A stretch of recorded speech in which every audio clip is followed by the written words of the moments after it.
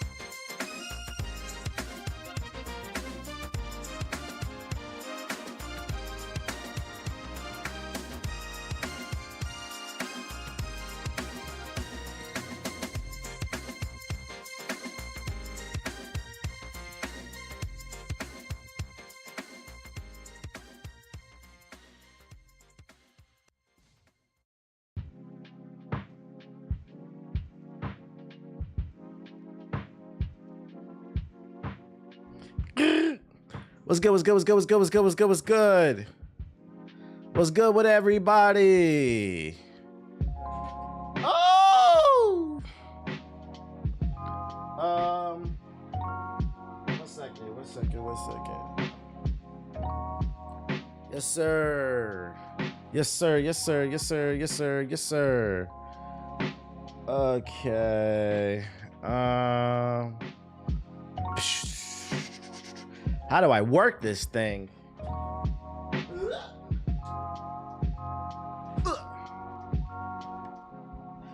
What's good with everybody in the chat? What's going on, beautiful people? My name is the Black Hokage, aka TBH, and to be honest, today is May 22nd, 2025. What a time to be alive. We back with more of that quality bullshit. Hopefully everybody's feeling good. What's good? What's good? What's good? What's good? Let me turn this down just a little bit. Just a little bit. Just a little bit of love. Do I need to turn my air on? What's good with y'all?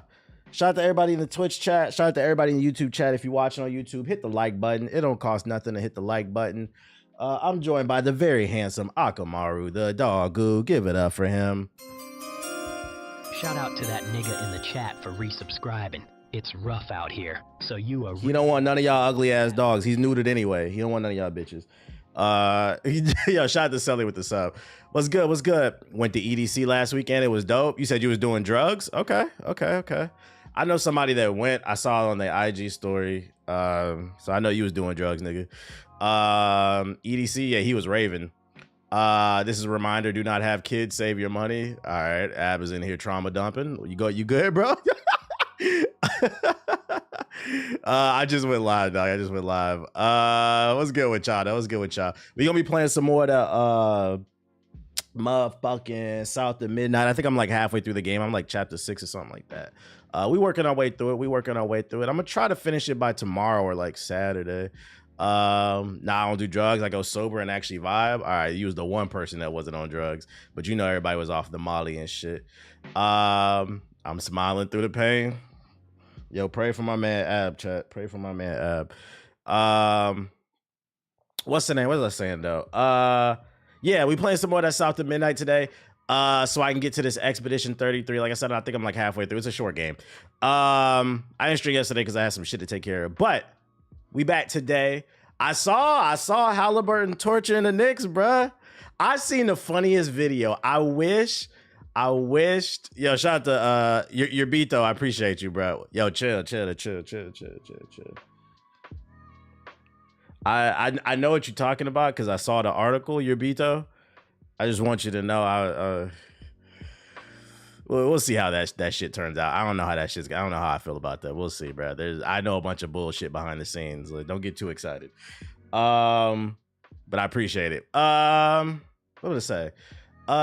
You looking slim? I've been in the gym consistently. I haven't been skipping my cardio. Always 30 minutes after the lift. 30 minutes after the lift. I was about to say though.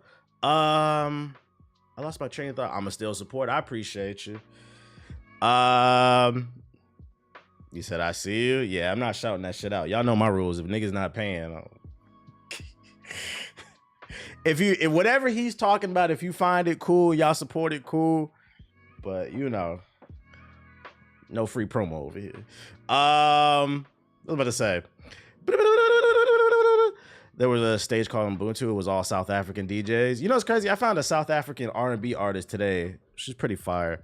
What is her name? Shout out to South Africa. Shout out to the motherland, period. But I just added her in my playlist because like YouTube recommended me. I think it's like Lord Kells or something like that. I learned a slang word from y'all. Yeah, Lord Kells. Away? Is that how you pronounce it? A-W-E-H? Yeah, shout out to her. I like the shit. What was I about to say? I got a few batches of articles for y'all before we get on the game. We got some Marvel Rivals. We got some Elden Ring shit. Then we got like a bunch of other like random articles and shit like that. We might be doing it, you know, am I valid? TBH play Expedition 33 after South of Midnight. I probably am. I got to get to it. I'll probably start that, and then depending on when they want to do the next podcast, I'll probably just start Doom so I could talk about it a little bit. But like, I don't think South of Midnight will take me much longer. We're running, even though I'm playing it on hard, I'm running through the game pretty easily. It's not a hard game. The only time I die is when I'm not really locked in. But anyways. Yeah, I got a few batches of articles for y'all. Hopefully y'all doing good. Make sure to hit the like button. Make sure to sub it up. One loyal fan base. Like I said, I've been doing the cardio. Make sure to do your 30 minutes. Do your 30 minutes after your lift or whatever. Let me pull up these articles. Where are we at? We got 21 views, only 60 likes. We should have 100 likes, chat.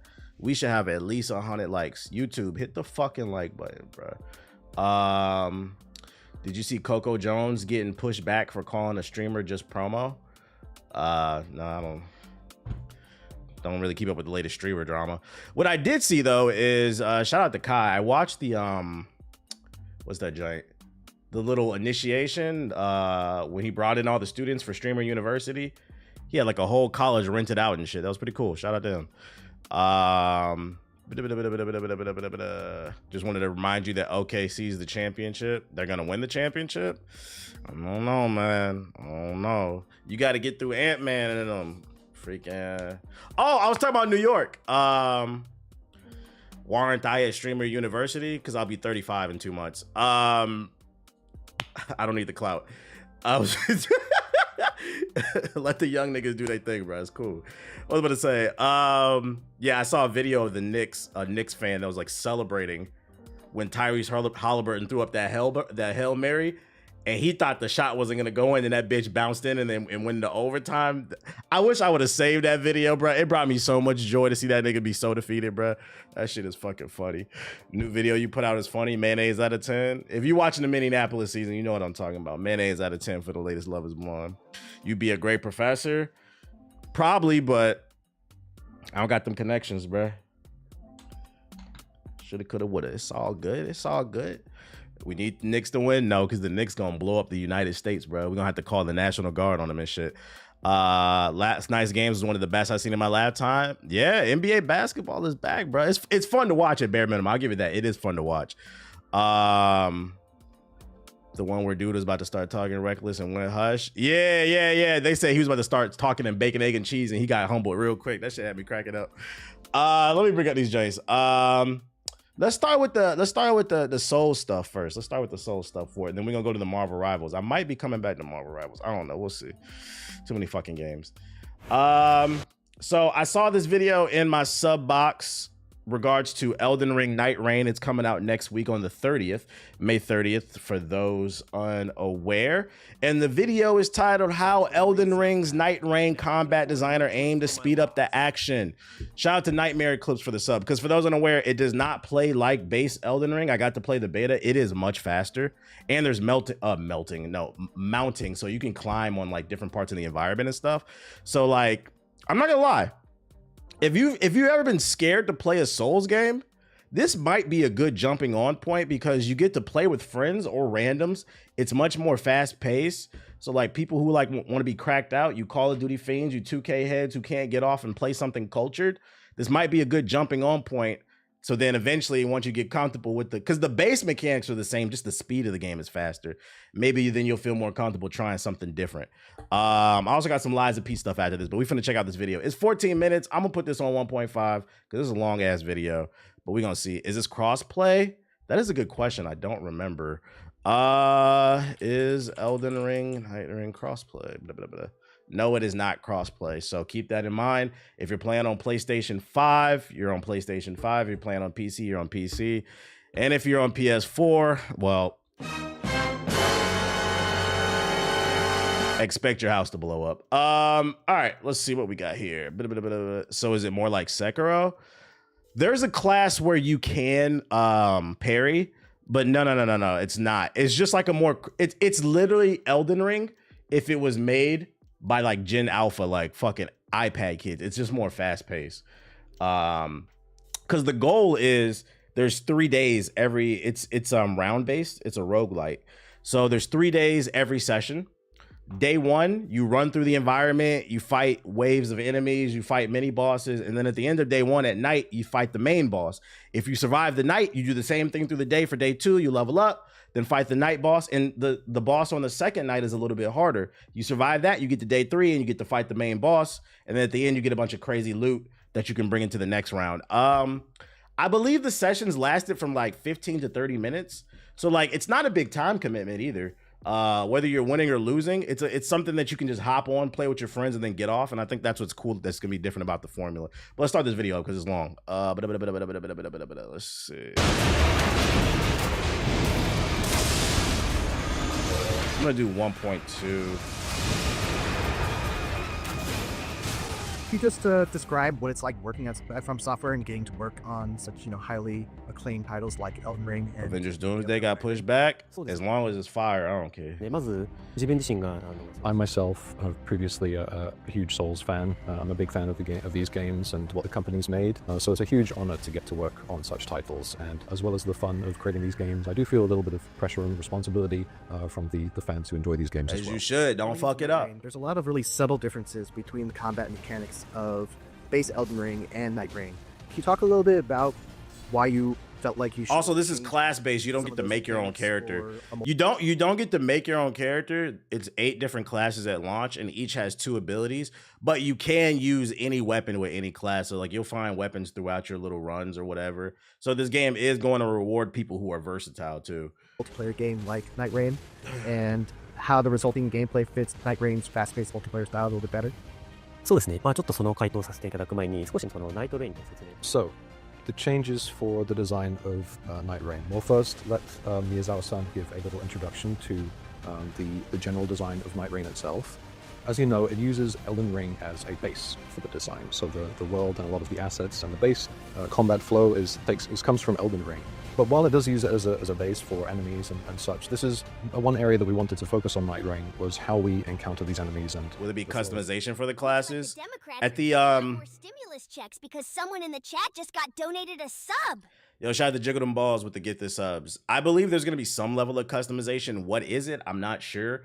I do know at the end of every run, if you win, like day 3, you get items that you get to keep and you can carry it into another round. I don't know what those items do. I don't know if they're cosmetic, or if they're perks or something like that. That I don't have clarification on. Maybe they'll explain it in this video though. The abilities you can use. And so having Elden Ring as a base allowed us to branch out and experiment in these other areas and make it into something that stood out from Elden Ring and became its new thing. While the game Shout base out to that is, nigga in the chat. Shout out to Luke Thugwalker with the sub. We wanted to create a gameplay So experience you a that was real ultimately ass very nigga different. for that, my Elden nigga. Ring is a much more slow-paced, a lot more sort of open-ended. You take your time and carefully go through the world. But Night Rain is what we're calling a short RPG. So there are some constraints here. For example, the 3-day, 3-night time aspect. The limitations on the player. But at the same time as putting these limitations on the player in terms of structure, we wanted to allow them some freedom points that they didn't otherwise have with Elden Ring. So the way they traverse the map, they can sprint and they can clamber up. Yeah, there's no horse in this. You're not gonna get a horse like in base Elden Ring. every character can sprint, and there's no stamina when you're sprinting. So like every character is gonna move like Sonic the Hedgehog, and I'm not gonna lie, I liked it. I thought it was fun. It was different. Walls quickly. There's no fall damage compared to Elden Ring. While we put these constraints on the players from a structural point of view, we wanted to open up and allow them this freedom from a gameplay point of view as well. So it was about creating that balance and that contrast. In terms of status leveling and how the how the players build their What up, character. Neji? With Elden Ring, of course, you had a character creation and building from the very start. But with Night Rain, you select from a preset character as a sort of archetype to start with, and then you're free to change your weapons, change your equipment, and change your playstyle a little bit on the fly. So while you could start as a tank, you don't necessarily have to fulfill that tank role. Literally what I just said, like whatever the character starts with, that's not how you have to end. Like you'll find treasure chests all over the place because you'll be looting and shooting. And then if you have a versatile playstyle and you find something you like, you can use it. It's just your abilities won't change. To enjoy the role play of each character, more from their sort of character traits and their abilities than a sort of preconceived notion sort of approach. And we also wanted to reduce the amount of time players spend in the menu, actually, within the game. So instead of carefully checking their stats and going through the leveling process, it's a lot more on the fly, it's a lot more ad hoc, and we wanted to reduce and condense these elements that we found in our previous games, but in a tighter, more compact experience. You hear that? If you're scared of the menus, I know some of y'all 2K niggas, y'all really struggle to play RPGs because you got to read menus, stat bonuses, and stuff like that. He just confirmed you don't got to read that much, okay? I don't got to read. You're going to have to do some reading, but not as much. It's more casual. Yo, shout out to Monty with the sub. Appreciate it. Short-form RPG experience for Night Rain. So those are just a few of the aspects that we've tried to consider when approaching this from a multiplayer co-op standpoint. The boss that we got to check out today as we were playing was the Liberius Beast. What sticks out to you about that boss fight? They showing different bosses. Night Lord That's fire. You could drop an AoE fucking asteroid strike. Who the fuck did that? そうですね。まあ、ナイトレインでは、ですね、まあ、結構ボスの個性と So for this particular boss battle, obviously for each boss battle in the game, we're trying to give them their own idiosyncrasies and their own unique touches to make them stand apart and feel original. And we wanted each of them to feel like their own experience. So with Libra in particular... Oh, that's the thing. It wasn't the first. It was an Elden Ring. Which, by the way, because I played the beta, just so you guys know, the way it works, when you're playing with friends, if you get knocked down, the first time you'll get up pretty fast. But every time you get knocked down to your knees, it takes longer to get back up. And the way it works is your friends have to come over and hit you in the back while you're on your knees. And like this bar will fill up right here specifically. And once it's full, you'll get back up. But every time you go down, it takes longer and longer. So if you stay on your knees, you are going to, the point I'm trying to make is this game is going to create some funny moments. If you fucking suck, you're going to drag the team down. Yep, revival by back shots. Revival by back shots. Yo, shout out to Eli with the sub. We all need a few back shots, you know? We kind of added this trade-off feature that takes place before the battle. And of course, this can allow the players to acquire a new special weapon or a significant level up or something. There's the customization right there. Being the nature of Libra and the nature of the game, it's not always going to... So you are going to get like new custom weapons and so shit. We wanted to create this interesting risk-reward sort of feature for this particular boss. まあ、といったような、戦闘前にですね、 Why do people As for resubscribe the to the actual idea of experience Shadow during having Shout a out to King with the sub. Appreciate it. Nature wields of that Libra to type be of reflected power? in the game. This boss is cool.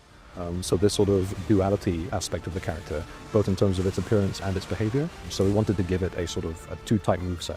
So first it has the sorceries and traps that can kind of confuse and trick the player. Is this a Dark Souls boss? I've never seen this. This isn't an Elden Ring. Is this a Dark Souls boss, chat? Anybody know? And then also the sort of more power and damage-focused attacks that come as well. So we wanted this this duality to reflect both in its appearance and the pre-battle and the gameplay experience as well. They show the Sekiro dude yet? Not to my knowledge. A character class for Night Rain. Are you looking to fill? Nah, it's new. So there will be new content. That's fire. Idea for a skill and then design a class based around that, or what does that process really look like? You on this day one? Absolutely. We on this day one next week. Absolutely. I don't care what I'm playing next An week. orthodox approach we took. New beat tapes fire. Appreciate it, Red. Similar to what we started with in Elden Ring. So for instance, we start with these kind of general roles or role titles for each of the characters, such as the tank we mentioned earlier, or a mage type.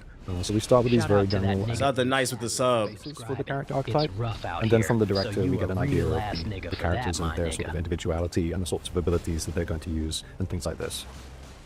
その上でですね、まあスキルやアーツなどの、Just to give one example of that, you might have used her in the network test or in your play session, the Recluse. Her archetype actually started as a mage, a magic user, plain and simple. But from there, we started to think about and discuss, what's fun. How we feeling about Ultron? We're going to get to it. We're going to get to it. I'm doing the Souls section right now. A lot of Souls news since the last stream. Intellect to kind of suss out the enemy and its weaknesses and sort of piece I know the Elden Ring haters are seething over the past 3 years. I know, right? Like, imagine being a 2K nigga tired of hearing from your one friend who play Elden Ring.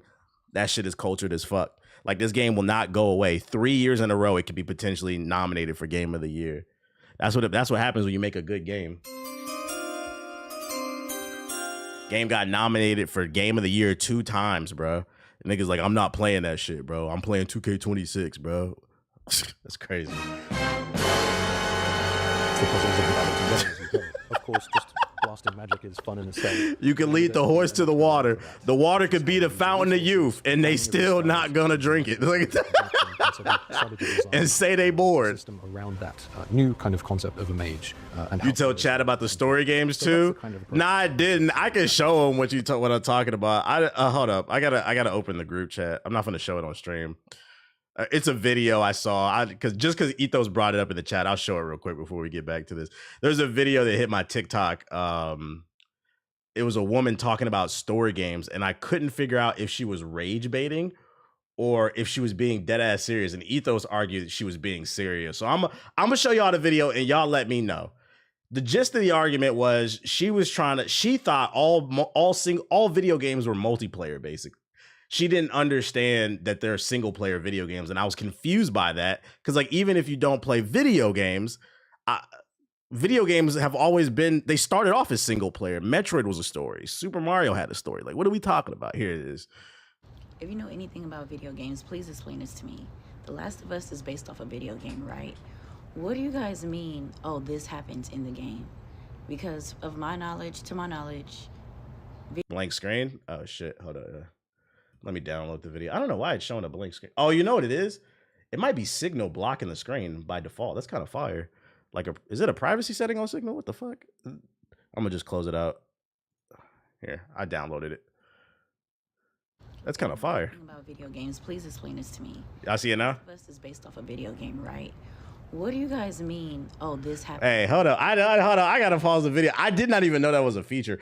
Yo, my dumbass, every time I bring up Signal to pull something up from the group chat, I always put it on my second monitor before I show it. I didn't even know there was a privacy screen. So just in case I ever accidentally open the group chat, you niggas can't see it anyway.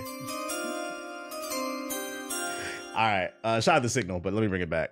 Except for when Hexeth uses it. He's a bitch ass nigga. If you know anything about video games, please explain this to me. The Last of Us is based off a video game, right? What do you guys mean, oh, this happens in the game? Because of my knowledge, to that nigga in the chat. Oh my god, shout out to Withies with the sub. Rough out here. So you a real ass nigga for that, my like when nigga. guys are on 2K, Call of Duty, all that stuff, isn't it like each player's own experience? I don't get, oh, this happens to Joel in the game, or Ellie does this in the game. So the whole plot is the same for every player. It's like how my coworker asked me the same thing. So people really think like this? Like, am I so entrenched in gaming culture? Like, I thought she was rage baiting. Because we've reached this point in society where people do this shit, bruh. You said normies do not get it. This is crazy. This is breaking news to me. Okay, so because some of you, I'm not gonna lie, some of you niggas might be sitting in the chat, 2K niggas. Some of the best written stories are in video games. It's like a good book, and it's probably hard for you to grasp because you don't read. But yes, in a single player game, we all experience the same thing, and then we hop in the Discord around the water cooler and we discuss what we got out of the fucking story. It's like going to see a good movie, but you get to interact with the movie. This is crazy. I didn't know people did. This should be enough money for TBH to cop a brick from Dr. Eggman. I really do not. You are missing out on things that could inspire you. How is it a game? So do you only play it one time since you know what's gonna happen? I really don't understand. I don't understand. You could play through it multiple times. This is why games are being adapted into movies is smart. It's intriguing the audience. Yeah, well, hopefully she becomes a gamer because it sounds like she's at least halfway interested, right? Maybe she'll play The Last of Us. This is why they keep remastering the game, unfortunately. Maybe she'll play The Last of Us and then it'll get her into gaming. She low-key could be a gamer and she doesn't even know it because she was unaware because, unfortunately, it sounds like she only dates 2K niggas. So she thinks everything's fucking multiplayer. She acting like nobody watches movies a second time. And this is why I thought potentially it could be rage bait. I'm like, is she trolling or not? And I see some of you niggas in the chat. Yo, chill. She fine. Let it slide. I didn't say I was mad. You niggas is ready to simp, bro. Ready to fucking simp. I didn't say I had a problem. I was just confused. I thought she was rage bait. I was like, what the fuck is this shit, bro? Yo, chill. She fine, bro. Let it go. Like, we gonna let it slide. So I was unaware of that. So I mean, if you got friends out there that have never played single player games out there, maybe you need to say it nice and slow. Maybe we need to start explaining to people so that they can embrace. Because like I said, you could be potentially missing out on something that could potentially be your favorite thing of all time because you're unaware of the experience. It's unfortunate to hear that for some people, that audience is the ambassador to the gaming community. People who sit in the park 24/7. They don't represent us, guys. Play Expedition 33 or something. You might like it. I had a hard time believing that video because like my parents are my father was born in 68. My mother was born in 70. They know video games have stories. And they come from the era of fucking Super Mario, like the NES, the original NES. So like that's why I had a hard time believing it. I'm like, people just walking around. Like, what do you think we're doing? Yo, shout out to Mr. Shofi with the $2 super chat. He said 2K is too immersive to leave. You notice? That shit is not immersive. That shit is aggravating. They're just ignorant, honest. It might just be legit ignorance. I had no idea. Well, I will do my part to try to share the gospel. Shout out to Mayor. What up, Mayor, man? I appreciate you, bro. Let's get back to this that's what they call duty, Elden Ring shit. またもう一つの側面として、本作の I was talking to a coworker and she said video games was just twiddling your thumbs. I'm like, what do you do when you watch movies? Yeah, well, that's a different conversation. I hate that. That's those people that say gaming is for kids. That's a stupid argument. Those be the same people that watch the Zeus Network. Isn't it ironic that people who watch the Zeus Network, a network based off of God, those are the most ungodly people on earth? If you watch baddies or anything else on the Zeus Network, there's nothing godly about the way you moving in life. Shut the fuck up, bro.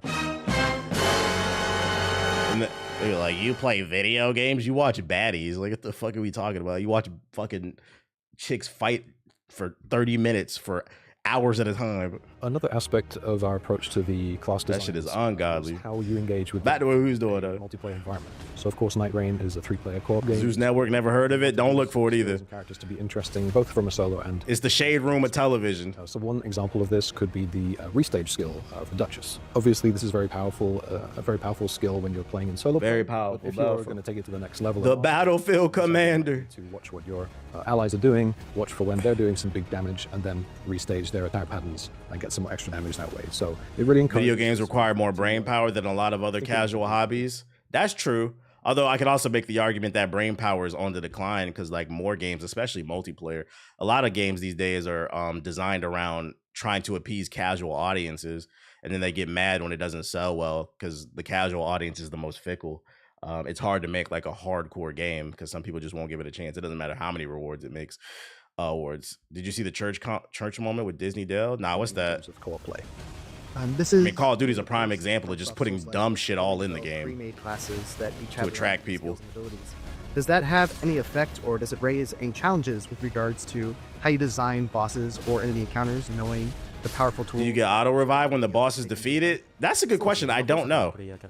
I don't know. In terms of each character's individual abilities and their ultimates and skills, we didn't want to have that kind of dictate how we approach the enemy design or encounter design, and vice versa as well. We didn't want. I think that's why I'm so into Souls games lately. They make you think. Nah, facts. We wanted to concentrate on these characters and making them feel unique and fun to play as in and of themselves first and foremost, rather than having these encounters and these boss battles sort of affect that negatively. And this killed me. All right, let's see what Ethos linked. Metaphor on Game Pass next week. Really? Shout out to Metaphor.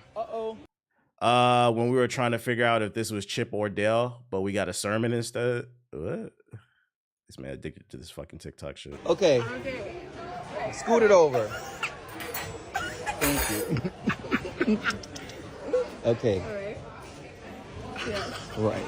Yes, let's see. Write it down. Scripture says, write it down, make it plain. Julius Randle just kicked the ref.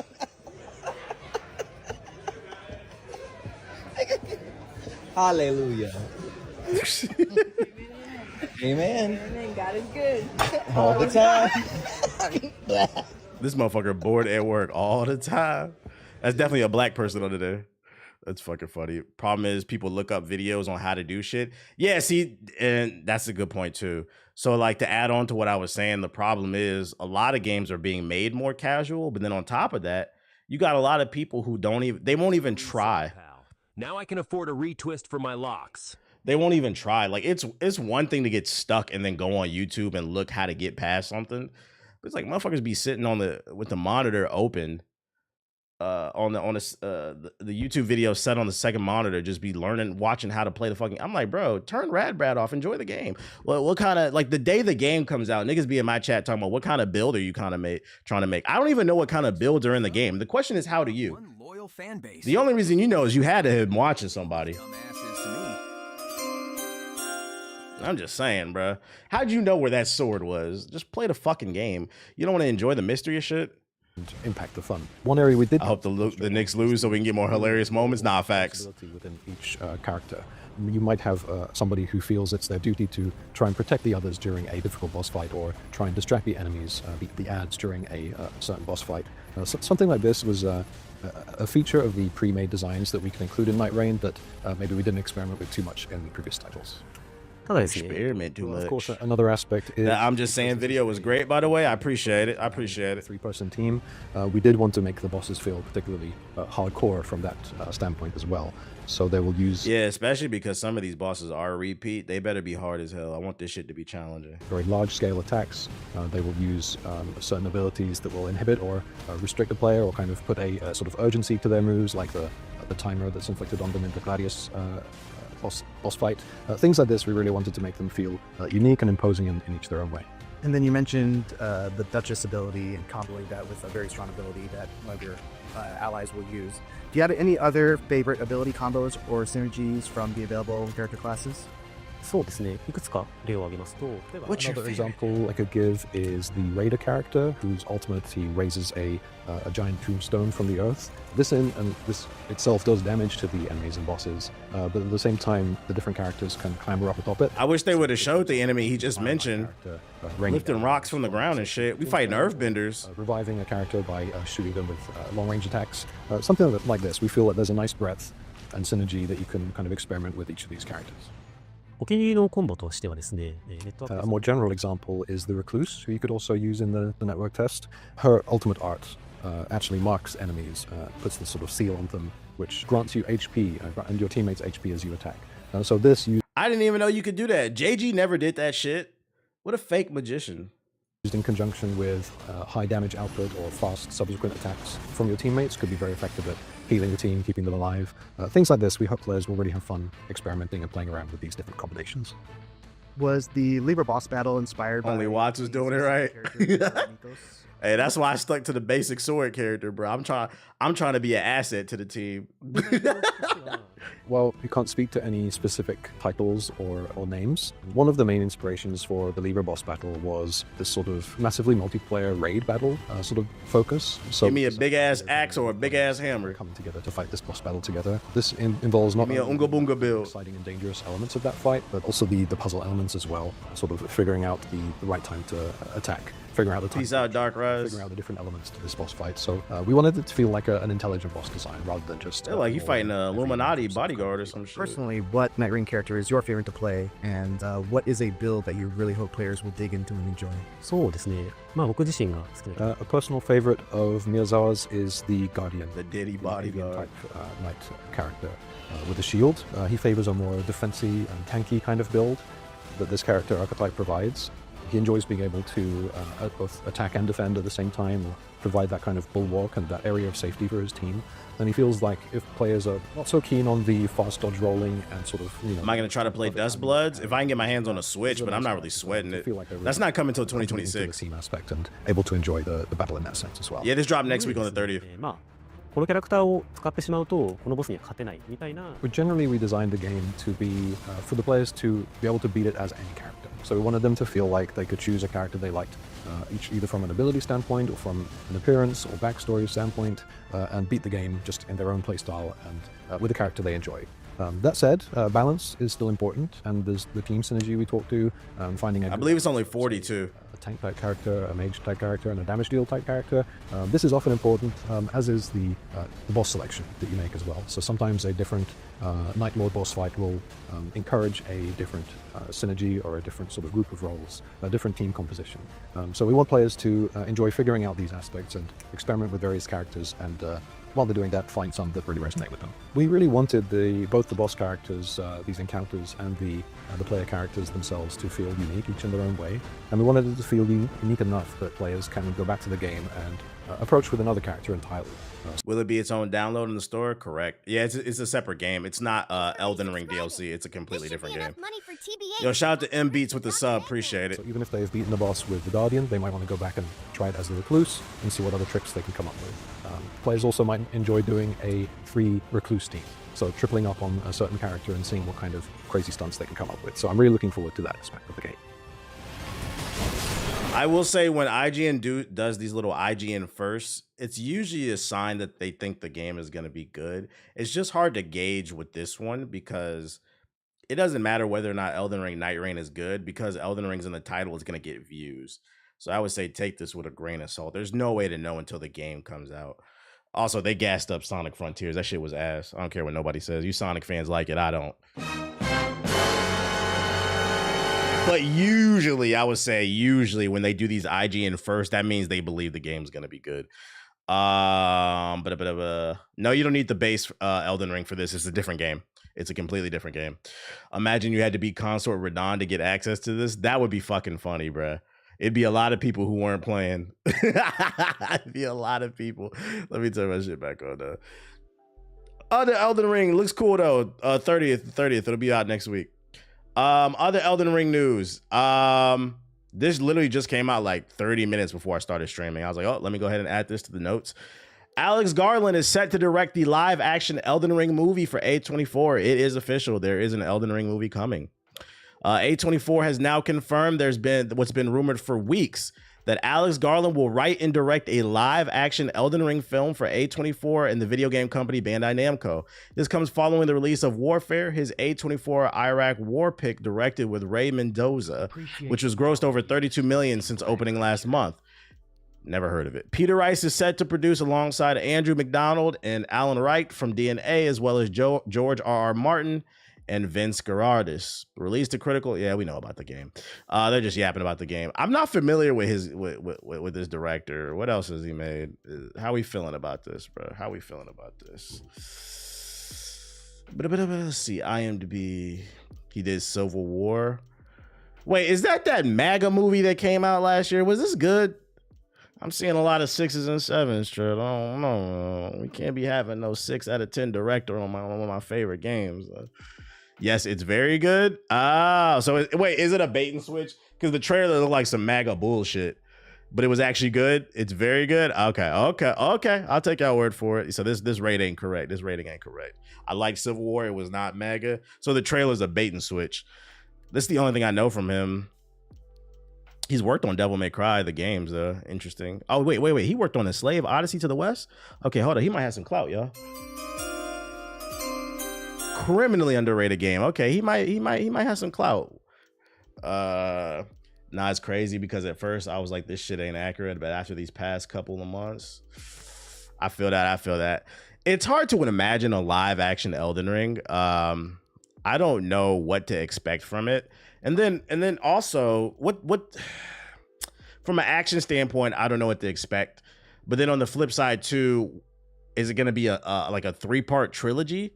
I don't see a world where they tell the story of a tarnished running through every boss in like 2 hours. I feel like that would have to be multiple parts because there's so much content, but maybe they don't actually maybe they do something completely different. I don't know. We're going to reserve judgment until the trailer comes out. Millennia's got to take a few episodes. Right. That's a whole Frieza arc right there. Like that's a whole Frieza arc. I just don't understand how they would break it into parts because there's so much amazing content. And if they skip out on one particular fight that people loved, I could see that pissing people off. But, you know, at least George is writing for it. It looks like they got a decent director. We'll see how it plays out. We probably won't hear anything from this for like another 2 years, like a trailer.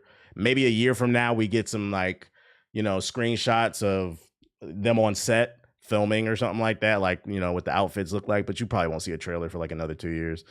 But no, it's coming. Remember where you heard it here first. No, it's coming. I have no faith in this. I'm gonna reserve judgment. Yeah, I'm gonna reserve judgment. Night of Black Knives live action could be peak. It could be. Only time will tell. Other Souls news I got for you is the Lies of P DLC. Shout out to Okami. He tweeted out, I guess there were some previews and he summarized the preview of what people were saying in the articles from the preview events. So according to Kami, the Lies of P Overture DLC difficulty options are being added to the game.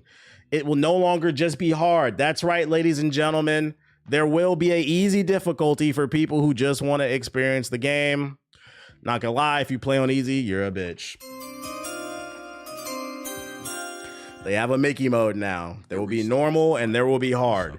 What I'm trying to gauge is, yo, shout out to BT with the sub. What I'm trying to gauge is what will be the difference between normal and hard. Is normal what the base game was, and then hard is something harder than what the base game was?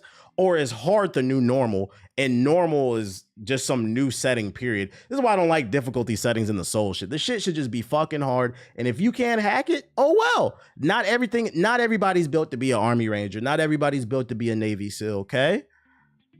We Navy SEALs over here. That's what it is, okay? Go play 2K. Stop. Either way is Mickey.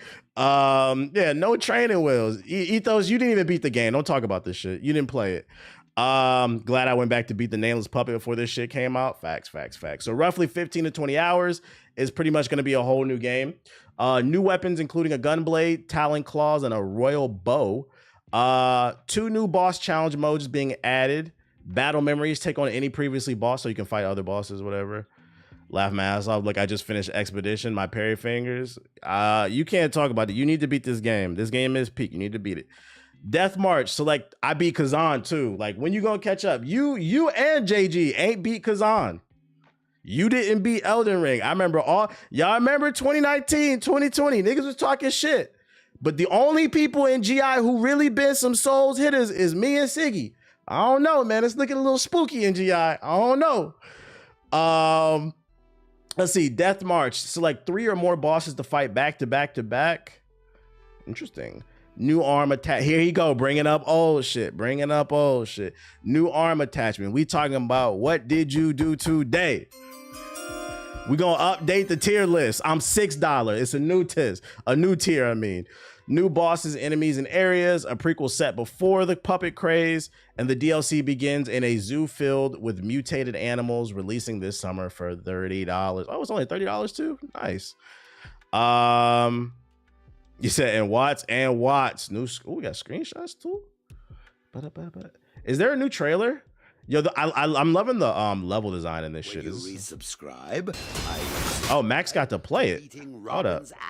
Yo, shout out to Jiggy with the sub. Appreciate it. And shout out to Willie with the sub. Let's see what Max got to say. This should be enough money for TBH to cop a brick from Dr. Eggman. Put this on 1 point. Yeah, he got the footage. Hold up. I didn't know this. It didn't come out yet. This is a preview.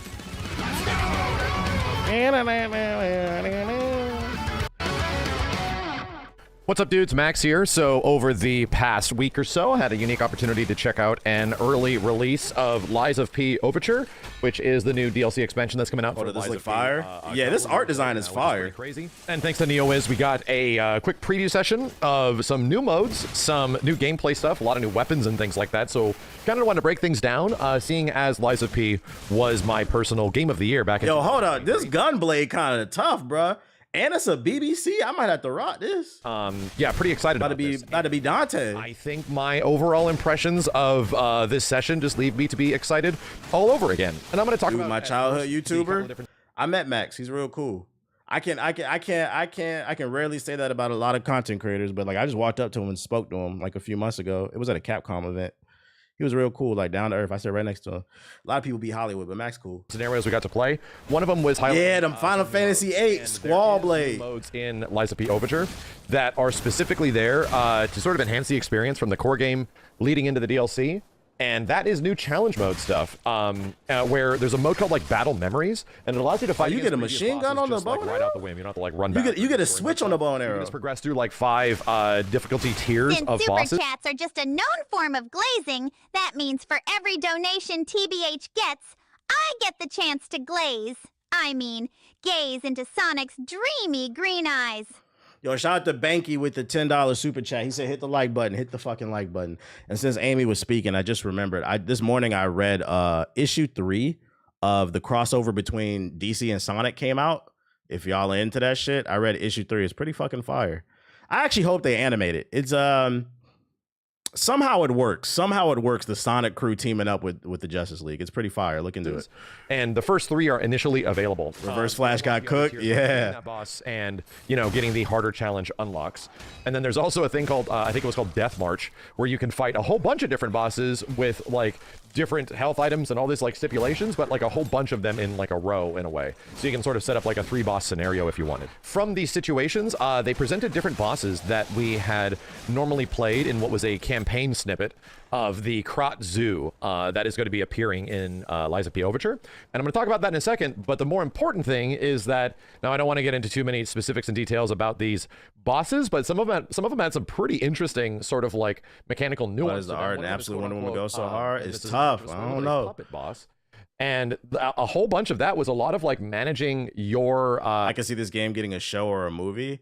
You know, it's funny. I do believe this would be an easier thing to adapt in comparison to Elden Ring, because the problem with Elden Ring is it's so lore driven. It's just like notes and NPCs telling things, and then you have to put it together and it creates a story. Versus Lies of P is a pretty straightforward story, and I can see this being like an anime. I can see it. Managing your camera. Yeah, this is Max. Against which one do I focus on type of stuff, which I thought was kind of a cool dynamic and took a little while to get used to, but once you get used to it, it's pretty satisfying. Shout out to Prime with the sub. Demo that is very Ludwig-like is all I'll say. And I absolutely loved it. Didn't get the chance to like beat all of these even on the base difficulty because they were really hard and we were sort of getting reacclimated to the buttons and controls of anything and everything of Lies of P.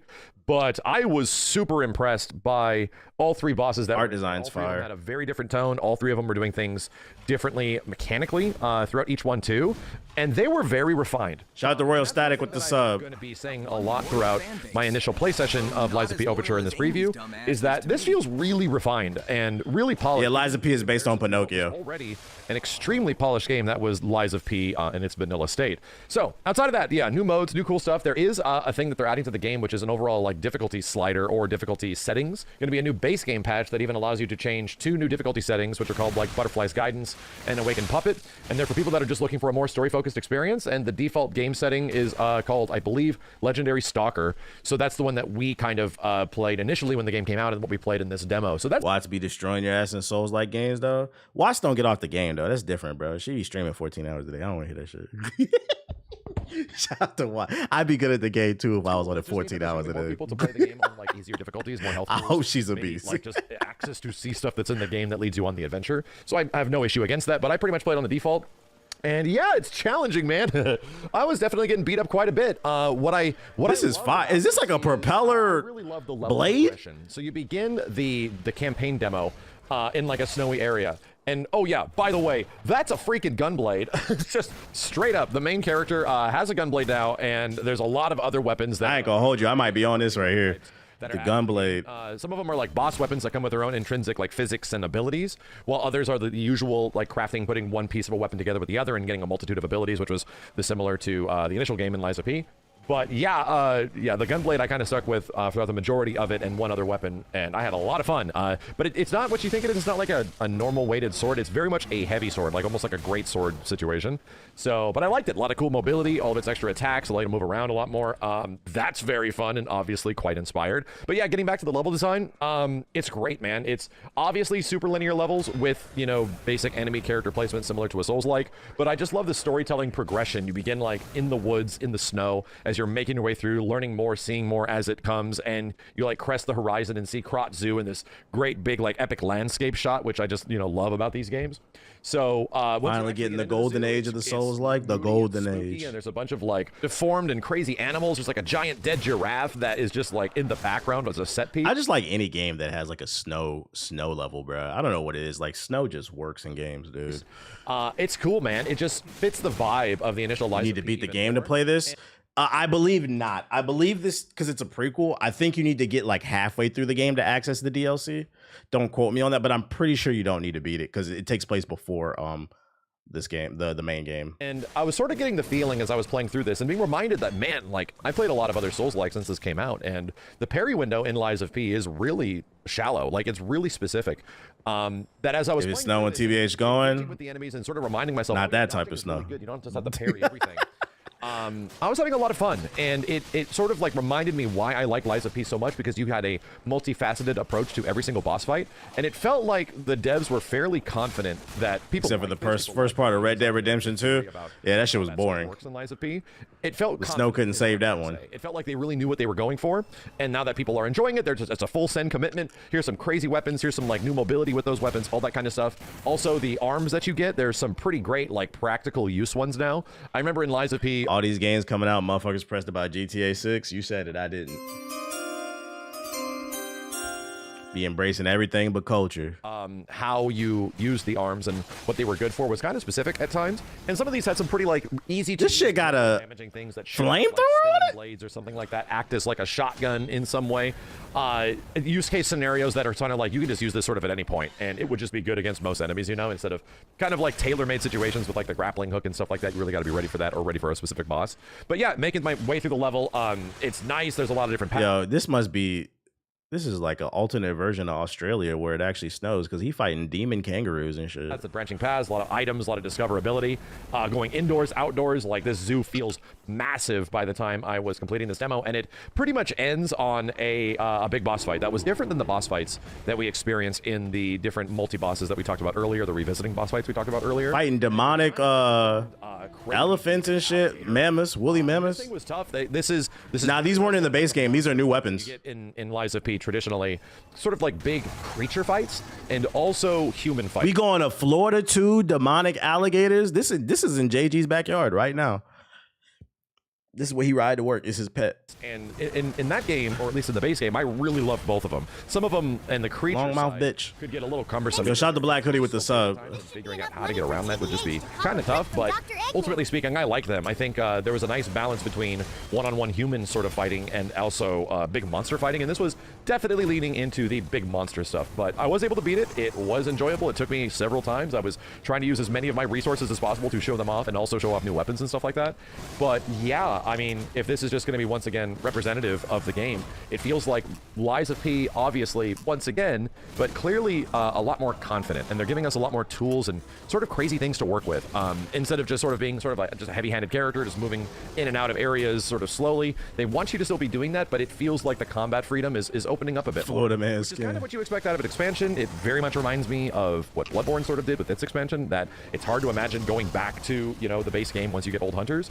And I really hope that's the case when we get the full story of Lies of P Overture. I better have my build when I get back, though, in the game. I want to give a big shout out to NeoWiz for inviting me out to allow me to play this version of the game. And I'm very much looking forward to the game when it eventually does release. I don't think we have a pinpointed release date yet as of right now. Hopefully that will get announced soon, but I think it is something. I gotta play the base game again to remember the timing. Fuck it, we gonna raw dog it when we get in this bitch, bro. It is what it is. I mean, it's not like you're gonna be thrown straight into a boss fight.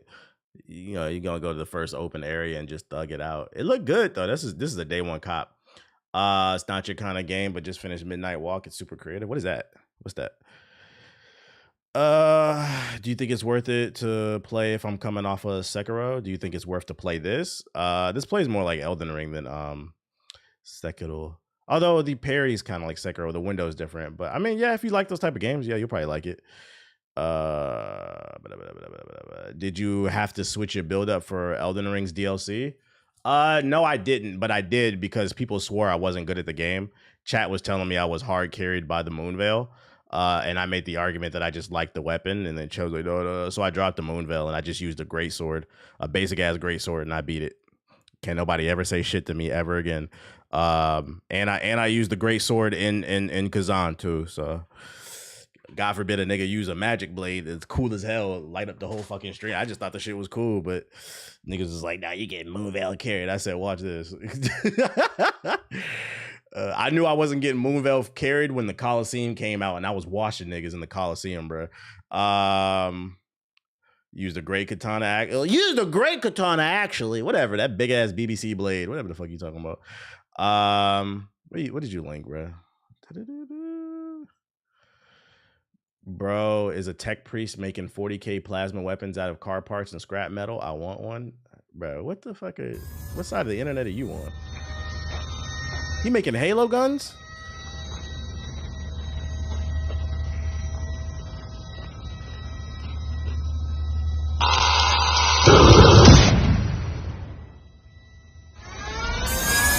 Ain't no way this real. This shit animated, right? This shit animated. I'm using the greatsword in Kazaa right now. This shit is definitely like a different game with that weapon. I be trying to tell people I've seen that before. Ain't no way this is real. Because if this was real, the government would have came and seized this shit. If this was real, fucking Trump would have people at, and then he black on top of that. Trump would have people on his doorstep day one seizing that shit. This ain't real.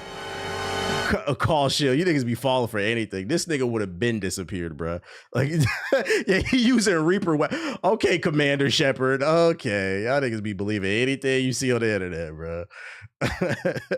Trump people would have been there tomorrow. Not the same government that flooded the black neighborhoods with crack. You think they gonna let you have weapons from the Covenant in Halo? No, nigga. They don't even like your ass with a fucking pistol. Shit. They didn't like the Black Panthers patrolling their neighborhoods, protecting the people against police brutality. They think you think they gonna let a nigga have a needler? A nigga with a needler. You think that's gonna happen?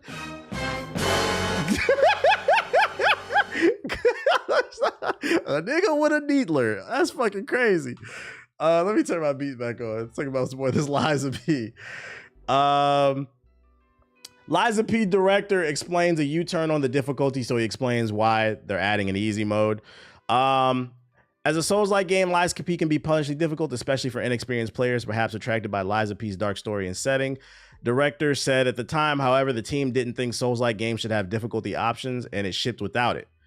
Now it seems NeoWiz has changed their mind and confirmed the change was informed after the studio listened carefully to feedback from players. Oh my God, bro.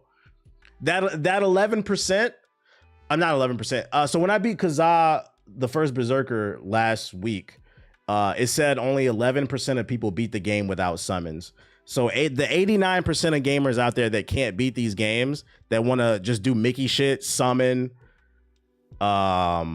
fucking what's that shit? The mimic tier. It sounds like they folded to the crybabies. Shit's fucking annoying, dude. Like the casuals, you guys have already ruined Call of Duty. You've ruined every other multiplayer fucking game. Now you're coming into single player games. Like I always say, if you have a piece of art that you want to create, paint your picture, bro. Stop letting casuals ruin. Get good, nigga. Get fucking good. We are people gonna learn that not everything is for everybody. Not everything is for everybody, man. We wanted to make sure a wider audience of players could play the game. Told VGC we have a whole lot of feedback from customers and from our developers. So by making development adjustments and introducing these difficulty options, we can offer the experience to different types of players. Like the game already has summons in it. And if you want to use it, I'm not going to knock it, but like it does make the game easier. Use the summons if you want to make the game easier. If you don't want to learn the boss patterns and learn how to beat the boss by yourself, go ahead and summon the character that's right outside every boss fight, and then you can jump the boss together, and then you can say, look at me, ho ho, oh, I'm playing Elden Ring. I'm playing Lies of P. But my issue with it, there's already tools in these games to make them easier. My issue is now you're listening to listen, if you can't beat, fuck the video game, right? Let's talk about real life. You and your mans jump one of your ops, right? If you and your mans jump one of your ops because he was talking shit and y'all get y'all ass beat, like he soloed you, I'm going to argue you deserve to get your ass beat because you don't know how to fight. So let's relate that to video games. There are already tools. One thing every Souls game has is they all have summons. It's always right outside the boss fight. If you can't beat the boss jumping them with an NPC, you need to play something else. It's not for you. Why are you ruining it for everybody else, bruh? Listening to losers. That's what I'm telling you. I'm telling you, this everybody gets a trophy mentality is ruining shit. I agree with your take, but I don't think the extra difficulty changes anything for us. Regular motherfuckers can play the base game. Yeah, but then you gotta listen to these niggas, bro. I don't want to hear that shit, dog. They want to come over here and have a conversation. Yeah, I beat it too, man. That game was so easy.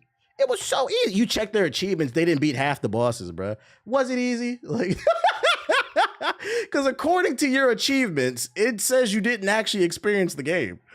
We didn't play the same thing. It changes the narrative. We're essentially playing two different things. That's my issue, bro. I don't get it, dude. I don't get it. I beat pre-nerf Radon before they nerfed the consort, bro. They're fucking frauds, dude. You got YouTube videos that give you tips on getting better. Niggas want to do everything but get better. And my question is, are you doing that in real life? Like, what's going on, bro? Did Flintlock have summons? I don't think it did, but Flintlock was Diet Souls. That game was pretty easy. That game, you didn't need summons on that shit. Same motherfuckers buying fatality tokens. Fatality tokens. You can't press left, up, down, square. You got to press a fatality token. That's crazy. But I don't know. I listen to niggas who suck just by being in the community. The Souls community got more scrubs after being overhyped in 2012. It's more scrubs, man. Let's see what he says right here, though. Players are now debating why the game directors changed his mind with one writing. I would imagine it's a lot easier to say that you don't want to change the difficulty than being inundated in negative reviews over it and have it constantly be brought up during discussions of your game and not have any urge to change it so a broader audience can enjoy what you made. I got into gaming around the age of 24. I'm using the easier difficulty setting because as much as I love Lies of P, I have a major skill issue, and that's okay. If that's okay, then get better. I just thought it would be nice hearing why someone would reasonably want the difficulty settings. I never got to own any systems when I was a kid. Oh my God, woe is me. So now now as a working adult, I don't have to play 10 plus years to get better skills. It doesn't take 10 years. I'm gonna be honest, with these Souls games, after about the first bosses, I'm usually pretty comfortable with the mechanics.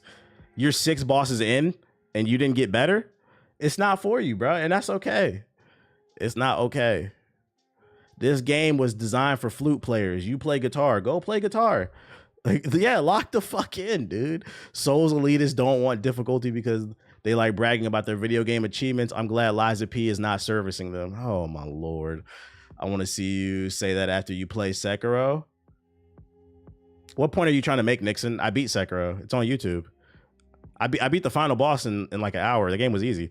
You said go play Rivals. You thought you got me with that one. It's literally on YouTube if you want to watch it. Yeah, I watched Sekiro. Like, what are we talking about here? Just hear me. What did I just walk into? A fraud. You hear me? I just stopped playing another game. Mugs just want to be part of it. Yeah, that's what I'm saying. Like, that's the issue. You want to be part of the conversation. It's not like an elitist thing. The issue is you're ruining the painting. You want to be part of the conversation so much, you're changing the experience that people already love. My thing is, what's to say, because you give people an inch, they take a mile. They're going to start changing even more things about it as these series go on. And next thing you know, you're not going to be able to recognize it because they listen too much to the casual audience. This is exactly what happened to Call of Duty. Like, you know, some things are supposed to be for casual. Some things are supposed to be for hardcore people. Like, that's not to say that someone who only watches Marvel movies can't enjoy Pulp Fiction, but a lot of times that might not be the same audience, to be honest. There are a lot of people who only go watch Marvel movies, bro. Why does Pulp Fiction need to change? Why does John Q need to change? John Q is for people who want to think about something a little bit deeper, about what's wrong with the medical system in the United States. It's fucked up. It's a piece of art. Let the artist make what the fuck they want. And if you don't like it, don't consume it. Otherwise, you're going to end up having everything being the same. Just popped in. This is our likes for YouTube. For real, amen. I like the original Ghouls and Goblin game. That game was brutal as fuck. It was. I still like the game. It was. Why should Sinners be easier for you to understand? Facts. That's actually a great example of like something that just came out. Why should they dumb down Sinners? Every bad review I saw of Sinners, it came from people who didn't understand it. You could tell they didn't understand the movie. 5 out of 10. It was overhyped, bro. The action wasn't even that good. You didn't get anything else from that movie? Like, nah, I agree. Dark Souls is niche for a reason. Like, you never see me set up on this stream when I played Dark Souls 2 and I didn't like it. You never see me set up on this stream and say they need to change the game for me. I just said that shit wasn't for me. I don't want to fucking play that game, bro. I'm not gonna go ruin somebody else's. They should make Toyota Camrys more like fucking Lamborghinis, bro. Like, no, it's 2 different cars. People hate to critical think in this country. Shit is crazy. Let's see. Nah, not gonna lie, I disagree. If games like Devil May Cry and Ninja Gaiden can have it, why can't games like Liza P have it? I don't understand. What's the point of comparing Devil May Cry to a Souls game? 2 different genres. Devil May Cry is an action game, straight up action game. Like, it's 2 different genres with different sets of rules. So there's no point in even comparing it. You said, see, we're talking about Souls. Like, I'm not gonna lie. Like this, you said point proven in real. My point was proven in real time. I'm not gonna lie. The IQ is dropping. The IQ is dropping. We're missing the plot. 2 different games. Oh boy. Hey man. I wish they would have asked this. If they want to put an easier difficulty in there, whatever. I wish they would have answered this question. Is hard the new normal, or is normal like the base game? That's what I would have asked them, because now I'm confused. How can I get the authentic experience? Mods ban anyone who doesn't know gaming. Mods ban them. Anyways, food for thought. That's gonna piss some people off. New trailer for Splitgate, open beta live right now. I actually downloaded it. Maybe I'll stream it next week or something. I don't know. I played the last beta. I enjoyed it. But Splitgate, if you want something to play that's free, it's out right now. Yo, shout out to Radio Raheem with the sub. Appreciate it.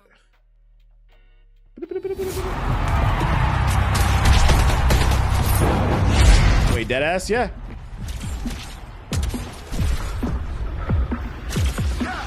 I need to get my water out the refrigerator. Your super chat is deeply appreciated. This money will go towards a 23andMe kit. I know I'm black, but I need a DNA test to reveal if I'm Taco Fall black or just Blake Griffin black. Your super chat is deeply appreciated. This money will go towards a 23andMe kit. I know I'm black, but I need a DNA test to reveal if I'm Taco Fall or just Blake Griffin black. Shout out to Kick Ass with the super chat, and shout out to Shepherd Knight with the super chat. Appreciate you keeping it real, putting me onto them comics. Somebody got to do it, bro. I appreciate you, super chat.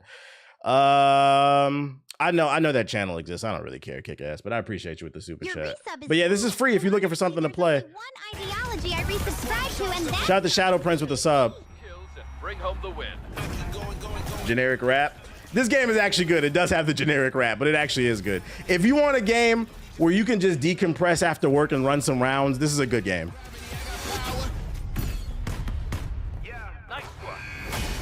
Game is getting a review bomb for having a battle pass and $104 of DLC and server issues. Too long of a wait. Say it ain't so.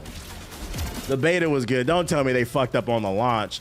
I gotta play it for myself and see. We gonna find out. Say it ain't so though, because I like the beta.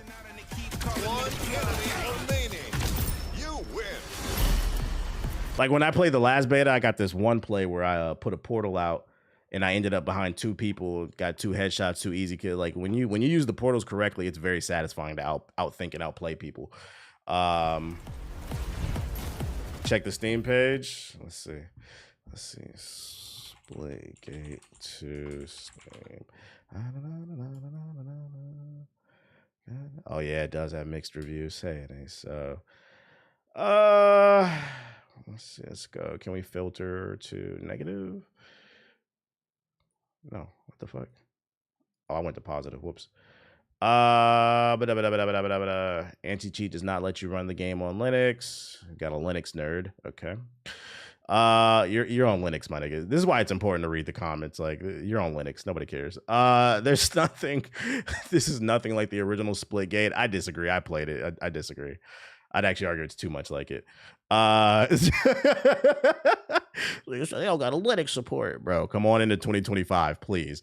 Yo, shout out to Oh So Wavy. Like you might as well have said, oh, there's no Windows 98 support. Like, what are you talking about, dude?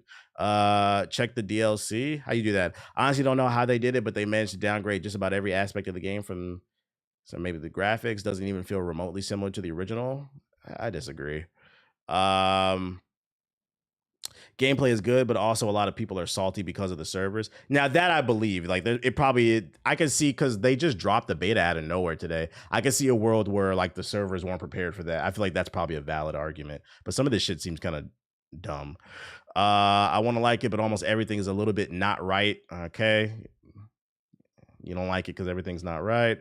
Tried it and honestly hated my first impressions. First things first, there's no ammo reserve drops on the ground, which means you can kill 27 people, let's say, and then run out of ammo for both guns. And mind you, the first rifle given pistol, because I don't remember running out of ammo. You can swap guns. Steam reviewers literally can't articulate what they don't like about games. He's like, yeah, it doesn't feel right. I hate to leave a negative review like this, but coming from the first Splitgate to this, it just feels like a cash grab. How is it a cash grab if it's a free-to-play game? Like, what? I'm gonna play the game and judge for myself. Just feels like a cash grab. It's free, nigga. It just came out today, and you don't have to buy the battle pass. What are you talking about, bro? Like, oh, brother. I suspect that server shit might be real though. I could just yap it, dude. Let me grab my water out the fridge real quick. Yeah, I want to see if that battle pass shit is real though. That $104, that sounds egregious. BRB.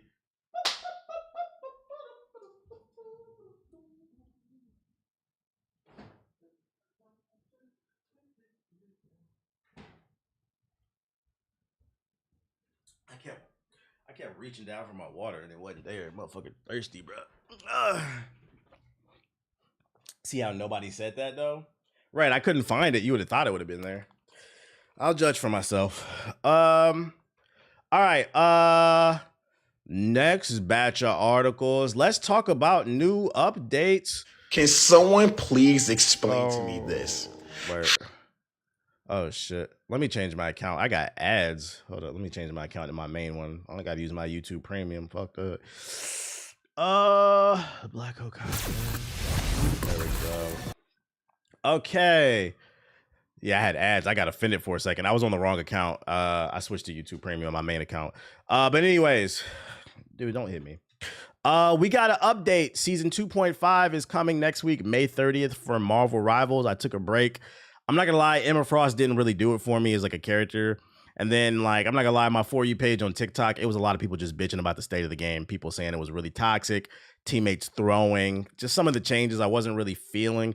I said maybe Ultron, I'll come back, and the Ultron trailer dropped, as well as a new dev diary. So we're gonna check that out, see what the new support is looking like. But before we get into that, because I'm talking about comics today, you know, because Marvel Rivals, I got another edition of Am I Valid? If you're unfamiliar with Am I Valid, this is a section in the stream where I show off the things that I got, like show and tell, try to put y'all on to stuff. It's either vinyls or comic books. Mainly I've been focusing on comic book collection. So then I can use it as a tax write-off because I showed it on stream. I got a bunch of stuff because yesterday, for those unaware, let's see. Those unaware, Wednesday is new comic book day. So I picked up some stuff. Y'all let me know if I'm valid. You're looking for some reading recommendations. This morning I read X-Men versus Godzilla. It was pretty good. I think in July, they're setting it up. So the next book in June, Godzilla fights the Avengers, and then in July, I think he's gonna kill the Marvel Universe. So they're setting that up. Those books, it was pretty good. 7.5. It's pretty good, pretty straightforward. And then I read Sonic DC #3. That was pretty good. I gave it like an 8. I'm enjoying it. I'm catching up on my reading, so that's what I read if you want to know. But here's what I picked up this week. This week, let me turn my fucking beats on, bro. Excuse me. Oh, boy, quit hitting me. This week I got, the first one is Hulk and Doctor Strange. They team up. Why are they teaming up? I don't know, but it's a one-shot. If you want something easy to get into, you might want to check this out if you like the characters. It's a 40-page. Also, it includes a story. It includes 2 stories. Apparently, an old Aunt May and Agatha team up for an adventure, so it's 2 books in one. I thought that was cool, and it's a one-shot, so it's an easy read. Hulk and Doctor Strange, that dropped. A new series, if you're looking for something to get into, this is definitely going on the reading list. Where do I store my comics in? I got a bin I store them in. But a new series that dropped this week is The Thing #1. He's got his own solo adventure. So if you're into the Fantastic Four stuff, if you like The Thing, if you like Marvel Rivals, it's the first time ever seeing him. A new series just dropped, an easy point to learn more about the character and his adventures. This is going on the reading list. Looked cool. I like the art. I got 2 copies of that. Ballot, let me know. Let me know. This is one of the main ones. This is definitely going on the reading list. This is one of the main ones. The reasons I came to the store this week. Another series, if you want to hop in, is that The Blob? It is. On the cover, he is fighting the Juggernaut in the back, and then that's the Blob, like right there. Yeah, why is he fighting them? I don't know. I got to read and find out. But apparently, he went on a solo adventure. #1, Spider-Man and Wolverine. They teaming up. New series. This cover art is fucking fire, by the way. I would hang this shit up. New series. Why are they teaming up? I don't know. Got to read and find out. If you want a good jumping in point, that dropped this week. Yo, shout out to shout out to Dre Day with the sub. Valid, I copped that too. Is fire. I love the art style of Spider-Man. Yeah, he looks super buff. They both do. It kind of reminds me of Marvel vs. Capcom 2, the art style. I fuck with it. It's cool. Can you show it again? Yeah, there you go. So that one dropped this week if you want to get into something. Yeah, I know there's a new character coming to Miles Morales, Zarky. I saw it on my For You page. I was like, oh yeah, I'm getting that. That's a key issue because they introducing new characters. I'm not gonna lie, this is an impulse buy. I haven't even started Absolute Superman, but for those who are into Superman, another Superman series dropped, the mainline Superman. Absolute is a different universe. So if you're looking for a jumping on point because the movie's coming out, a new one just dropped called Superman Unlimited. This is going to be the mainline new Superman joint. So if you're looking for a good jumping on point, Superman Unlimited #1 dropped. I got to go back to the store. There's a variant cover with James Gunn on it. It's yellow. It's actually fucking fire. Let me see if I can pull it up. I got to go back to the store and see if I can find it because I want it. I feel like that might be worth something. James Gunn, Superman Unlimited cameo cover. Let's see. You got that one? Lucky you. My dumbass forgot to look for it in the store. This is the cover right here. I thought the cover was fire. Looks like Elon. Absolute's been fire so far. Yeah, I was watching this comic YouTuber. He was saying that I'm only caught up on Absolute Batman. He said that after finishing the new chapter with Brainiac, the introduction of Brainiac, he said Absolute Superman is his favorite. I said, okay, let me get to it. The Summer of Superman. I got that variant. Shout out to y'all. Y'all eating. This one, I'm not gonna lie. I just bought it because it was supposedly a key issue. I don't know if I'm gonna read this one. I just bought it. Maybe potentially it might be worth something. Vision and Scarlet Witch. Apparently it's a continuation of a story from the 90s of when they got married. They're kind of fleshing out the story more. I bought it. Whatever. Scarlet tough. Absolute Manhunter is actually really good. So I've heard. I got to catch up on that shit too. I'm not gonna lie. I've had the epiphany. I think that Image Comics might be my favorite publisher now that I'm getting back more into it. I was always a Marvel kid growing up. I'm trying to get into DC now, but now that I'm reading again consistently, books every week, figuring it out, I've realized all my favorite books so far have been Image Comics. For those unaware, Image's biggest person, I believe, is Spawn, and a new Spawn dropped. That Exquisite Corpses, Medieval Spawn, and then there's another Red Coat that's under Image. They are the third biggest publisher after Marvel and DC, but they're like indie. They're more pro artists, so they let the artists do whatever the fuck they want. They let them own it or whatever. So a new Spawn drop. This is a new Spawn. It's a continuation of the story of Charlotte Johnson. This was a big key issue because this is a character that I believe hasn't appeared since like the 90s.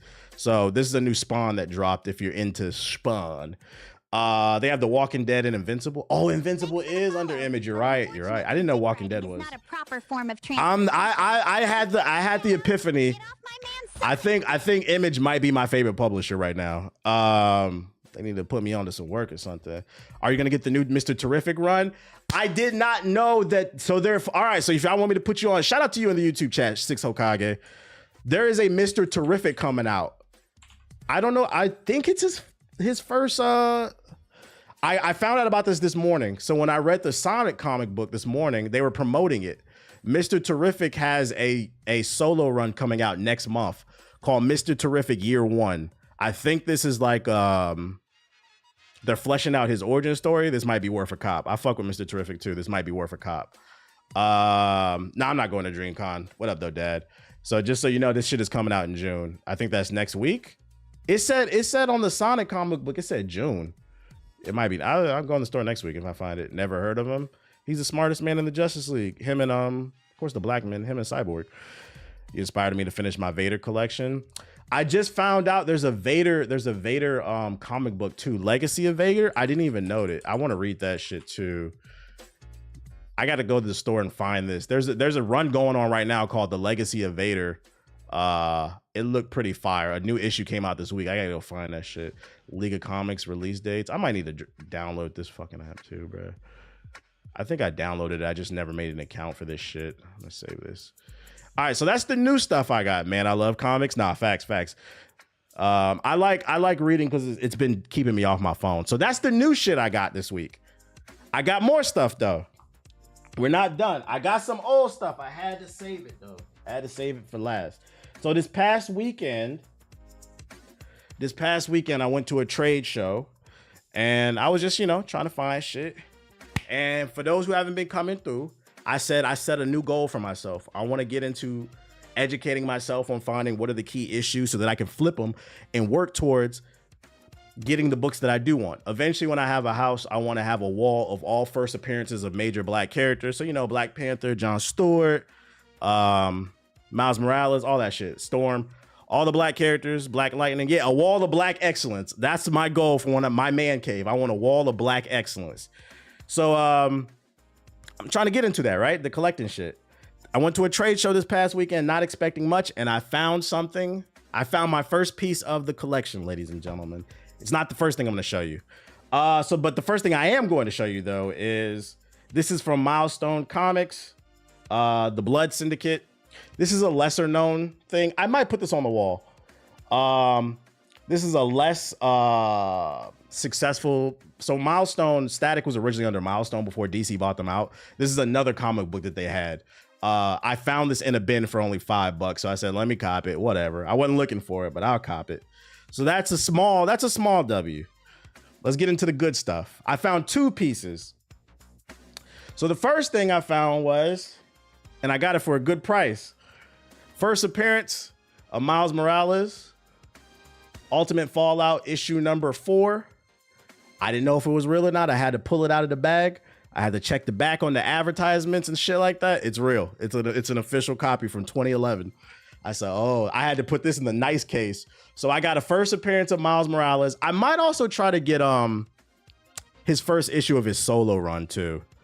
I heard of Blood Syndicate. I got it. It's black, so I had to get it. So I got that. First appearance of Miles Morales. That's going on the wall. Oh, hold up. Oh, almost forgot one. All right, so this is the one I was really happy about that I found. I got a sealed copy of Static number 1, ladies and gentlemen. Big Static shock. It's still in the wrapper. If you're wondering what that blue shit is, it's still in the wrapper. I got a #1 static, which, by the way, it's not really worth a lot right now because he doesn't have a movie, but Michael B. Jordan's rumored to be working on something. So if he does, this shit is shooting up. Extra valid. It's never been open to, but you can see it right there. That's the cover. I can show you the cover too on YouTube if you want. I'm not taking it out the wrapper. Let's see. Until I put it on the wall. Static #1. Let's see. Your resub is cool. I got this one right here. One ideology I resubscribed to, and that's Sonic Flamingo. Dude, that's pretty dope. Yep, Milestone Comics. This is before he was under DC. This is when it was independent. So I got the old static. Yeah, that's going on the wall. Yes, sure. Yes, sure. So I got that. And then I also managed to get static issue number 27, I believe. He had it in a bin. Dude had it in a bin. I was like, fuck it. I copped it because it's hard to find these issues. I might try to flip that one because I just wanted the #1. Now, before we get back into the Marvel Rivals stuff, before we get into the Marvel Rivals stuff, the funny thing, I got a funny story about this. So when I walked into this dude, they had a bunch of different venues at the joint, right? When I walked into this dude's venue, I had the static #1 in my hand. And I told him I was looking for John Stewart #1. I was like, do you have any Johns or a key issue? I would have took a key issue because maybe I could flip it, right? To work towards that #1. I said, do you have any John Stewart? And he's like, nah. I was like, well, do you have any Hardware? Hardware is another character that was under Milestone, I believe. He's like, no. And then he saw my static and he's like, oh, but I have this Blood Syndicate. He's like, you want this right here? I just busted out laughing and I turned to my girl. I was like, I had to buy it. He was like, she was like, why? I was like, he saw what was in my hand and he knew I was looking for black characters. I was like, that's a hustle right there. I got to respect that shit. He's like, you like the nigga characters? Yeah, I do. Robert Kirkman has a series on AMC called Secret History of Comics, 6 issues. I was like, I had to, he was a white dude. He didn't say nigga, obviously, but I had to respect the fact that he saw the static in my hand and he was like, I got this Blood Syndicate though. You want this? It was good customer service. I was like, yeah, this man, I got to respect it. It was only $5 too. I was like, fuck it. Why not, bro? But yeah, that's what I got. I was pretty happy about this weekend. I was like, I could not believe when I saw static in the wild. I was like, oh, I got to get that because I don't know if I'll ever see that shit again. He knew his comics. So that's what I got. Let's get into this Marvel Rivals.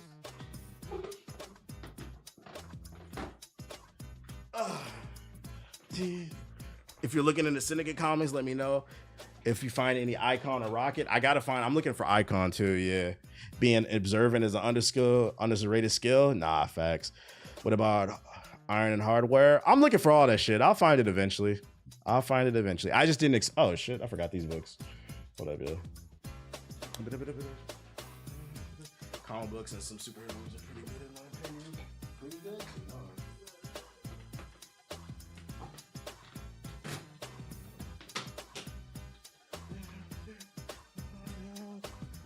Play Bap Bap, it's pretty good. I don't got nothing to do with the development, but I appreciate it. Appreciate you at least checking it out. Frame that poster. Yeah, I'm gonna get them framed and put them on a wall. All right, that's the comic book. We just nerded out a little bit. Let's talk about Ultron and Marvel Rivals 2.5. Since we're on the topic of superheroes. All right, let's see what Ultron is hitting for. Today, the age of Ultron begins. Termination. Hey, hold up. He kind of melting people. Hold up. Challenge me, you animals. Emperor's protection. He said broken. Did he just give everybody an overshield? Is that what he did? Yeah, he did. Okay, so he gives people overshields. So he's an offensive specialist. He's not a healer. This nigga's a DPS, bro, that throws shields out.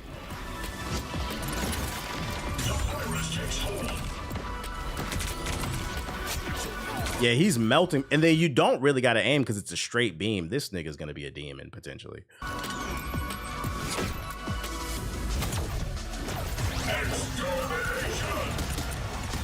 Alt is just a bunch of damage. Seems pretty easy to use.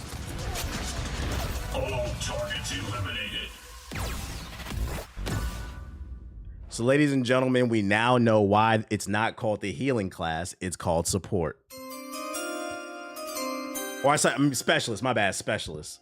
Because that is not a healer. Does this nigga heal at all? I don't think I saw a single heal. Does he heal? We gotta run that back. Does he heal at all?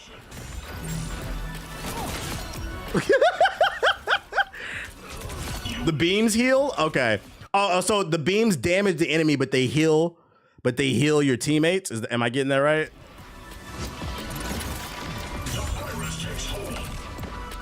Okay. Yeah, I'm not gonna lie, this might bring me back. This is kind of cool.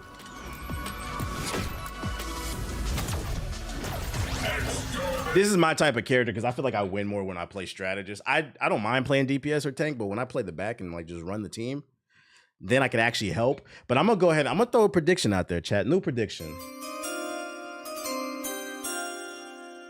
Ultron could potentially be the new Spider-Man. Or whatever current character in the meta that people hate. That character where if they're really good on your team, they're gonna carry. But when they're really bad, they're gonna fuck things up. And let me explain why.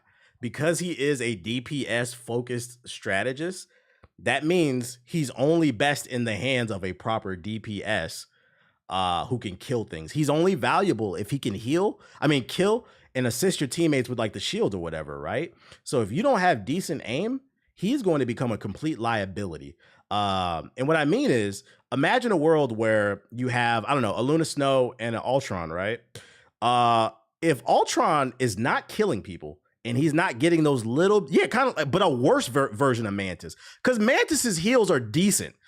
Let's be for real. Mantis's heals are decent. They're just not great in comparison to his heals don't really look that great. So if you got a Luna and an Ultron, and Ultron ain't hitting his shots, now you only got one healer on the team, bro. I can see a lot of get the fuck off Ultron. And you know a lot of people are gonna want to play him because he seems pretty cool. It's gonna be a lot of new healers that never played the class before. He's an anti-dive as well. Yeah, because he can float in the air. Yeah, you're right. But it doesn't matter, even though it's a straight beam, you'd be surprised how many people. Because I mean, look how many trash ass Wanda. Oh, I don't know, because I haven't played it recently. When I did play in season 1, a lot of the worst players played Wanda, and Wanda, you didn't even have to aim. So I would argue, even though it's a straight beam, he's probably still harder to aim than Wanda. So I could see a world where Ultron is hated by a lot of people for the simple fact that they can't use him correctly. He looks like he's a good character, but he is going to take some skill. Yo, shout out to Justin Chill with a sub. To oblivion. I'm assuming the shields convert to damage. We won't know until they put out like the actual thing. Do you see us ever coming back to the game? I think I might want to try him. I'm not gonna lie, if I do come back, I'm not gonna be grinding it like crazy. I'm not trying to go Grandmaster anymore. I might hit gold, get my skin and get out, bro. I'm not gonna let this game stress me out anymore, especially because I hear that the community is toxic as fuck. Flying Strategist is gonna dominate picks. Yeah, this is interesting. Let's see what this new I like what I see from Ultron though. Let's see what this new dev diary is gonna be like. You should not be 50% accuracy with Wanda. Yeah, you should be at least like 60 and above.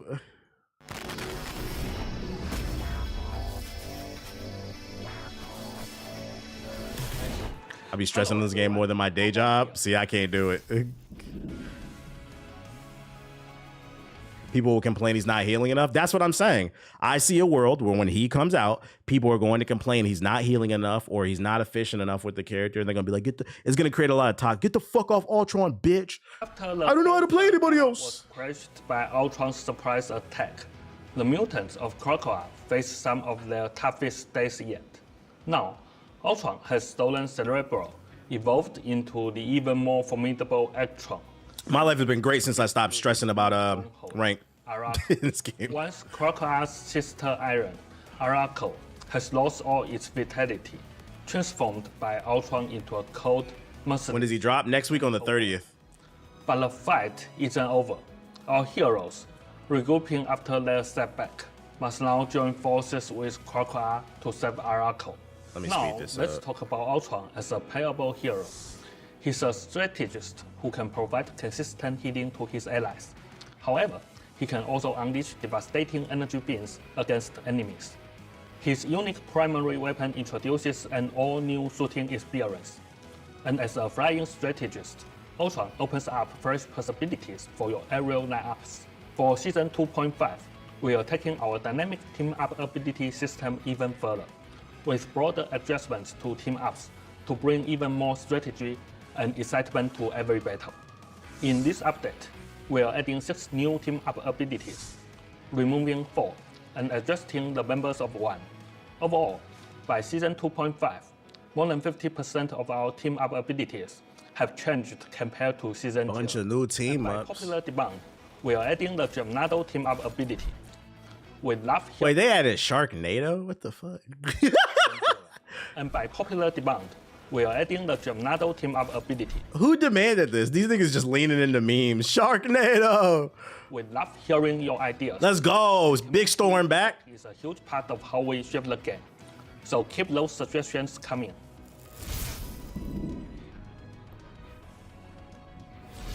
On June 6th, we are launching an exciting new limited time experimental game mode. Ultron's Battle Matrix Protocol. In this mode, 6 players can choose their own hero lineups, craft unique builds, and enhance their. Wait, let's take a look at this. So, select the cards you wish to purchase: attack speed enhancement, extra defense, attack speed enhancement. Is it like a roguelite? Heroes traits. Then, engage in battle against other players for the chance to claim victory. This mode is an experiment of how we can fulfill everyone's fantasies of Marvel superheroes teaming. Wait, is it an auto chess mode? I'm confused. What the fuck is this? Players can take control of a wider array of heroes and amplify their stats and abilities.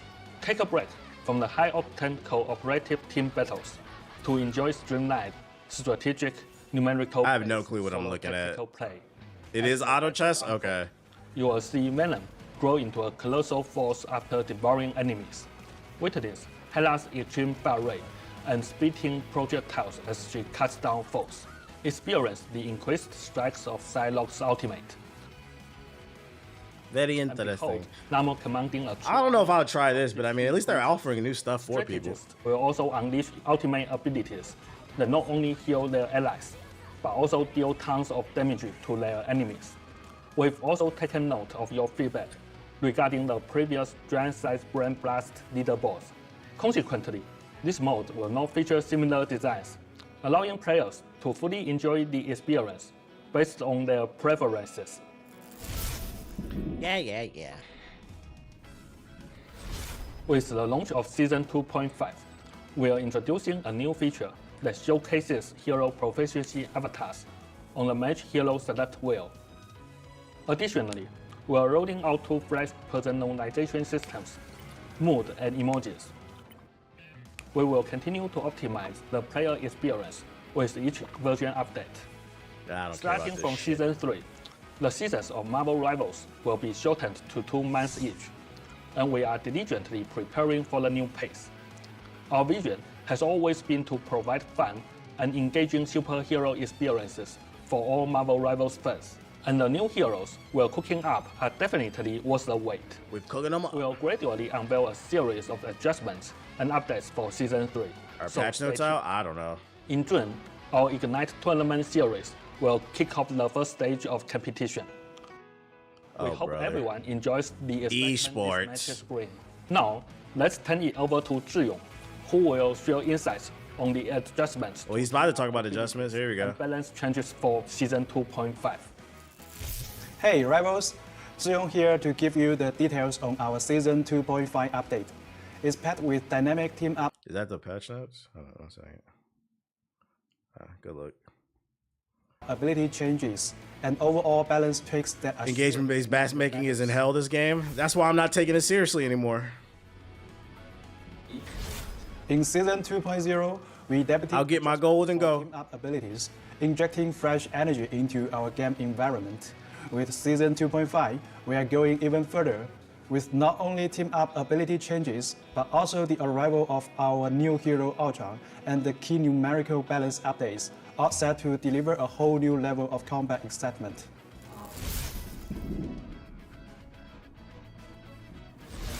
Venom takes center stage as the team-up anchor, sharing part of his symbiote with Jeff.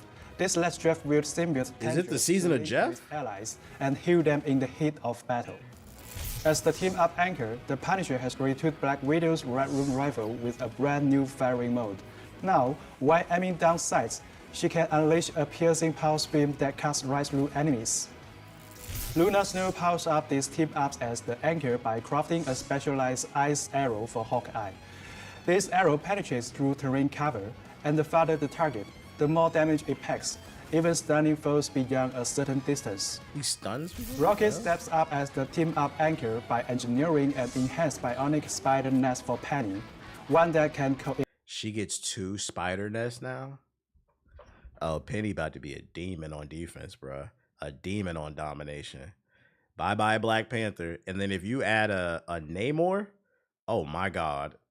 Yeah, that's annoying. Bye-bye Black Panther players. Bye-bye Iron Fist players, boy. Holy shit. Original, while also dropping armor packs.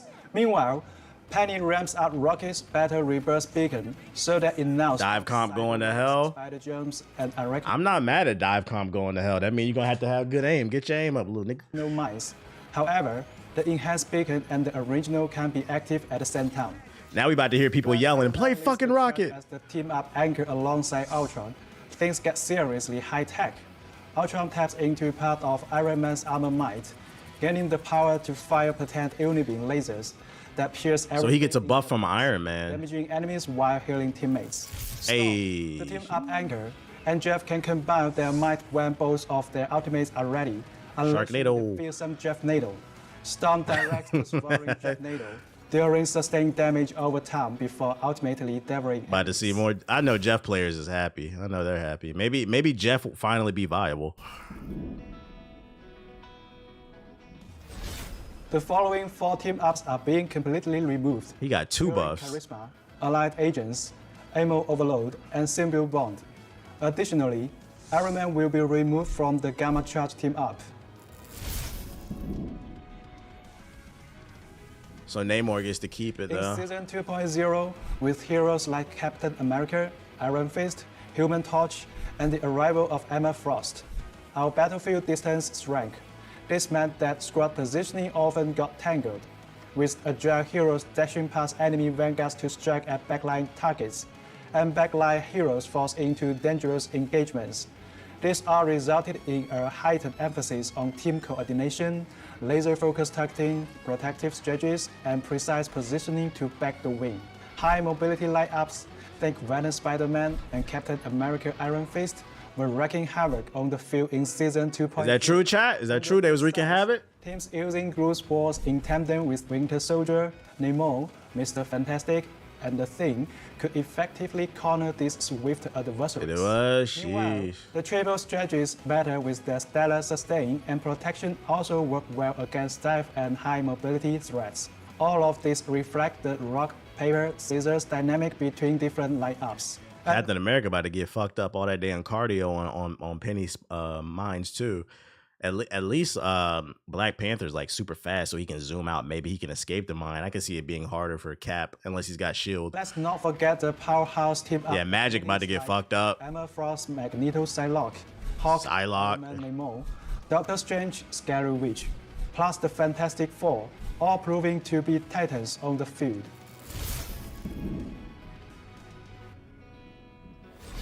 We also recognize that traditional frontline push tactics saw their competitiveness decline in Season 2.0, while high mobility lineups resulted in faster, more intense, and sometimes exhausting They matches. said all that diving shit gonna stop. In Season 2.5, we are adjusting some of the overbearing heroes, and with the arrival of the flying strategist Ultron, new team compositions and strategies will emerge.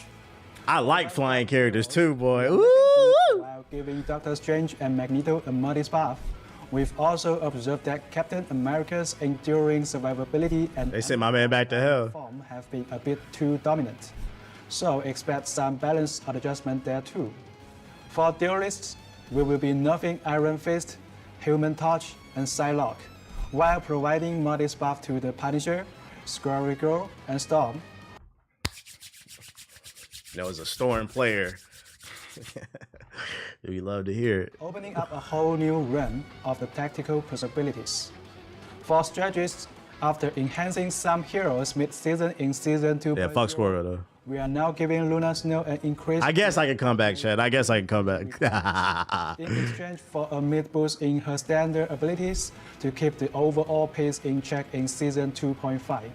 Jeff the Land Shark will also receive a partial adjustment for a fresh experience. Lastly, we are dialing back the power for some of the most dominant team-up abilities, such as the Fantastic Four, the Hulk-Namor pairing, and the Emma Frost Magneto Psylocke team-up. These refinements combined with our new dynamic team-up ability changes will completely transform the Battlefield experience. And that's not all. The details above are just a taste of what's coming. For more in-depth balance updates, keep an eye out for our forthcoming. Thanks to the game is going to turn into Fortress versus Fortress fights. As we will also be releasing the Season 2.0 hero race and win race very soon. I think especially with Penny, because she's getting 2 nests, it means you're gonna have to be, if you see one and you see a rocket, you're gonna have to be hyper focused on her. But like, I don't know, because like I don't know the current meta. But when I did play, when I did play DPS, I mainly played Storm. I'm not gonna lie, I loved seeing a Penny. I don't care if you got 2 nests, because I'm in the air, the mines are not gonna hit me, and then the shots go through people. So if they're standing behind somebody, it doesn't matter. I think it's just gonna matter about what characters you pick. Basically, you're gonna have to switch things up and try to adjust to the situation.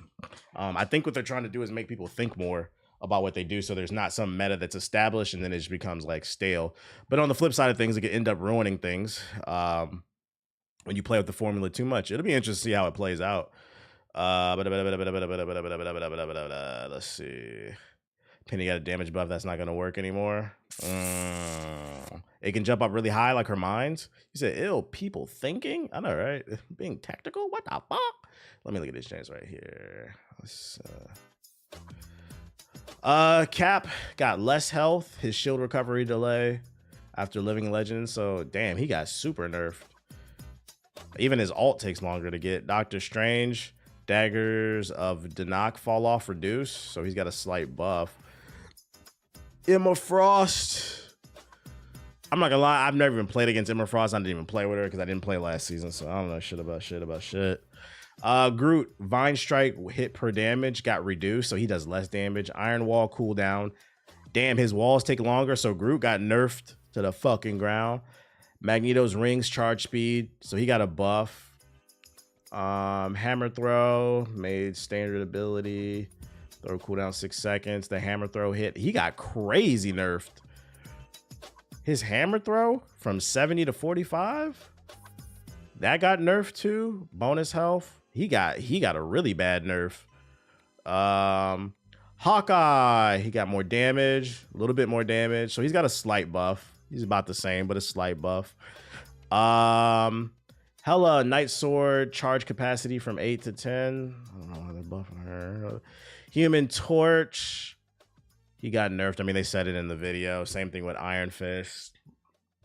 Stop buffing Hawkeye. That's the second time. They want them Hawkeyes to come back and ruin the game like Season 0. Iron Man. Nerf. That's a big nerf, actually. And then he got, Iron Man got sent to hell. Ooh, I play Iron Man. Ooh. Namor, Blessings of the Deep cooldown, so that's a nerf. All off. Some adjustments, but pretty much a nerf. I saw they're working on a movie, Elden Ring. We talked about it earlier. Psylocke got nerfed. But a bit of, Iron Man got sent to all 9 circles. Squirrel Girl. She got, why is she buffed? What the fuck is this? I'm not gonna lie, this is very questionable. When you want your game to be tactical, you boost the character that requires the least amount of thinking outside of maybe Wanda. Star-Lord. He got nerfed, but he got a range boost. The slight nerf and then slight buff. Let's see. Storm does more damage on her ult. Slight buff. Punisher, Final Judgment slow when not firing. Final Judgment slow when firing. Adjusted mag size. He got more bullets. He's doing more damage. He got a big buff. Slight spread reduction. What? They turned the Punisher into Wanda. So they reduced the recoil on his weapon. He's doing more damage. He's got a big banana on his shit. Got the extendo. Yeah, he got a big buff, bruh. But expect to see more niggas on the turret. Let's see, Jeff. We know Jeff got a crazy buff. Yeah, this game gonna stay uninstalled. Bro knows. You gotta see how it plays in practice, but yeah, some of these adjustments, it kind of feels like they're just changing shit to change shit, but who knows how to play. Luna Snow got a buff on the damage, but then everything else got nerfed. Rocket got a slight nerf on the healing. Ammo overload and team up anchor removed. And then wait, so he doesn't do the infinite shooting with the Punisher? Is that what that means? New team up with the Rocket Network. So then he does that shit with Penny. No? What does that mean? Ammo overload and team up anchor removed. No more infinite ammo. Yes, they did remove it. New team ups, we saw that. Sharknado, all the other shit. All this we already know because they said it in the video. Yeah, they removed it. Very interesting. Here's the patch notes if anybody wants it. Very interesting. I might try it. I might. I'm not gonna lie. They kind of shot themselves in the foot because it comes out May 30th. You know what else comes out May 30th? You misread. TBA's Jeff got brutalized. I thought he got buffed according to the video. Let me read the notes. New enemy damage, 70 seconds healing. Oh, who gives a fuck what he's doing on damage? Aqua Blast, now charge burst 3 max. Direct hits launch, damage 40 to 45. Yeah, he did get nerfed. Healing bubble, 120. Oh yeah, he did get nerfed. So they gave him a buff on the team up ability, but the other stuff did. Super chat twin. Got nerfed. I guess what up, Supreme the God with the sub? Appreciate it. Would be super appropriate for a time like this. Shout out to Sadistic with the super chat. He says, I don't think there will be a Switch shortage. I manage a small retail store and we're getting 120 Switch 2s to sell for release in a small market. Maybe that's just your store though. That doesn't mean that's everybody else. You might have got lucky. The pre-orders went out day one. I don't know. Are you trying to imply it might be worth going to the store day one to see if that they have them or not? You get an employee discount? Send me one, bro. Let me get that. May 30th, back to what I was saying. They kind of shot themselves in the foot because this update comes out May 30th and Elden Ring Night Reign comes out May 30th as well.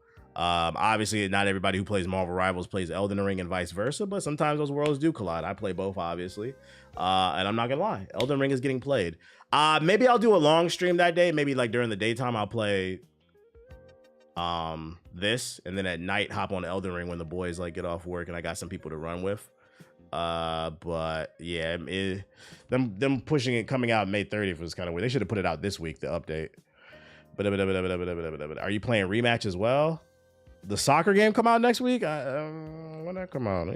Rematch release.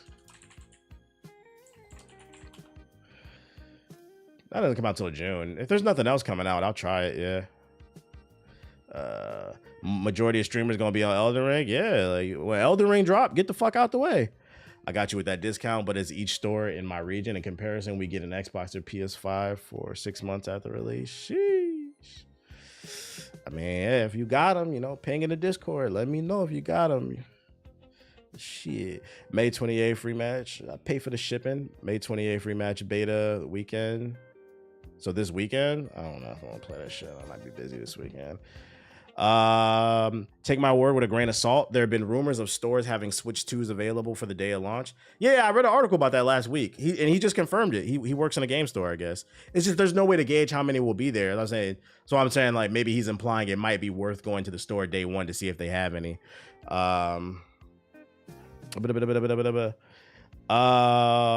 I keep getting vids about streamers and streamer university popping up. Kai's doing a thing called Streamer University where like he's looking for the next big streamer, and it has like its own directory and shit like that. It's pretty cool. Only you weird Twitch dorks are not playing shit. Been smooth. I don't understand what you're saying. Only you weird Twitch dorks not playing shit. Been smooth. What is that in reference to? Like, what are you talking about, dude? Got a brain aneurysm reading that shit. I'm not gonna lie, man. You're not helping the YouTube comments, dude. Like, You are not helping the allegations against the YouTube chat. We got a new trailer. Even the YouTube chat's like, what is this nigga talking about? So Akuma's coming to Monster Hunter. For people still playing Monster Hunter, Akuma's coming to it. We got a new trailer. Shit. Like, what do you want? Has the weight of my fist sparked a killing intent within you, Hunter?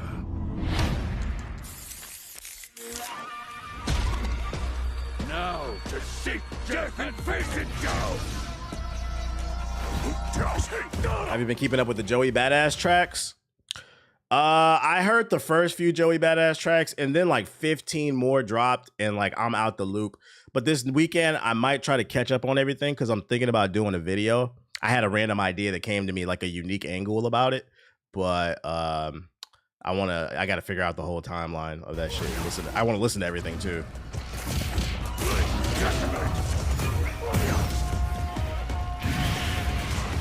I appreciate the super chat, twin. This man just throwing hands against the monsters. On a super nigga like me would be super appropriate for a time like this.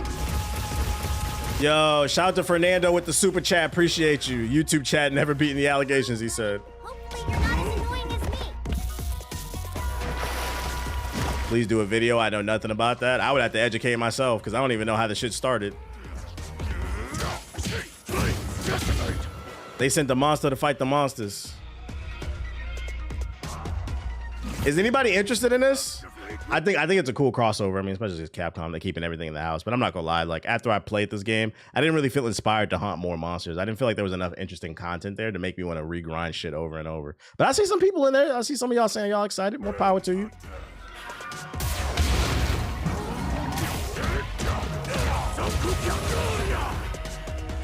Time for the return. I might have to watch a stream. I'm pretty sure Watts will play this. Oh, that's cool. KO. Yes! This is the battle I hunger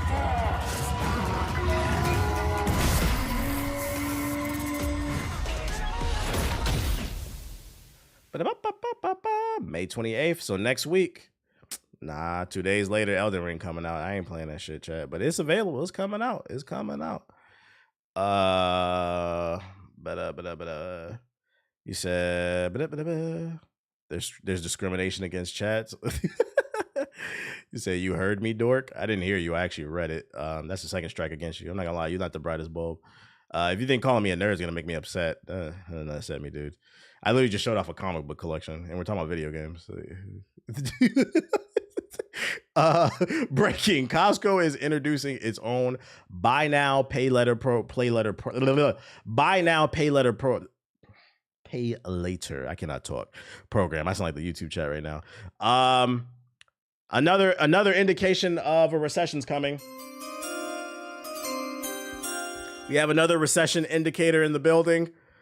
Pay as you go, Klarna, layaway, I mean, not layover, not catching flights. Layaway is now being added to Costco. So if you need to do a layaway on 2 loaves of bread, it will be available. What's going on with the Black Panther cap game? It got delayed till 2026. It got delayed. I mean, this don't apply to me, but I mean, if it's there. Costco buy now, pay later program can be applied to transactions on its website that total between $500 and $1,700 with repayment periods ranging. Oh, this is for the online stuff. Oh, that makes sense. Oh, never mind. Okay, never mind. That's a misleading headline. So basically, they have pay later for let's say you buy a couch from Costco. That's what I'm getting out of this. You buy something expensive, you can do it in monthly payments. That's cool. A lot of websites have this, but this isn't layaway for like food and shit. It's for big purchases. 500. Follow, buddy. Hopefully Did you see people aren't playing Klarna? Yeah, I saw that. They're like 130 million in debt. That's what happens when you try to appeal to people who ain't got money. Like a PC, possibly, yeah. I can pull up the article. Costco's buy now, pay later program can be applied to transactions on its website, so specifically the website, that total between $500 and almost $18,000 with a repayment periods ranging from 3 to 36 months. Yeah, it's just for expensive shit. It's literally Klarna for Costco. That's all it is. But it looks like it's website exclusive. Why do people resubscribe to the idea of Shadow having a beef? But yeah, I saw the Klarna lost 100 million. That's type of power. that's what happens when you try to appeal to people who can't afford nothing, bro. I say y'all niggas putting Chipotle on Klarna, and you was trying to sell that shit to them. Y'all deserve everything you get, and I don't feel bad for no corporation, bro. I finally got into Costco, and I'm disappointed. What you mean you disappointed, bro? What you mean? Costco is great, especially if you're trying to eat healthy. Costco is great for buying like lean meats and vegetables like in bulk or whatever. So you can save money because you know you're going to be eating a lot of those macros anyway. It depends on what you're looking for. Now, if you're a little fat ass, I'm not gonna lie, Sam's Club is better. They have the better. The one thing I will give Sam's Club is they have better like snacks and stuff like that. So I mean, if you want to get into like, I don't know, vending machine businesses, like if I wanted to own vending machines, I'd probably get a Sam's Club card. But yeah, if you're looking for more like cleaner foods, like what, them chicken skewers from Costco's is great. You just got a car, you don't know what you're looking for, bro. You don't know what you're looking for. Go a few more times and maybe you'll have a better experience. But them chicken skewers from Costco, you throw them bitches in the air fryer with some rice and some vegetables. What? That shit is fire. I don't know if it's my location, but Sam's is better with the scan and go. It could be, yeah, it could be. But I love the salmon from Costco. I buy like beef in bulk from Costco's, and then I put it in what is it, Ziploc bags. You smash the beef up and then put it in Ziploc bags, put it in the freezer. You smash the beef up because it defrosts quicker when it's like thin. Trying to put your own game. So if you're on a budget, and as well as like you live by yourself, save you some time with the defrosting. Yeah, you buy stuff in bulk because the shit can sit in your freezer for months. So it depends on what you're looking for. Oh, and then LOL, go explore a little bit, get a snack from the food court. Yeah, get you a little free cut joint. We got an update on what's going on with the Kool-Aid sipping, Tang sipping, Hawaiian t-shirt, Badman, Vegeta hairline shirt wearing ass niggas, aka losers, Sparking Zero, 2024's fraudulent game of the year. We got an update on what's going on with the Sparking Zero community. Spoiler, nothing. But I saw this video come across my For You page and I thought I'd share it with you guys because any chance I get to shit on this community, I will. The same community that told me I wasn't smart enough to learn the combos in the game. The same guy that played not competitive, but I played ranked Street Fighter. I played ranked Tekken. I'm pretty sure I was a higher rank than like half the chat. They told me I wasn't intelligent enough to play this game where you just mash one button to do a fucking fireball. Let's see what's going on with the Sparking Zero Tang community. Someone please explain to me this. How the fuck we are getting Super Saiyan 3 Vegeta and Super Saiyan 4 Daima Goku in Xenoverse 2 before we get them in Dragon Ball Sparking Zero? Like, how the hell does that work? Like, it's crazy to even think about this, but we cannot say shit about GTA 5 anymore because this game is practically fucking immortal at this point. Because really think about this. The United States of America had 3 presidents already within this game's lifespan. That's true. Like, bro, that shit is fucking insane to me. And what makes this even more crazy to me is the fact that these fuckers are in their adult forms. That's right. Xenoverse 2 is getting all the new Dragon Ball characters from Dragon Ball Daima. They got the new Vegeta form, whatever that shit is. Yo, shout out to Griff with the sub. It's rough out here. A game that came out in 2015. That, my nigga. Got more, still getting more content than Sparking Zero. Oh, man. Just waiting for that game to go Ultra Instinct, but I doubt it ever will. Because it fucking sucks, but I don't want them niggas to hear that.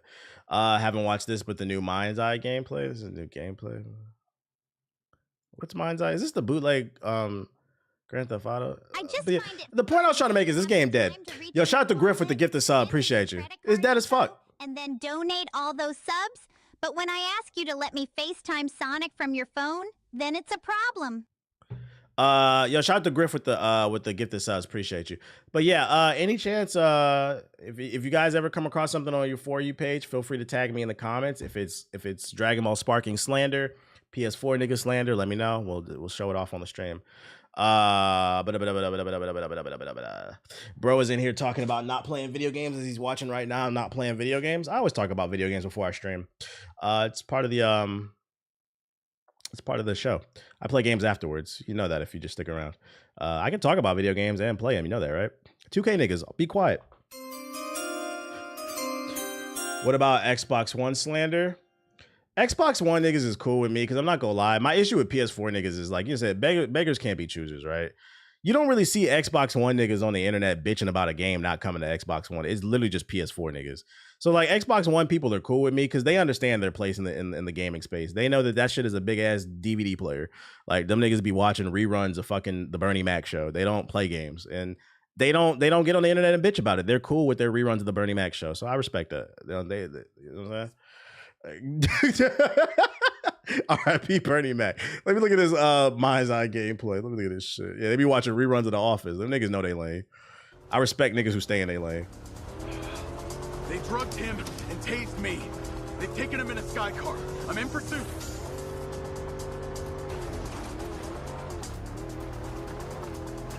This shit look boring so far.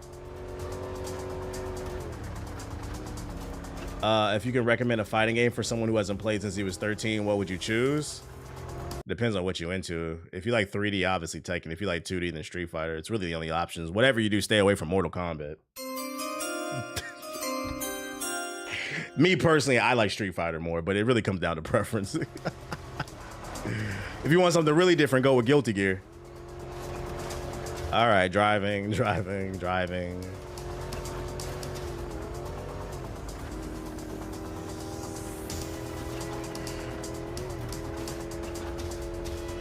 Yo, whoever made this trailer, fire them. This is not selling me on this game. This I'm getting like Saints Row 3 vibes. Like, any updates with Marvel's Wolverine? Nah, since they leaked that shit, they've been hiding it. They ain't not gonna show it again until it's ready because it got leaked. Fuck. Tires are out. Proceeding on foot. What the hell? The sky car's landing. Describe your location. Looks like some kind of... Yeah, this looks like an old Xbox 360 game. Mechanically. It must be a handover or they wouldn't have landed. Exercise caution. We lose you. This is Mind's Eye. It's a new story-driven third-person action game developed by some former developers at Rockstar. They used to work on Grand Theft Auto. That's kind of been their big selling point. You're killing. Like, why do you make this trailer dark as hell, bro? This shit is in 4K? Sky car. Can you be more precise? It's not exactly helpful. Yeah, I won't be playing this game, chat. This dead ass looks like a bargain bin Xbox 360 game. This looks like the type of game when you're in high school and you have a limited amount of money, but you want to play something new before free-to-play games existed, like for millennials at least. You just go in a GameStop with $10 and you hit the bargain bin. Like, I'm leaving. I don't know what I'm leaving. I'm leaving with something. It looks like this type of game where it's not bad, but it doesn't look particularly inspiring either. It's just something to exist, and I'm not paying no $60, $70 for this shit. This shit look like fucking Cyberpunk 2025. Not like, I'm good off this shit. Let's go to wait, do I have another batch of articles? I think I have one more batch. Shit. Yeah, I got one more. Let me turn my shit back on. All right. So for the next batch of articles, we got just a bunch of random stuff I found. First things, we got some bad news in regards to Battlefield. Depending on who you ask, according to the headline at VG24, Battlefield Labs just introduced its most controversial change yet, and the community is split on whether it belongs in the EA's in-developed game. The Battlefield community is abuzz with discussion about a new mechanic in a game most of them have not played. The next Battlefield Labs test, which only a few players have access to, is going to experiment with something that struck a nerve with many and caused a bit of a stir. As you might expect, DICE and the next Battlefield development team use labs to float ideas and mechanics to get players' feedback, meaning it's not permanent. It's not guaranteed to be in the full game. By its very nature, some of those are going to be more popular than others, but the discussion about the latest changes had a different tone. Got like 2-3 games out that bargain bin when I was in high school. That shit saved lives when you was bored. Now it's like, I don't even feel like the bargain bin will even work as well because those games were so mediocre. And there's so much content now between all the streaming services and video games. Like, who the fuck's gonna go to the bargain bin and pay $5 for a mediocre game when you just go watch a good TV show for a streaming service you already got. But anyways, since the moment it opened its doors for testing and everyone saw all the leaked footage, the general consensus about Battlefield last has been incredibly positive. Yeah, what's the bad news though? But you can't expect that to last, especially since the point of that entire exercise is to test and iterate, which inevitably means some of what goes into each build won't be for everyone's liking. The next lab build is going to have no weapon restrictions, allowing each class to use any weapon type they like. This makes way for signature weapons, a new system designed to encourage players to stick to their class identity. Each class has one type of weapon designed to synergize with their identity, and only that class gets a bonus when doing so. The Recon class, for instance, can hold their breath longer when using sniper rifles, so basically they're adding like hero shooter mechanics into it. A signature weapon for that particular class. As the developer explains in a blog post, however, some weapon types like DMRs, carbines, and shotguns do not offer any bonuses when used by any class. Isn't this what they did with Battlefield 2142? I think people didn't like it. Like this weird class system shit. Yeah, like operators. It sounds like the operators. I think that's what they did in the last one, which I know people hated. This is part of DICE's design ethos for the new class system, and the developer said that this signature system carries over to other aspects as well. Each class has a signature trait, essentially passive bonuses, signature gadgets, and a default weapon package. Crucially, players only have control over their weapon package. They can either go with the default or create their own. Keep in mind they're only going to gain or lose with each choice. Though no one has been able to try out the new changes in game, the news hasn't been especially well received. For one, it doesn't go well with the idea of putting limitations on the weapon attachments, which earlier builds showed. It also reminds players of the way Battlefield 2042 has done things. Also, because it's a beta test, like you're limiting the things. Like if I'm beta testing a game for you, aka I'm working for free, I want to be able to try out everything. So you locking certain things behind certain operators, like the last game that we didn't like, is kind of annoying because then it makes it hard to experiment and give proper feedback. But also we already know we don't like that shit. So why are you putting it in the game? Yes, and I mean free. Not gonna lie, this new beat tape is fire. I appreciate it, bro. I appreciate it. Cooking up more shit too. I'm trying to drop more shit consistently. So like I'm not listening to the same beats. I really started doing this shit so I can avoid copyright strike. I don't want to listen to the same beats over and over. You seen players are reviving Battlefront 2? I did. I got an article about that in a little bit. Since the blog post went live, the discussion on the official Battlefield Reddit has been raging. Many want restrictions to remain, but many others don't think it's a realistic expectation for a 2025 shooter that's trying to appeal to an audience among others of Call of Duty. I agree. Subscribed to the idea of a black man being Hokage over Jared Leto's bum ass. Shout out to Swervo with the sub. Appreciate it. Minnesota for the get swept. Not gonna lie, I think OKC gonna win the finals. Fuck the state of Oklahoma. I can't believe I got to root for a team out the East, man. It is what it is. I was worried about. I had a feeling they were going to kind of keep the core aspects of the game. It's kind of stupid too that they're doing this because, like I said, we already know that they don't like it. Why not test new things out and get feedback on that? You guys got plenty of feedback on Battlefield 2142. People didn't like it. So what the fuck are we doing? Oh shit. So yeah, just know they're testing it. Also keep in mind, because they're testing stuff, none of this is guaranteed. It's not guaranteed to stay. I'm pretty sure if people make enough noise, they'll take it out eventually. They'll hear it. At least I hope. If they don't listen to the audience and they're already making noise that they don't like these changes, this game is probably going to be DOA, because then you're just repeating the same mistake. And to be honest, we can't rule it out because this is EA we're talking about here, aka bunch of dumbasses over there. Since you brought it up, I'll pivot to this. Star Wars Andor actor joins the call for Battlefront 3 as Battlefront 2's popularity spikes. Renewed calls for a fresh Star Wars Battlefront game have been given a boost by the actor from the critically acclaimed TV series Andor. The past month has seen fans flock to the 2017 Star Wars Battlefront 2, generating the game's best player count on Steam in years, despite support from developer DICE ending a long time ago. Now Andor's, I don't know how to pronounce his name, Mohamed Ben Amor, who plays the heroic Wilman Pak, is that a main character? I haven't seen the show, has taken to social media to help campaign for a fully operational sequel. Star Wars has got to give us a Battlefront 3 ASAP, he wrote on Instagram, revealing that he played Battlefront 2 for over 400 hours.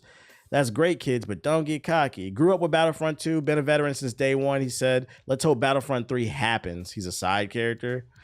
The past month has seen a popularity of Star Wars Battlefront 2 soar, thanks in part to the success of Andor's climactic second season and the other Star Wars activities surrounding the franchise. I'm gonna watch Andor. I'm gonna get around to it, man. People are speaking such high praise of it. I gotta see what the hype's about. But shout out to y'all. I guess, you know, I'm sure EA is probably looking around like, they love us? Oh, okay. If they do a Battlefront 3, man, y'all got to get it right. I ain't gonna hold you. Only a dumbass company like fucking EA can fuck up not once, but twice on a game. I'm gonna be honest. Star Wars Battlefront 1 and 2 should have been printing money. You got the Star Wars IP, the Battlefield formula, Jedi, Siths. Like, how did, that might be a documentary in itself. How did y'all fuck these games up not once, but twice? Yeah, microtransactions killed it. Just make a good game with a lot of value, intuitive controls, easy to pick up, hard to master. You can have the microtransactions, but just make them only skins. Do not put anything in the game and make sure it's not a shit ton.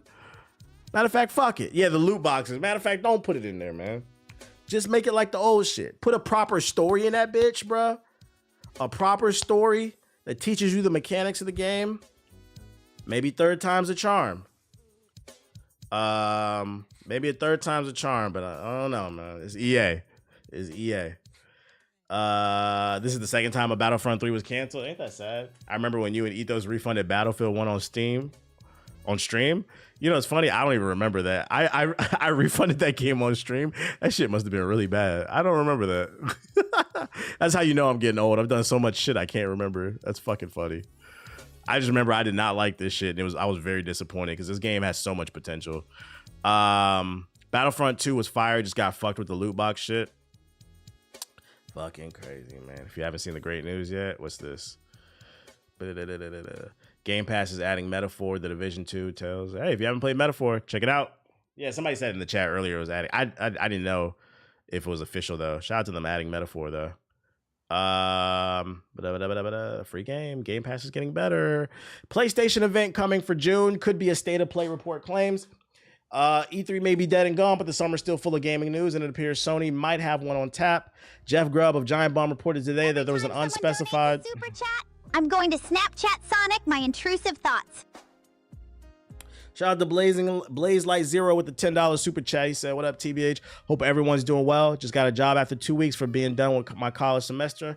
And on the first day, I threw up mac and cheese in the parking lot. All right, that was TMI. But shout out to you for getting a job. Shout out to you for getting the job, man. That's a blessing. I was thinking, what? I hope you feel better, dog. I threw up mac and cheese on my first day, but I got the job, guys. Shout out to you, dog. Shout out to the employed. He's not a PS4 nigga. We let us see that shit. But Jeff Grubb of Giant Bomb reported today that there may be an unspecified PlayStation event in June. Grubb said he's making an informed guess, adding that he hasn't heard specific dates or details yet. Not sure if it's state of play or a big boy showcase, he said, referencing Sony's two main types of PlayStation shows. Can we see Wolverine? Like, what if they do a state of the play? What do y'all want to see? At this point, that's the only thing I feel like off the top of my head I can think of that I want to see. Nothing. Other than that, I don't know what else they got coming. Y'all want another remaster of The Last of Us, maybe? Last of Us Remastered Part 3? This may be a pretty one, but 50 plus retro titles are being added to Game Pass. Game Bar updates and GeForce Now added to PC. Tons of new games. Game Pass keeps getting better, bruh. Wait, what's the list? What kind of classics they got? Oh, this old head shit, bruh. I mean, if your mom or dad was into games when they was a kid, you know, they got baseball, the original baseball. They got checkers. They got that Atari shit, bro. They got Dolphin. Retro classics. I mean, I can't complain. They adding value, so I can't complain. They got they got Pitfall, Galaga. Let's go. So yeah, look out for that. There's a rumor that something's coming, but until it's confirmed, we don't know. I just gave my dad a controller so he can play Game Pass on his TV. Stream them games. Sony also shut down PlayStation Star's loyalty program. It's the end of a very short era, as Sony has announced that the PlayStation Star's loyalty program is coming to an end, with no new members being accepted and the service winding down over the next year. PlayStation Stars is a combination of loyalty programs and bizarre experiments with digital collectibles. The idea was that players would sign up for PlayStation Stars and complete tasks to unlock points. These could be used to earn digital items they could show off on their account. But I guess they realize people don't care about it. PlayStation Stars experiment is coming to an end according to the website, and it'll end in 2026. So if you're a PlayStation Stars fan, sorry, it's over. They're turning Stellar Blade into Vanquish, it looks like. What are you talking about? Stellar Blade collaboration DLC full trailer drops now. May 21st. How did I miss this one?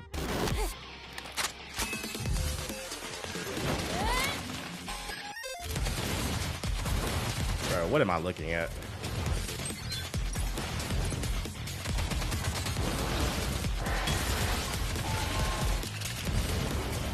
Yeah, I saw a sequel for the game is coming. Is this like free DLC or something?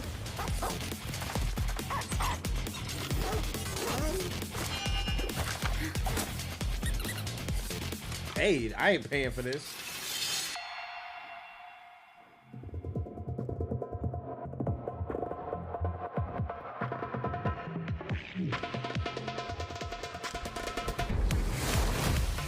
That's their mobile game UI.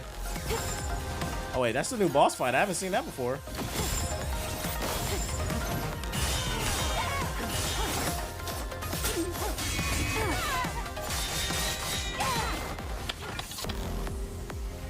I'll give it everything I've got. Witness true power. True power. Ultimate blade. That's her ultimate form. Do you know that? Girl power. Stellar Blade, Nikki, Goddess of Victory, June 11th. Oh, this is coming out soon. How much this cost?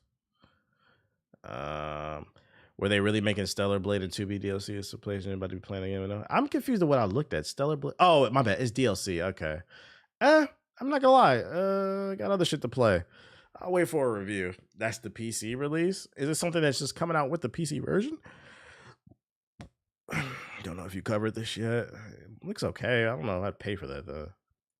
Avengers Doomsday has been delayed to December 18th, 2026. Avengers Secret War has been delayed to December 17th, 2027. I'm cool with it. Hey, as long as the movie's good. At least Disney and Marvel are sticking to their word. They said they're not trying to rush out any more movies. They just want to make good movies. So if a delay means it's better, I'm cool with it. I want to see good movies. I'm not in a rush for that. And I also want to see new, unique movies, man. I hope Sinners kind of reignited a need, a desire for creativity. We don't need more Marvel movies. At this point, after Endgame, if they want to continue this shit, they want to milk it, the only thing we need is good. We don't need more. I don't need a million shows. I don't need a million movies, bro. Is that confirmed? I mean, it's discussing films, so I mean, they're pretty reputable. I don't know why they would lie. I figured it was getting delayed. They couldn't do all that CGI by the time without a crazy crunch, and they need to get it right the first time. Assassin's Creed Shadows' first DLC is said to be targeting a September release. While Ubisoft has already announced the title for Assassin's Creed Shadows' first premium expansion, Claws of Awaji, it seems the DLC's release schedule is now known too. Players will need to wait a bit, as AC Shadows' first DLC won't be out for months, which is now pegged to be sometime in September. I'm not gonna lie, I don't know if this is getting played. It's a lot of games coming out. Assassin's Creed Shadows' first DLC not affected by Ubisoft's development mandate. I'm not reading the rest of this. September 2025. No official release date, but a time window. Is anybody looking forward to it after playing this shit? I still got to finish the game. It's not, let's be honest. It's just a bad release time, like September. Niggas got a ball in 2K, so. Nah, there is, I think Borderlands comes out in September. It literally depends. It literally depends. Let me see. Somebody else put this in a group chat too. I'm about to leave them highlights of that damn game. I finally beat it. It's I'm gonna beat it. I'm gonna beat it on stream. Waiting for them to announce the sales instead of players. I don't think it's gonna be a thing, PZA, because I mean, what was it? Doom announced how many players they had too. They had like 3 million players or what. I think it's just gonna be like the new verbiage. They're gonna announce the number of players. Cause to be fair, it's kind of hard to track the sales right away because now games, a lot of people aren't necessarily buying games. You can buy a hard copy, you can buy a digital copy, but then you also have subscription services, right? You got the Ubisoft Plus. So it's like, how do you gauge the sales of something if a lot of people are subscribed to your service to play the game? That's why I think they're doing the player thing. I don't think it's to be disingenuous. It's Thanks to be for the accurate. resub, pal. Now I can afford a retwist for my locks. Yo, shout out to Big Worm with the perm. What I will say though is I feel like a little bit of like the hip hop, I'm not gonna lie, kind of like the DJ Academics kind of crowd has been invading gaming. Cause like you even saying in the chat, like, oh, I need to see the numbers to see if something fucking flop. What does it matter? Like, like the last we checked, the first like month for Assassin's Creed Shadows, it had 2 million players. That's good. Lifetime, it'll probably have a few million more. Like, what does that matter? How many? Only thing that should matter is if you like the game a lot. Now, if you don't like the game, that's fine. That's a different conversation. But like, yeah, grifters. Why are we talking about numbers like that? Like, Doom is a failure too. Doom got great reviews. So did this game. It got good. What does it matter? Do you like the game? I just don't fuck with Ubisoft. I'm gonna be honest. I guess I don't want to see this hip hop number shit become a conversation. It's art. The only thing that should matter is if you don't like the game or if you like the game. The sales don't mean any fucking thing, bruh. News matters if game flops, only how if it plays and what you got out of it. Yeah, only how you got it. The only time like super negative shit is like that marathon shit where they were stealing art, because that's a whole different conversation, bro. But like, I don't know. I think we're reaching a really weird state where something comes out and says we had 3 million players and niggas is like, that shit is a failure, when most of y'all can't count to 5 without using 10 toes. Like, what are we talking about here? Like, that shit is a failure. Like 3 million? Like, can you imagine 3 million people in a stadium? Like, what are we talking about? Like, now, if you would have been like, if they would have said like, yo, we had 100,000 players, then I would have been like, yeah, that's kind of a failure. But like 2 million, 3 million, mind you, Doom had 3 million players the first week. So then not only are we talking about sales and being disingenuous, we're talking about first week sales. We're talking about 1 month sales. What's that gonna look like? 3 million players in 1 week is great. What are we talking about, bruh? What's it gonna look like 6 months from now, a year from now? I just feel like they're disingenuous arguments. Like, can we get back to talking about whether or not we like the game or not? So then we're prepared for the game of the year conversation. I don't want anybody to be shocked about what wins game of the year. Just to be fair. That's all. I get you hate Ubisoft. I'm just trying to be fair about I don't like Ubisoft either. I'll be the first one to tear into somebody. But we got to be fair about the conversations too. The blind hate is a drug. Also, 3 million players is a lot of fucking players. Why wouldn't you assume they made a lot of money? That's what I'm saying. And that's why I'm saying I don't think they're trying to be disingenuous. They're saying players to be accurate, because it had 3 million players because of the Game Pass. So you're counting the number of sales Doom had, but also how many people on the Game Pass subscribe just to play it. Those are sales. But you can't call them sales because it's a subscription service. So you got to say players. I think that's what they're doing. But anyways, just some food for thought. Space Marine 2, like, it had some event and it got a new trailer. Let me pull it up. I thought I saved it. They didn't even wait till the Christmas sales. I don't know. Let me give you a perspective, right? If Drake, the bits, my Don't nigga. get me wrong. I'm gonna use every bit I'm of this money thankful to for your invest in super chat. Bitcoin. Eventually, But this one won't of be these enough to hoes fund will the be bit by purchase hedgehog of the fever electric and attempt to BBC suck up every bit of my Black seed. Mask And with. guess what? I'ma let 'em. y'all love to drop fucking alerts at the same time. Shout out to Jim with the bits. I appreciate you and the kind words. Your donation will be used responsibly to pay off the Gotham PD to look the other way. They don't need to know why I locked away. I mean, trained 4 little boys in the Batcave. Shout out to Banky with the super chat. On a side note, how do you think the Carter, is it 6 is gonna turn out? Kind of disappointed. I don't care. I'm not a big Wayne fan. Shout out to Ken King with the super chat as well. Real talk, I have hella streaming subscriptions that I barely watch. If I can pay them every month, I can at least slide you something. Hey, I appreciate you, Ken King. Homie said, "Here's my money." Anyways, what was I about to say? Like if Drake came out and dropped a new album and that shit did 500,000 the first week, niggas would be like, that shit is a success, bro. Drake is the king. Kendrick, anybody. I'm not about to make a joke about Drake. I'm just saying, like a rapper came out, he'd be like, that shit is a fucking. Niggas come out, we got 3 million the first week. That shit's a flop, bro. Like I don't. Like what are we talking about, bro? What are we fucking talking about? I don't know. I don't get the conversation. Oh yeah, they got a new horde mode. Let's see. It's only 43 seconds. Me to unsub from Poison Ivy. Yo, shout out to RGZ with the sub. Appreciate it. Like, just say you don't like them, and that's okay. Be honest about the situation. Just say you don't like them. Shit. I wish I could sell 3 million or something. I think it's a new horde mode they're adding. They're adding new content to Space Marine too.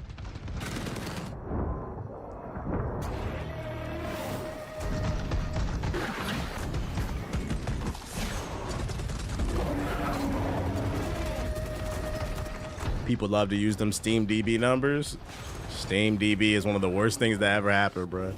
Sometimes Steam DB is valid.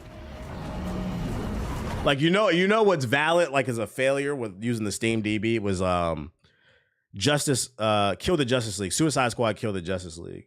When that game came out, it didn't have more. At its peak in its first like week, it had like 4,000 players. That's a fucking failure.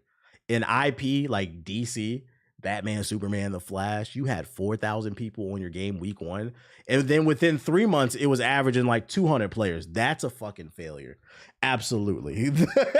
So when we're talking those numbers, then your argument's fair. But we're talking like millions. I'm like, I don't know. Is anybody excited for this? Space Marine was cool, but I feel like it got lost in the shuffle. It's a free update. That's cool though, June 26th. Their co-op missions got too repetitive. It's a budget title. It's kind of like, you get what you pay for. And then they also announced, I think, like a typing game too. It's funny too, because I remember talking about on stream what happened to educational games.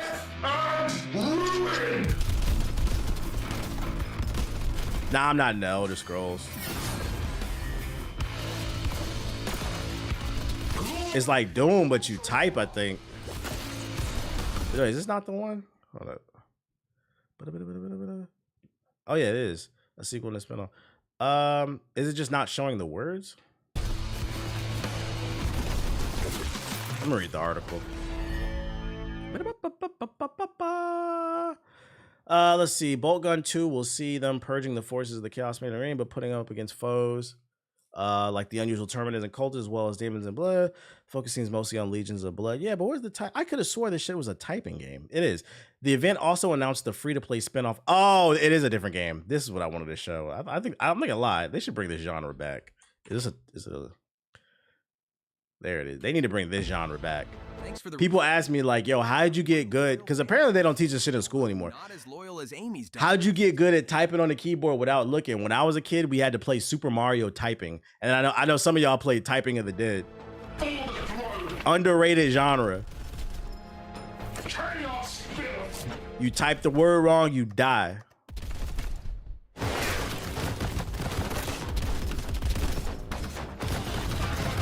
That or Mavis Beacon? I don't know that one. Yeah, I saw Seda. So if you're trying to get better at typing, they got a Doom game coming out where you gotta type this shit out, bruh. Niggas never got taught at home. You under the assumption that everybody has good parents, bruh. Maturing is realizing we all ain't playing with the same deck of cards. Matter of fact, not only we not playing with the same deck of cards, some of us ain't even playing the same game. Some of you niggas is playing Uno. Some of y'all are playing spades. Some of y'all are playing poker. Like the 2K niggas are playing Uno. So yeah, like you gotta understand, not everybody has the same cards. You gotta work with what you got. It's up to you to decide whether or not you want to upgrade your cards eventually. And then last but not least, the release date for Arc Raiders, it leaked. So basically, not release date, but they said it's gonna be free to play. I mean the price. People didn't know if it was gonna be a paid game or free to play, and it leaked that it's gonna be a free to play game because the Steam Epic page leaked early.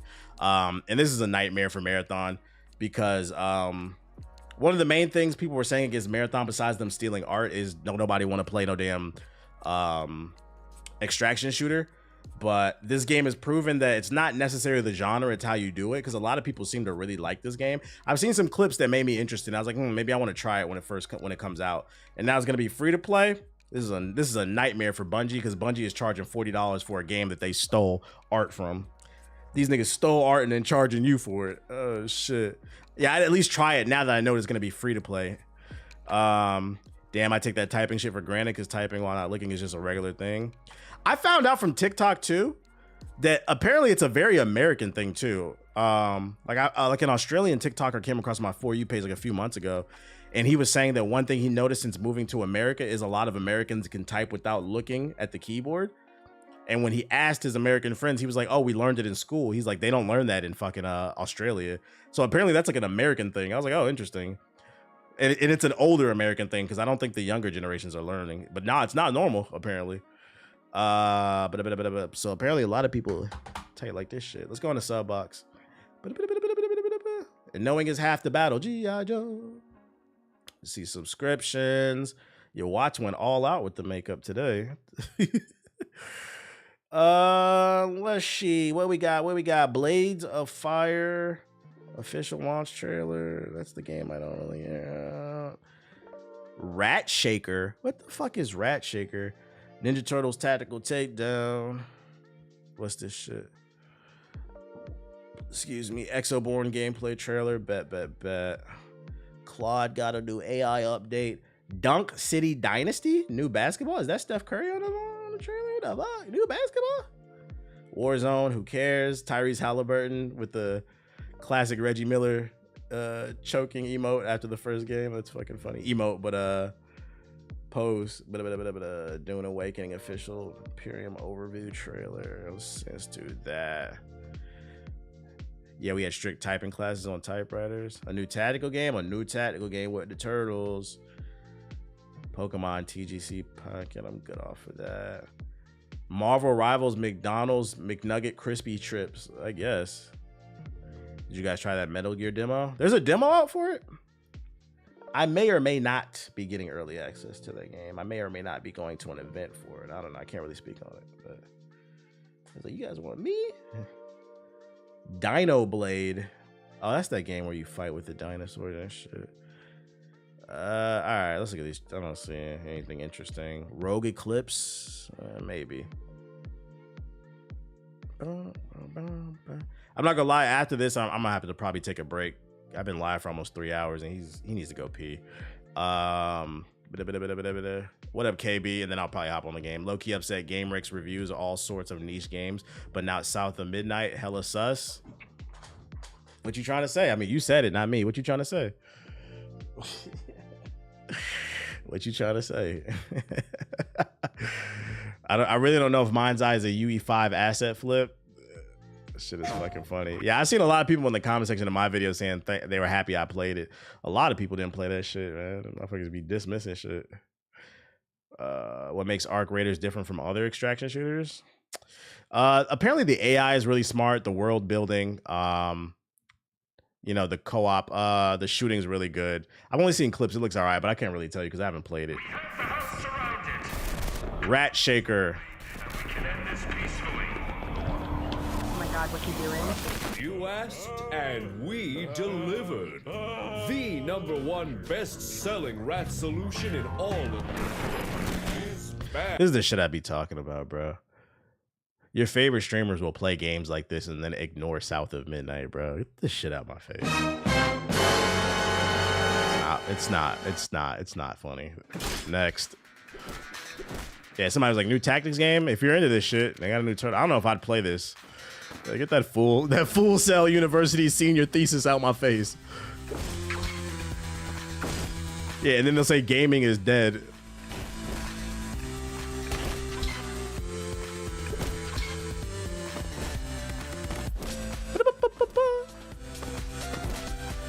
I'm not gonna lie, this looks like a decent Steam Deck game. If you could get it for $10 on Steam, if you like tactic games. I'm not really seeing anything mind-blowing. It's more so if you like tactics games and you're a fan of Turtles, but it's not like blowing me away.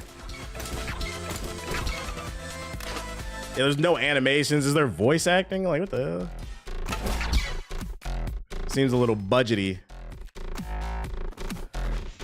Now this looks like it might be a cash grab. Fan of Turtle. Yeah, the Turtles, man. Teenage Mutant Ninja Turtles. These tactics games become more popular. We're waiting on the Star Wars tactics game. That's what we're waiting on. Dunk City Dynasty.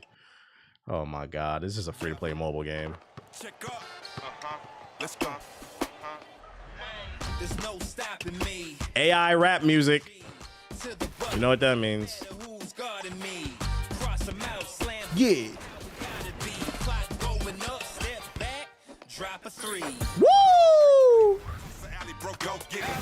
Yeah, I'm on fire now. That's spot up 3. I'm gon' hit it. Number 9. You on rookie mode, I'm on vet. Meet me on that hardwood and we can This man dunked the ball and they said swish in the background.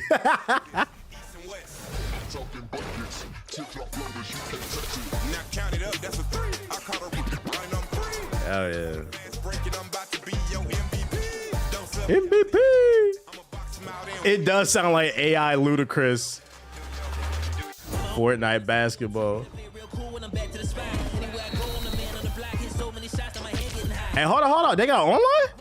Hey, they got the wreck in this shit. This might be better than 2K.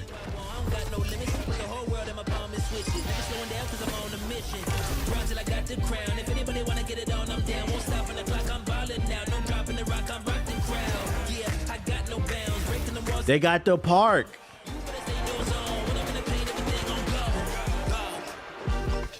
Yeah, I don't know about this chap. Still better than 2K though. Dune Awakening. The Mentat Schools. Developed out of the need to replace thinking machines, the Mentats, trained on the principles of fucking Mentats. That sounds like a racial slur. Fucking Mentats in my neighborhood. Able to calculate immense amounts of data, stinking up the place, raising the rent, lowering the property value. On the battlefield, combined with about the Mentats? You know Mentats? You will be able to think many steps ahead of your enemies. With a significantly higher cognition, as a Mentat, you can calculate trajectories and weapon handling to find weak points in an opponent's defense, or even guide the calculations of an external sentinel turret to assist you with extra firepower. I guess. Focusing on strategic control over raw strength. A Mentat is an expert in assassination technology, using poison capsules to character models look stiff. Yeah, I think it's because it's an MMO. They probably had to limit how many animations because it's gonna be shit ton of people on the servers if it's successful. Or when out of Mentats are a drug in Fallout 2. It is. Even noticed your presence. For a tactical advantage, the Mentats have devised further development of Imperial technology, such as the I'd appreciate it if you didn't sneeze on me. That's kind of weird. Fool simple-minded enemies. Yeah. You did that. You absolutely did that. Yo, shot the double. Don't back up. Claim it. Don't get at. Fix your fucking face, dude. Just don't do that, okay? Thank you. It's weird. I played the demo weekend for it. I played it well. A bit like Star Citizen, but survival based. Depends on when this comes out. This is another one of those games. What else we got? Rogue Eclipse.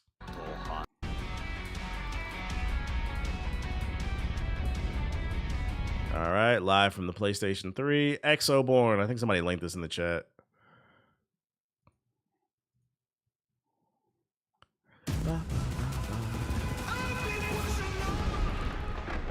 I feel like I've seen this title.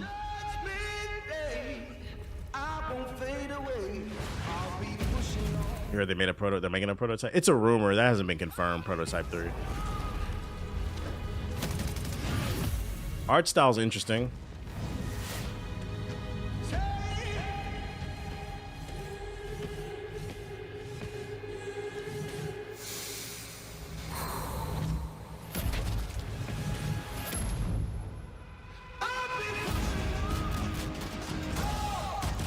What's wrong with the game looking like a PS3 game? 7th generation consoles were great. Are we in the 7th generation?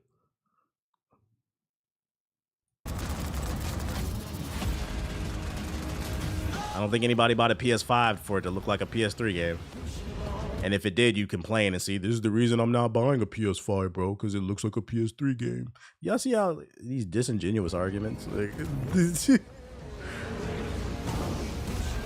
that's why I didn't upgrade, because I can get 2K on the PS4. You said the YouTube chat, man. He said, fraud alert, hit the button. Disingenuous. Dish out to the disingenuous. So what kind of game is this? Is it a co-op?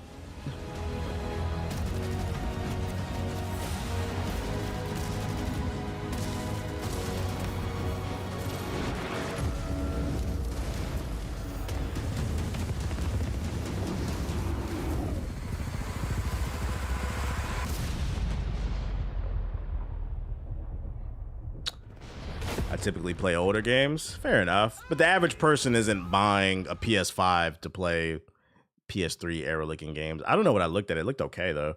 The average person is waiting for GTA 6. That's what they want. It's kind of chugging, though. Sign up for the playtest. I don't know what kind of... Let's look at the... I don't know. It's time to gear up and get out. The first gameplay trailer for Exoborn is finally here. Prepare the apocalypse by signing. Is this a looter shooter? If it's a looter shooter, no thank you. This game is honestly horrible. I played the beta. Oh, well, you heard it from the chat. He said that shit horrible. I am... Where are my likes at, man? Hold on. 3,000 views. Only 315 likes? Chat. Get the fucking... We should have 1,000 likes. It's almost 600 people in here right now. Get my fucking likes up, chat. I'm going to put a video on. I'm going to go walk my dog, and then we're going to play a bunch of South of Midnight. He keeps bugging me because I'm pretty sure he needs the PP. Because we started a little bit earlier. I dropped a new video today, so I'm gonna play that if you haven't seen it. While I take a quick little 15-minute break to walk him. Show. Yeah, he got pee-pee. Dating. He little ass kid, bro. Show. I will be right back. If anybody asks in the chat, I'm gone because I gotta walk him. Let me put this shit up real quick. But you can stay in the chat if you want. Come back in like 20 minutes. We not streaming University? Nah, I'm not cloud chasing. It's enough people in that directory cloud chasing. Shout out to everybody who actually got in, but I'm not a cloud chaser. I'm cool.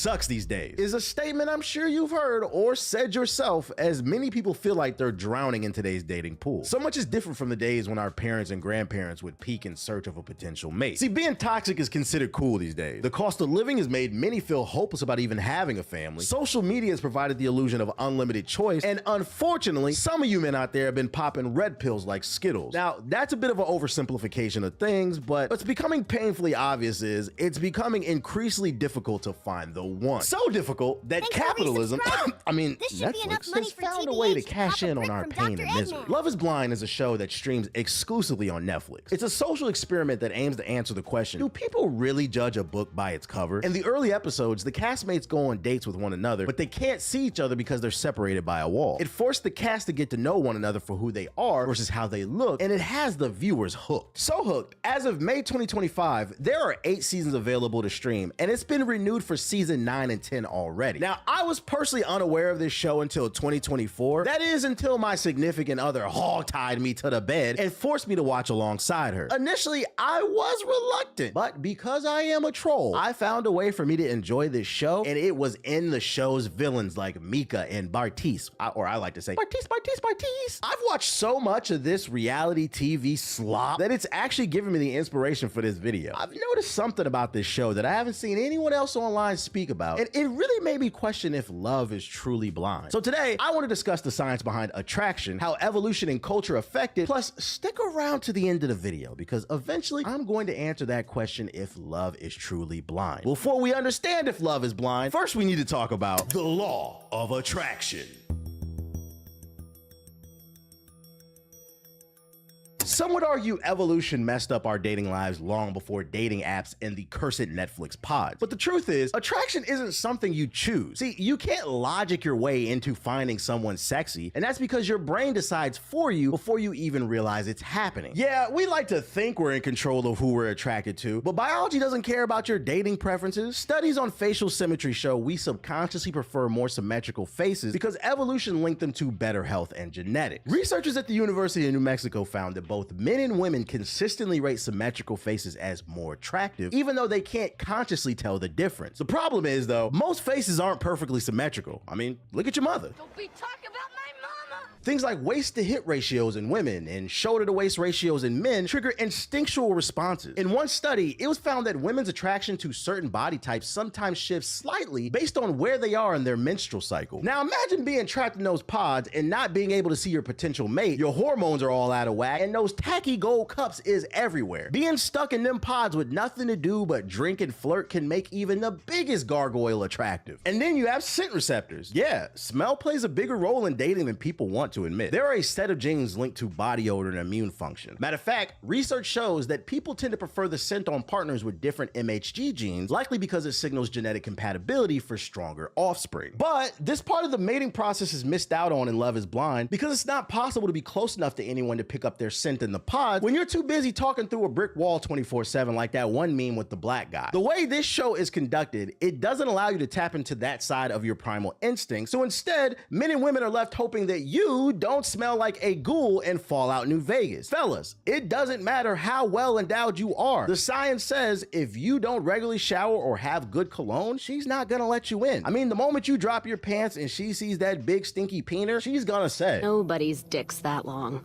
Not even Long Dick Johnson, and he had a fucking long dick. Another fascinating thing is, studies show humans make judgments faster than Sonic and Shadow combined. One study had participants rate attractiveness based on photos shown for just 1/10 of a second. And those quick judgments match ratings that were made in a separate study where subjects had unlimited time to view the same exact photos. So understand, dating coaches would tell you confidence is key to being attractive, and they're not wrong. But confidence doesn't rewrite your hard wiring. It's not the only thing that matters. See, in another study, it was found that while personality traits can enhance attraction, they rarely create it if physical chemistry is missing. Put simply, charm might get you a second look, but it won't make someone suddenly find you hot if their brain already said no. And this isn't just about first impressions either. One study tracked newlyweds, and they found that couples that initially matched on physical attractiveness stayed happier long term. The ones who settled or hoped for attraction to grow over time, they were more likely to report dissatisfaction years later. Now, I'm no scientist, but I personally agree with these findings. I mean, I don't care what anybody says. When you and your partner are upset with one another, like y'all got into a fight, being insanely physically attracted to them and getting it on, it won't solve everything, but it does solve a lot of problems. It's just too bad that not all attraction is created equal. Something that's not possible to explore or understand when you have millions of cameras in your face, you're sharing a living space with people you're competing with, and you're eating stale food 24/7, which probably ruins your mood. So if you're unfamiliar, allow me to break down the different types of attraction. There are 5 main types people talk about. There are physical, emotional, intellectual, social, and experiential. Physical is obvious, so I won't be spending too much time on this subject. I mean, physical attraction is when you see someone and you say, damn!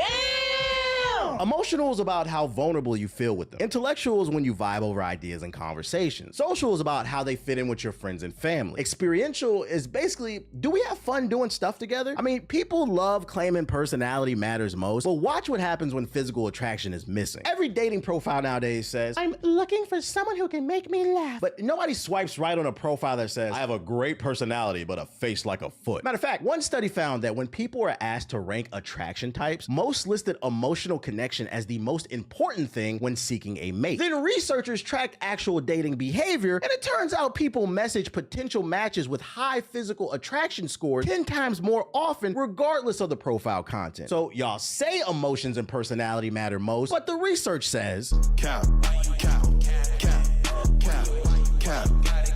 Let's take this whole first sparks myth into consideration. People describe this immediate chemistry like it's magic, but science says it's just your brain recognizing someone that fits your physical preferences. Researchers found that most people know within minutes if physical attraction exists. In long-term couples where the initial spark fizzled out, only 17% reported rekindling it later. Compare that to couples who maintained physical attraction, 68% said they were still satisfied after 5 years. So it doesn't matter how many inside jokes you have if looking at them doesn't get your pee-pee hard or make your pussycat go,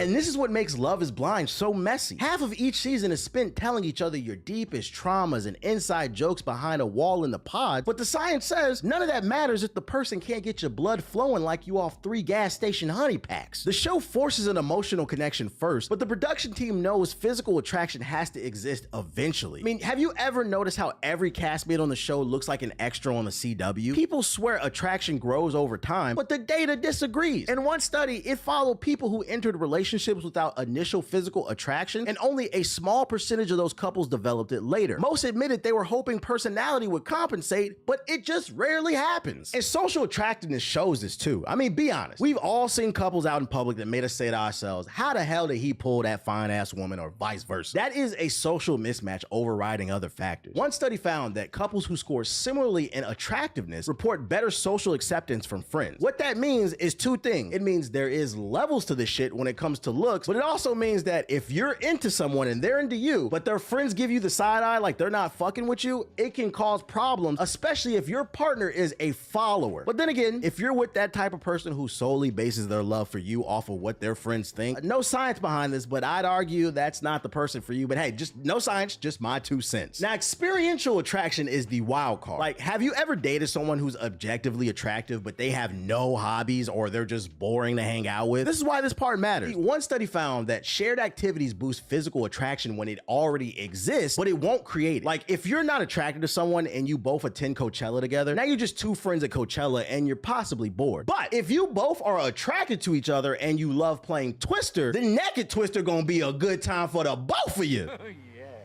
Yeah, baby. Yeah.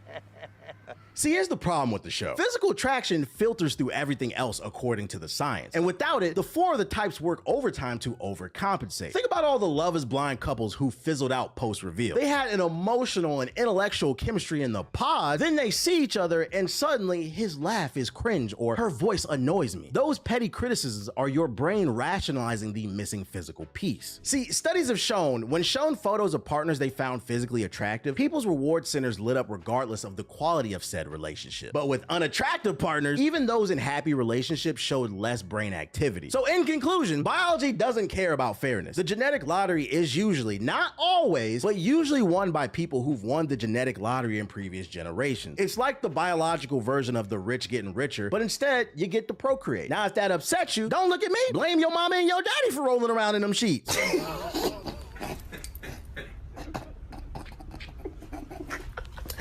Hey, hold on, this shit ain't funny. It ain't funny, but it is. So then the question becomes, why do people lie about what they're attracted to? We all pretend we're deeper than what we actually are when it comes to dating, but the data shows we are straight up lying to ourselves. There's this social pressure to seem evolved, like we've moved beyond our superficial attractions, but dating apps tell a different story. Most people don't even swipe right unless the physical attraction is there first. And these people on Love is Blind show expect the viewer to believe that they're capable of shutting off thousands of years of evolution and hardwiring for our entertainment? Oh, please. Psychologists call this the social desirability bias. See, we report what makes us look good rather than what we actually do. We even lie to ourselves about our own preferences. A research team showed participants pictures of potential partners while monitoring their eye movements, and people claim they were looking at the whole person, but the eye tracking showed that most of their time was spent looking at that ass and them titties. And the funny thing is, when confronted with this data later, most participants denied it like, wasn't me. Here's the uncomfortable truth. We judge books by their cover far more than we would like to admit. But being honest might actually help us get better results in the dating market. That's why, in my opinion, nobody is watching Love is Blind because we truly believe that. People just love watching a good train wreck, and it just so happens Netflix owns the rights to one of the hottest at the moment. So with all the science out of the way, it's time to talk about whether or not Love is Blind.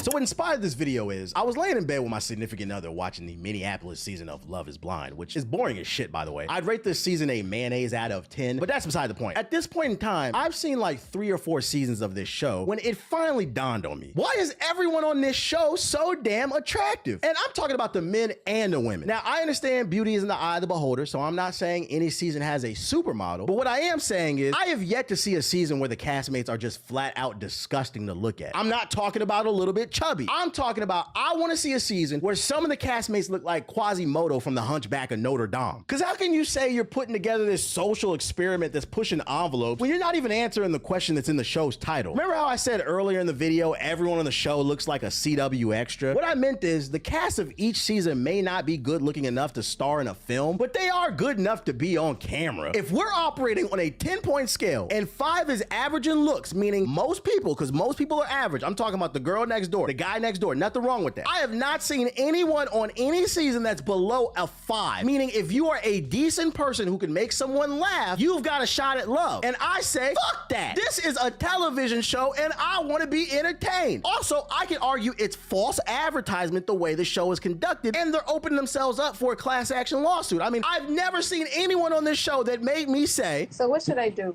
What do you advise I Buy a do? dog and die alone. it's easy to say Love is Blind when the two people who choose each other look halfway decent. I'm tired of that. I really want to test the theory about whether or not love is blind. I want to see someone who looks like that monster who was locked in the basement of the movie The Goonies. I'm talking about someone so ugly every time they appear on camera you shout, Mom atrocious. I want to see an episode where when they do the reveal, it's a big 600-pound woman who has to ride a scooter to her first meet and greet with her husband. Let's see his reaction then. We gonna really see if love is blind. I also want to see an episode where when they do the reveal, it's an unemployed 5'2" man with a receding hairline, a MAGA hat. He's an alpha male who watches the Fresh and Fit podcast, and the woman that's waiting for him is 6 foot. I'd imagine it'd probably play out like this. You know what, Lola? It's not okay. When you look at me, you see a little man. But I'm not a little man. I'm a big man. Maybe not here, but in here.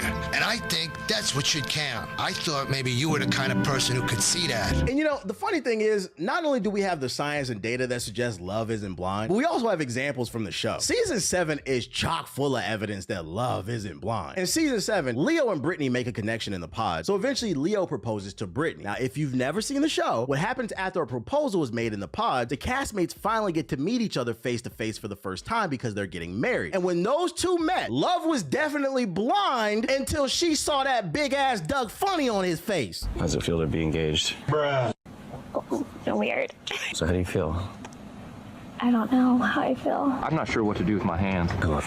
I don't feel ready to say that. This is uncomfortable. This is definitely one of the most awkward moments in my life. I honestly don't care if I spoil this for anyone because this is reality TV slop, but the reveal was so bad that those two didn't even end up getting married. That woman instead convinced him to take a trip off camera to Miami where she continued to finesse him out of his time and money before eventually calling off the relationship. Now, she claims in the reunion episode that they chose to leave the show and hit Miami because they wanted to do their own thing. But in my opinion, Leo is just a fucking sucker, and Brittany did not want to be seen with him, but she didn't have the heart to put a bullet in that relationship's head, so instead, she just let him bleed out. The second example I have for you is from season 7 as well. Nick and Hannah ended up choosing each other after dating in the pods, and these two were all the talk on social media during this season, mainly because of how toxic she was when it came to expressing herself, and because of how much of a mama's boy Nick was. What I felt like most people missed is that this couple proved love isn't blind, and it's mainly because it was so subtle. The first time these two meet face to face, Hannah disapproves of Nick's height. These two claim to have such a strong emotional connection in the pods, but the moment she saw he wasn't 6'4", she said, What the fuck, y'all? God damn! God damn! God damn! which, you know, side note, that was all Hannah's fault, by the way. That lady never once in the pods thought to ask what position Nick played in football. He was a kicker, for those unaware. Nick also never said he made the NFL. He just kept mentioning how he loved football and it was his life. His whole personality, it gave he peaked in high school. I mean, how is that your life if you're not making any money from football at 29? Shorty should have asked, are you a quarterback? You're a running back, wide receiver? That would have helped her better gauge his frame. His entire personality was giving kicker the entire time, but she didn't ask the right questions, which is strange because I think she was from like Dallas. I don't know. She was definitely a Southern girl though. The second example of love not being blind from these two comes during the reunion episode when some of Nick's castmates start snitching. It's revealed during the reunion episode that Nick was telling people behind Hannah's back that he thought she had a big back. And this devastated Hannah because on the show, she made it pretty clear she was insecure about her weight and her looks because in her past, she had been a little bit chubby. So imagine how she felt when she found out the man that she loved and had been laid up with was telling people behind her back she was a fat piece of shit. Now, the last example I have for you comes from season 8 of Love is Blind. Madison and Alex were talking in the pods, but ultimately it didn't work out for whatever reason. Honestly, I don't remember because this is the Minneapolis season, and like I said earlier in this video, I rate this season a mayonnaise out of 10, just boring as shit. Nobody has a personality. They all look alike. I don't know. Later in the show, it's revealed Alex found Madison on social media, and he instantly regretted his choice of not choosing her once he saw what she looked like. I get my phone back. The first message I get is from Alex. Yeah. And he's like, oh my fucking God.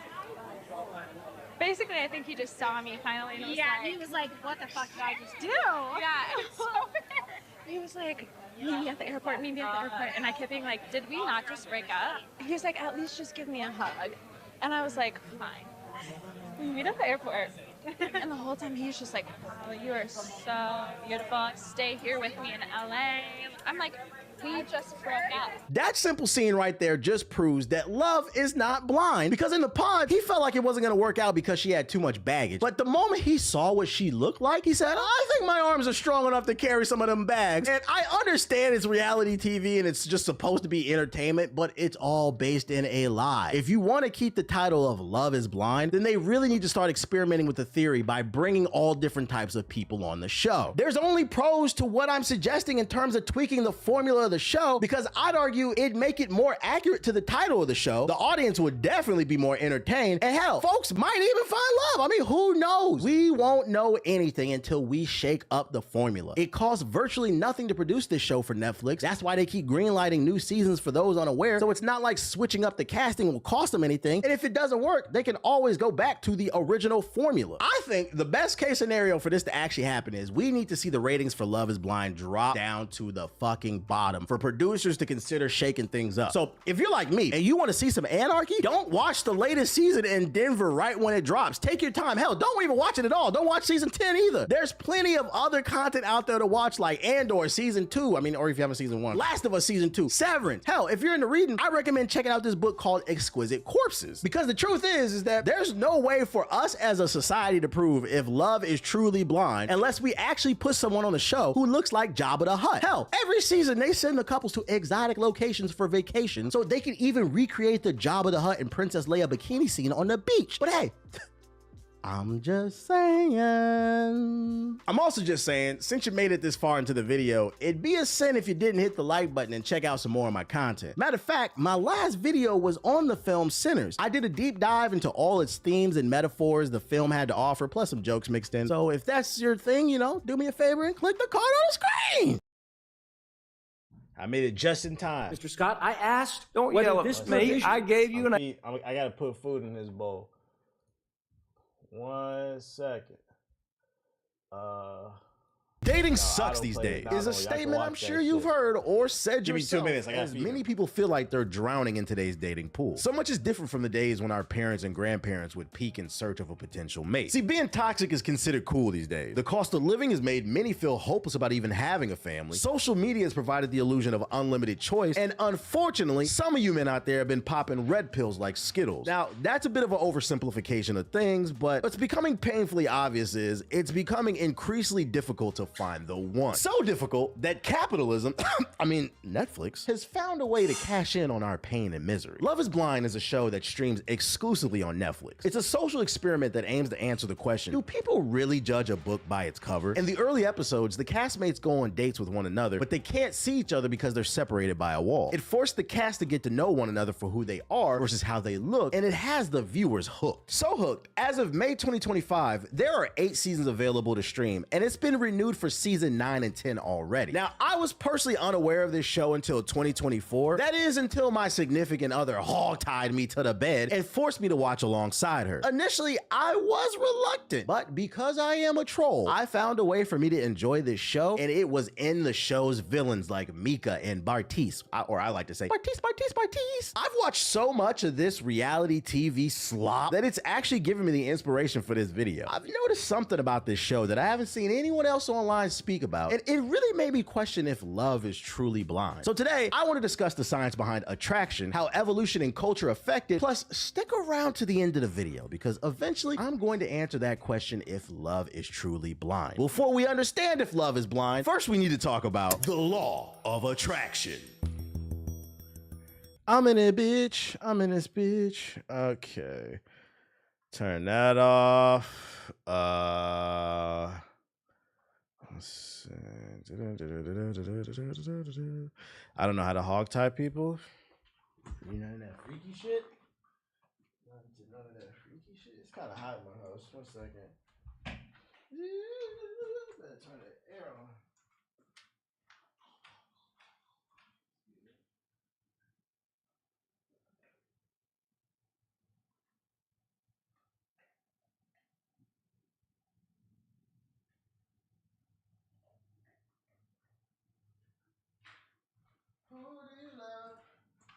All the above.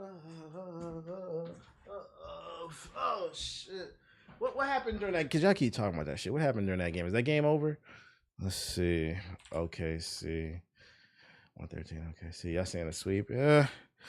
If they don't get this next one, the Timberwolves, yeah, they might be cooked. They might be cooked, man. Let's see. Next. I gotta watch the highlights of that. Let's see. Tomorrow they play. So they didn't play game 2 yet. The Pussy Chat joke on the Love Is Blind video has me dying. Somebody gotta do it. I appreciate it. You gotta add that Cap song to the soundboard. Cap. Thanks for that video. I've had the same issue with the show. Like, why is everybody at least somewhat attractive? I seen somebody leave a comment on there that said I deleted my Hinge app because of this, man. You made me realize I need to look better. Like, that was not the intent of the video, but I guess. Oh shit. Let's see. Xbox app.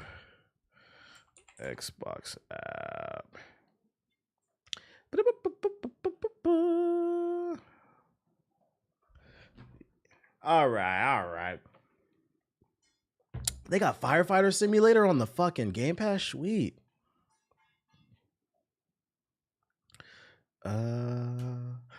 All right, guys, in the YouTube chat, quit arguing. Be nice. I don't use dating apps anymore. Yeah, when I read that comment, I'm like, why are you on the dating apps in 2025 anymore anyway? Like, that shit has been proven it don't work. The problem with dating apps is they're not designed for you to find love. That's why every dating app, whether you're on Tinder, Hinge, Bumble, whatever, they have these premium versions because the goal is to keep you on the app, to keep you swiping. Like, think about it. Why would they want you to find love? Only type of people on there are the lowest of the scums of earth. Yeah, you get on it, book.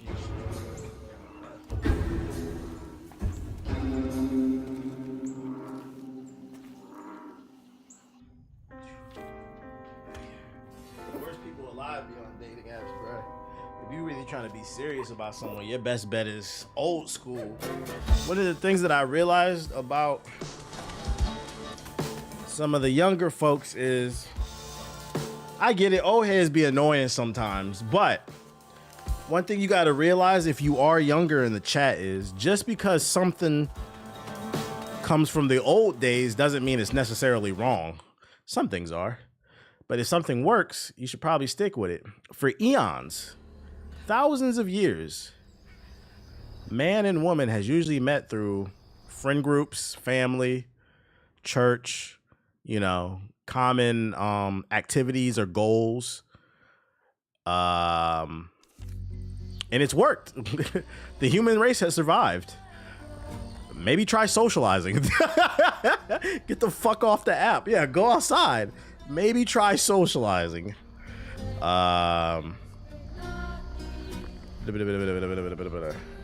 There's a reason why cliches exist. Yeah. The younger generation, you take from what the older generation worked and then add your own flavor to the mix. And that's how you get it popping. Oh, I remember, I gotta win this fight. I gotta lock in. I remember I quit this shit because I was like, I wasn't in the mood. So where we last left off playing this game, Granny is a little sus. So she under investigation.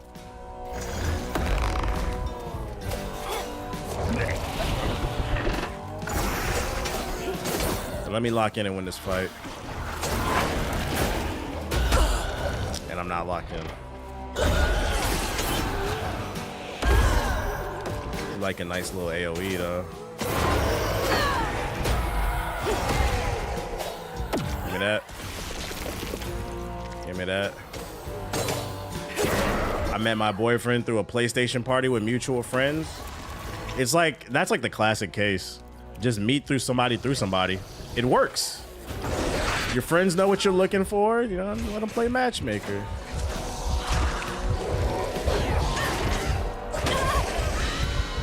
Just don't be making your friends look stupid if they stick their neck out for you.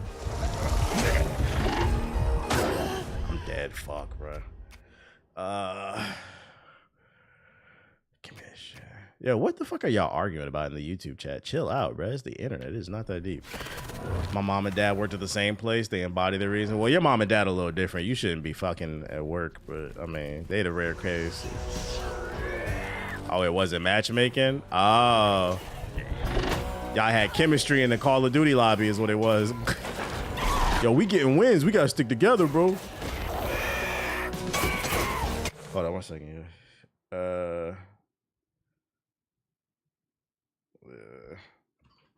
One second, yeah.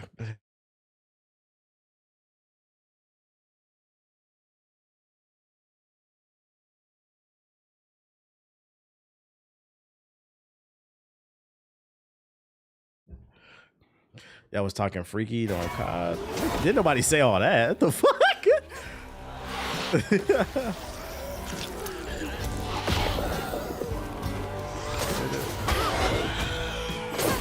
I met my wife at my homegirl's birthday party.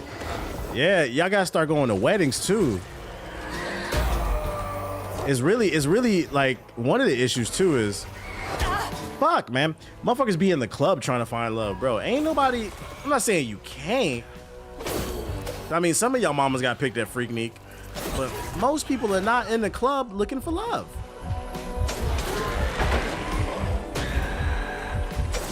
You gotta go to your friend's wedding, your man's wedding. That's where they be ready. Look for the ones throwing the flowers. They be high already.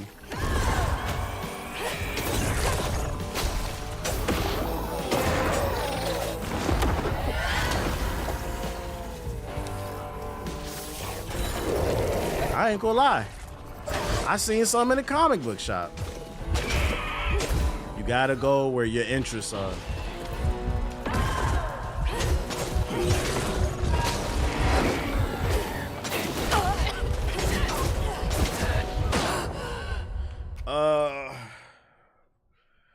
All right, bro. Difficulty spike. Here we go. This is the reason TBH be side-9 in the YouTube chat. Yeah, I'm not gonna lie. Like, Loco Cypher, let it go, bro. I'm specifically telling you. You're the only one I see in the chat dragging that shit, and I'm tired of seeing your name bitching. You talking about his love is blind, bro. Stay on topic.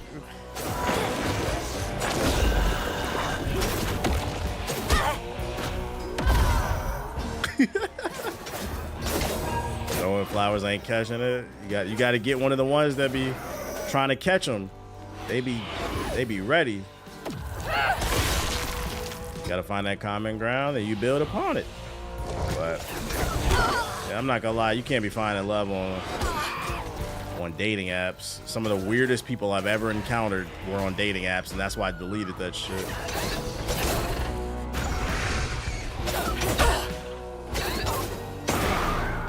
TBH, that's you? Well, what I know about women, nothing according to you. Nothing according to you. I had I uploaded a clip from my stream where I was talking about stop being weird on dates and asking women what they are. And that shit got taken so out of context. And like half the comment section was like, he doesn't know what he's talking about. He don't get no girls and all that other shit, bro. I'm like, I guess, man. The guy in a relationship, in a happy relationship for the last 3 years, I guess. I stand on what I said. Don't be on no date asking no girl, what are you? Now, if in conversation, ethnicity or background comes up naturally and you talk about it, sure. But I was specifically talking about weird ass niggas that be like, oh, you're exotic. What are you? I'm still on just chatting. You should not do that, bro. You are playing a dangerous game. Let's see. Yeah, let me change the game to South of Midnight.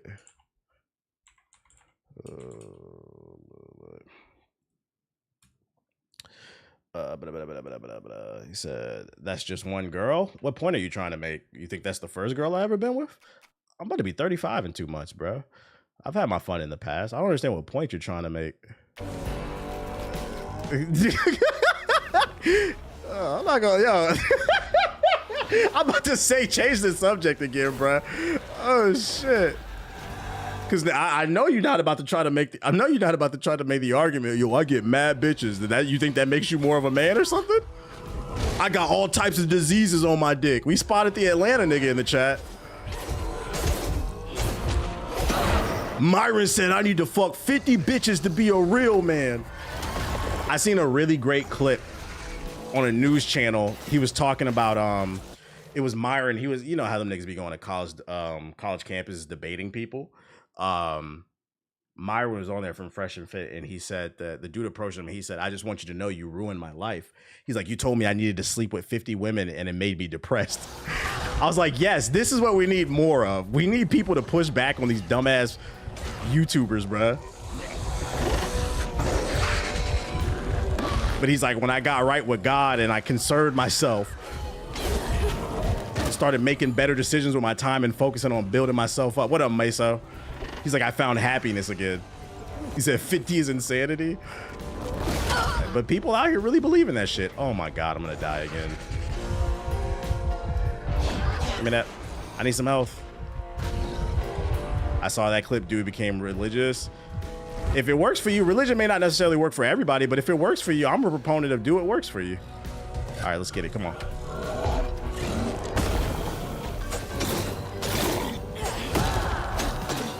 Do what works for you.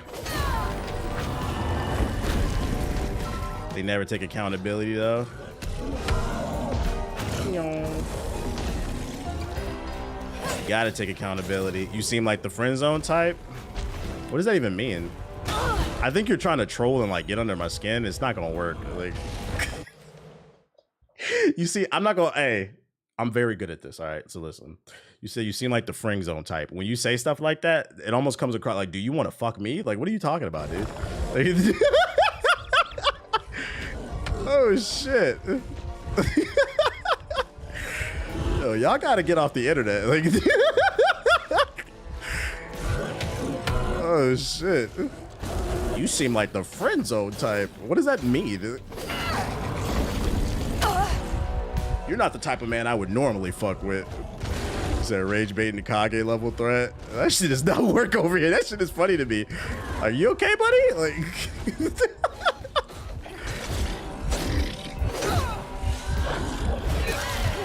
oh. All right, this is the one. This is the one. This is the one. Give me that. There we go. I'm a proponent to do what works for you. I think religion has been demonized. Obviously, there can be toxic people under religion, but I think a lot of people would actually benefit from religion because it gives you a lot of rules to live by, and a lot of y'all are living lawlessly. And then obviously, if it doesn't work for you, that's cool. But I'm a proponent of do whatever works for you, as long as you ain't harming nobody. This nigga lame and got a up. Yeah, right. This nigga. Hey, look at this nigga, bro. He came from a 2-parent household, bro. All you need is one woman. Multiple women is a waste of money and energy. Daddy barely got out of bed or washed. It's not that fun. Laurent had to catch their dinner or go home. I've had times where I messed with multiple women. All it did was get me in trouble, bro. It's a waste of time. If you got one that's cool and she loyal to you, you know, You had to grow up. be cool. Like, you're not gonna feel it's kind of like the argument of like, do you really need $1 billion? After a certain amount of money, when you're secure, like you have a shelter over your head and you have food and you're like comfortable, how much more money do you really need? Like, how much more pussy do you really need, you know? Like, and if the answer is more, you have a hole in you. You have a hole in you. There's something else missing there, buddy.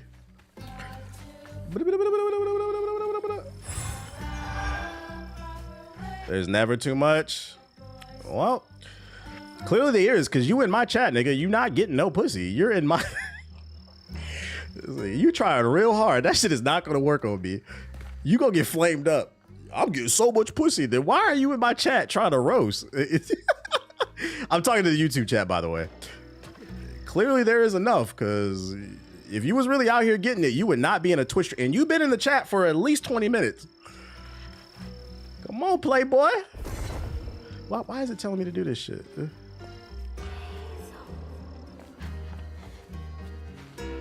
What up, Shoujo Queen? There's like a icon right here, but it's not letting me interact with it. So, oh brother, just ban it. I do it for content. It's for shits and giggles. I gotta stay loose, so I can't ever lose my shit talking skills.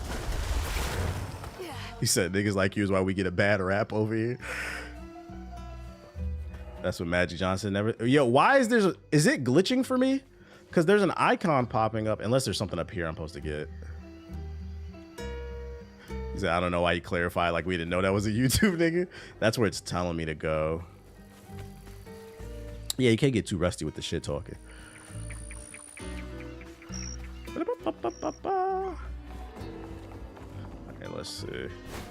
My thing is, if you want to troll, at least be funny. Bring something to the conversation. You don't get no bitches. That might have worked in maybe like 2010. Like, you look like the friend zone. That might have worked in 2009. I don't know, man. Got us with the multitasking skills. I don't want to leave this area because I feel like it might. It's a little story event. Can I activate it? Yeah, it works on insecure people pretty much.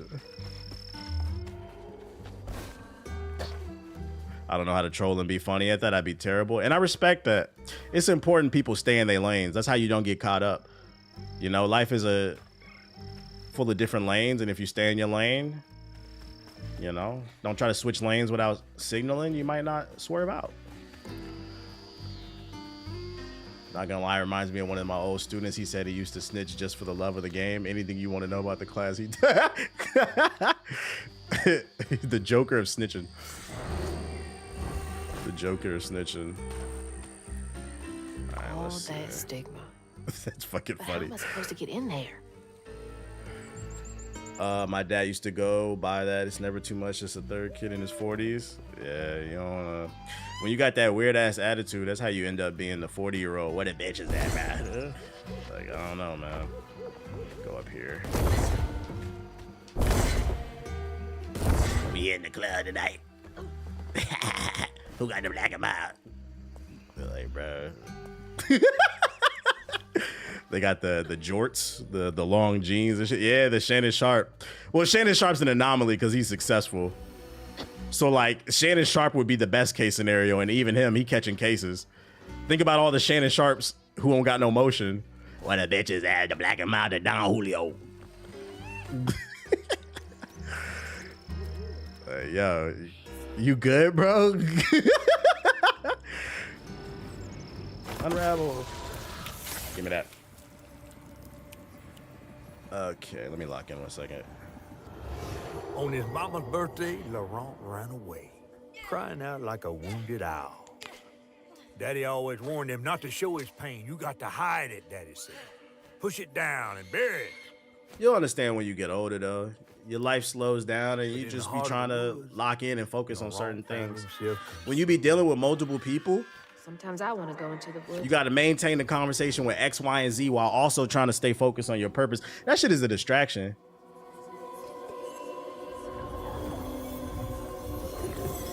They got the Drake Owl. TBH just kind of play like Kenna. I've been trying to avoid the gameplay. No, because Kenna plays more like a Souls-like. This plays more like a traditional like action platformer. I can see what you mean by like the art style, but nah. And Kenna's harder than this, I think. I'm playing the game on hard, but on normal this game's easy. And there's more of a heavy emphasis on story and music. Did I go in here before I leave?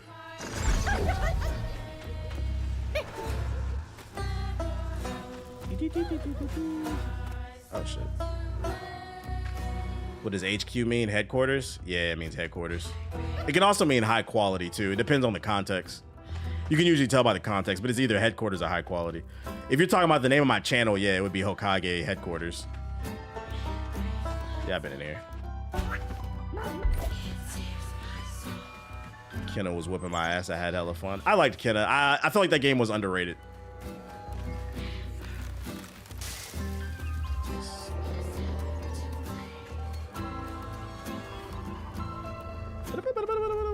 This chapter's music is good. It is. It is. All right, let me lock in. Do it too soon. Here comes the bullshit.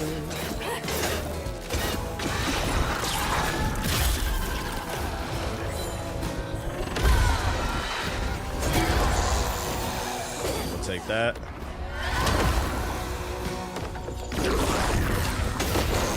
Oh, I was about to say that's bullshit if that hit me. Give me that.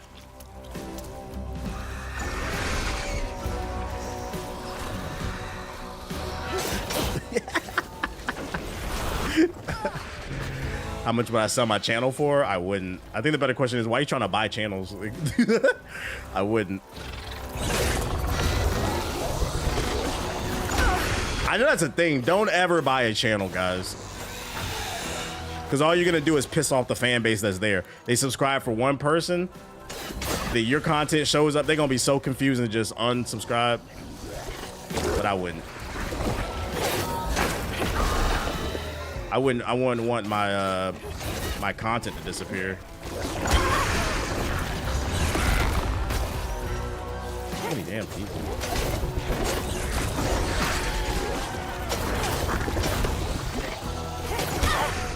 Bruh. Please, please, please. I'm going back to the Twitch chat. YouTube's wild. Yeah, y'all ran my mans out. Not you running away like a bitch. Give me that.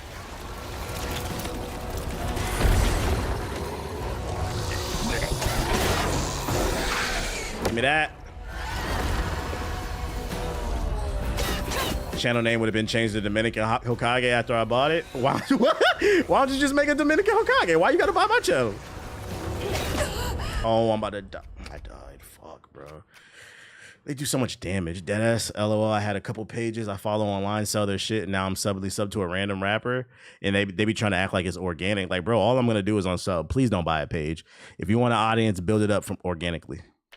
It takes more time, but at least reverse gentrification. At least you'll have a real audience. It's better to have 1,000 authentic fans than 100,000 people who don't know who the fuck you are. Next thing you know, your channel got 5,000 subs on it, and the 5,000 that stayed, they dead.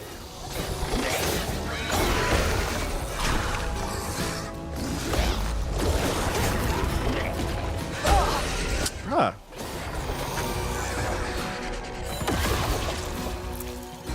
All right, give me that.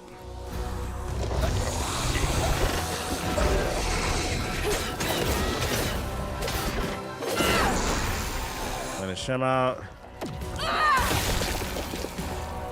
You would just be buying an inactive channel anyway? Pretty much. Yeah.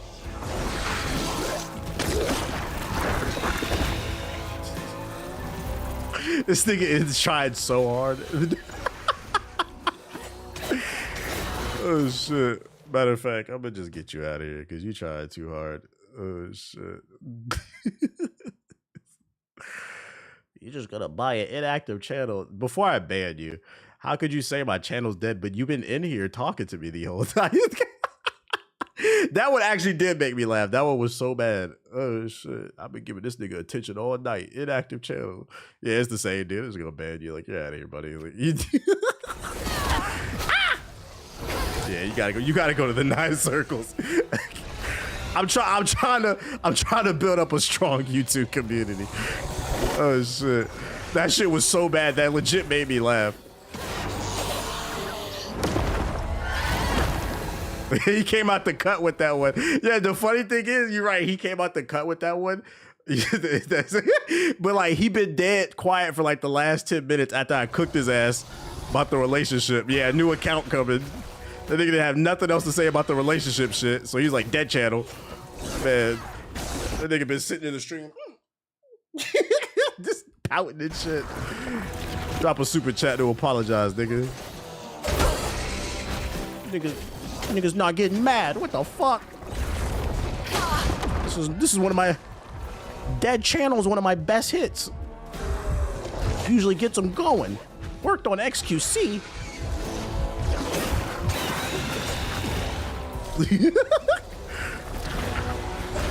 Niggas just playing this game, being happy. Do you ever regret getting a dog? I'm thinking about getting one. Nah. It's actually the opposite. I can't imagine my life without him at this point. Like, it's just part of my routine. All the extra walking, him being around. Like, when I came home from Malta like a couple years ago, my trip, he was staying with my girl. When I came home, he wasn't there. Like, it was weird. You just get used to them being around. he's still fucking annoying, but that's my guy. It is what it is. It's low-key a relief there. There's more benefits than oh my god, I'm gonna fucking die. Fuck. There's more benefits than like negativity. Freaking you never regret having something you love. Yeah, something like that. What was I about to say? But I was about to say something. I don't remember. I like dogs, so. Oh yeah, like there's more benefits than not. Like, you know, when you're not like when you're not in a good mood, Aki supremacy, right. When you're not in a good mood, like your dog can tell. Nigga be trying to like make little jokes and shit to cheer you up and shit. They can tell. There's more benefits than negativities. The only thing is like it's an extra mouth to feed, but you know. Get a Costco membership, $30. Get the Kirkland signature dog food. Costco's name brand is made in the same factory as all the real name brands, quote unquote. So Petco, they be charging like crazy.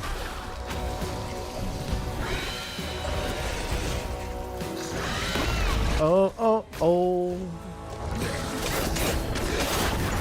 I don't think the combat in this game is bad. I do feel like the fights drag out though, for what it is. If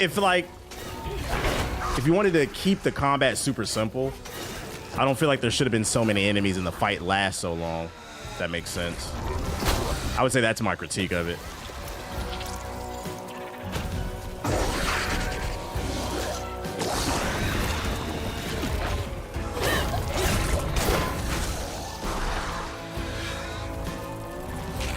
Big dog beds too.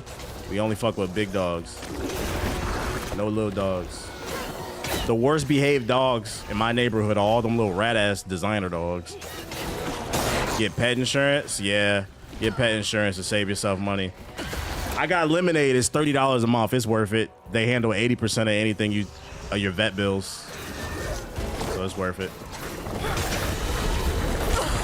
Oh my fucking god, dude!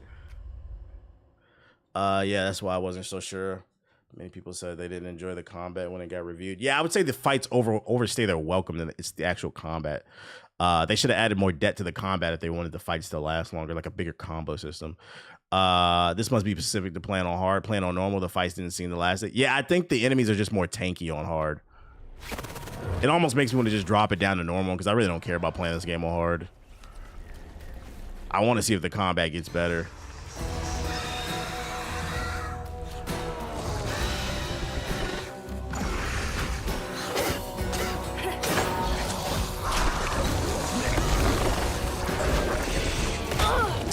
God, bruh. Ugly ass chihuahuas. Cats are not my cup of tea, but to each its own. Do you get bonus loot? That I don't know. I heard $30 Costco membership is on sale. Where you hear that from? I ain't hear that one. Where you hear that from?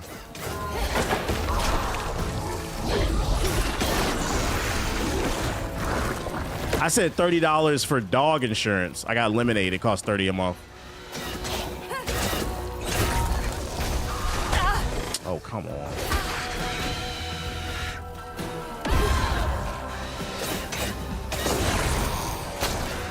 Can I get the drain?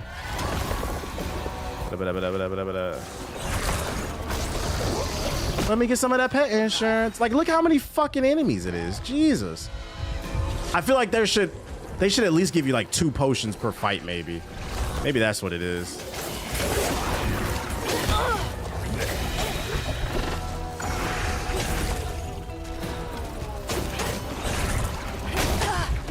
Might be because the game is. I'm gonna die again. This is great.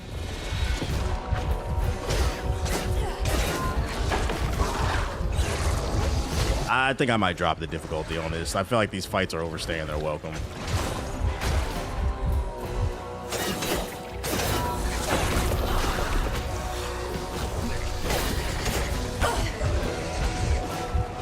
Does Lemonade only cover dogs? I think it's pet insurance, period. I think cats too.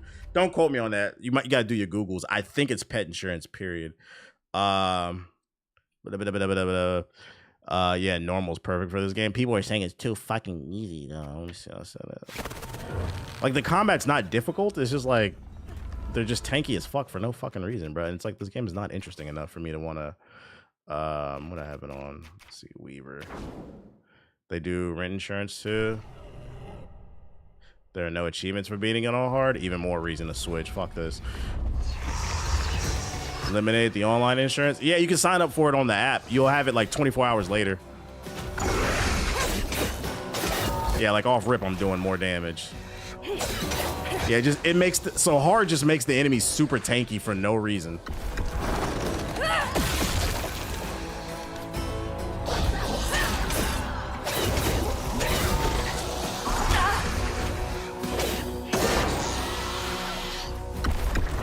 Give me that.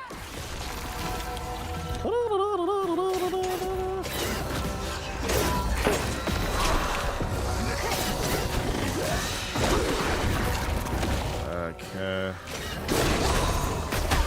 Ow, ow. There's cameras all over the place. Lemonade's not accepted in a lot of places for some reason. Really?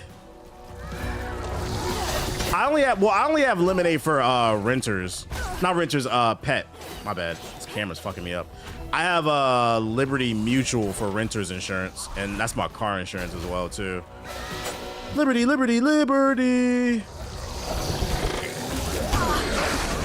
Type shit.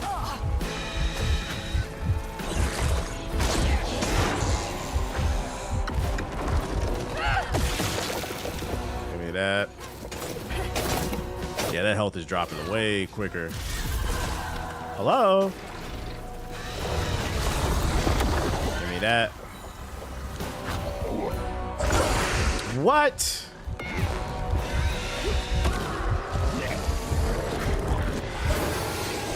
me that.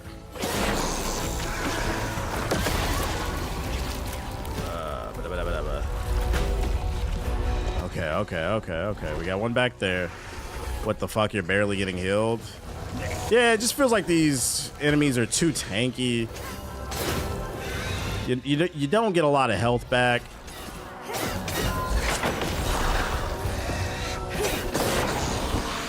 Give me that. Maybe that's an upgrade I can get eventually.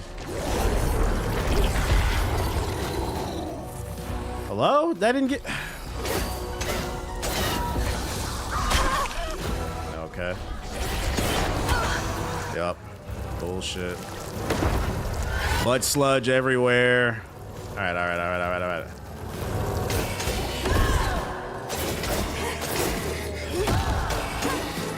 Pull out all the stops.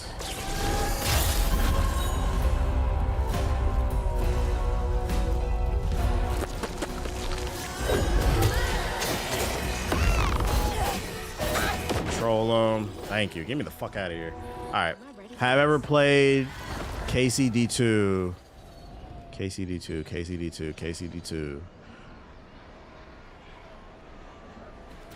What is KCD2? I'm old. What I tell y'all niggas about these acronyms? Kingdom Come. Oh, no, I didn't play it. I'm not into the medieval shit. There's exceptions here and there, like with like The Witcher, but that's usually not my cup of tea.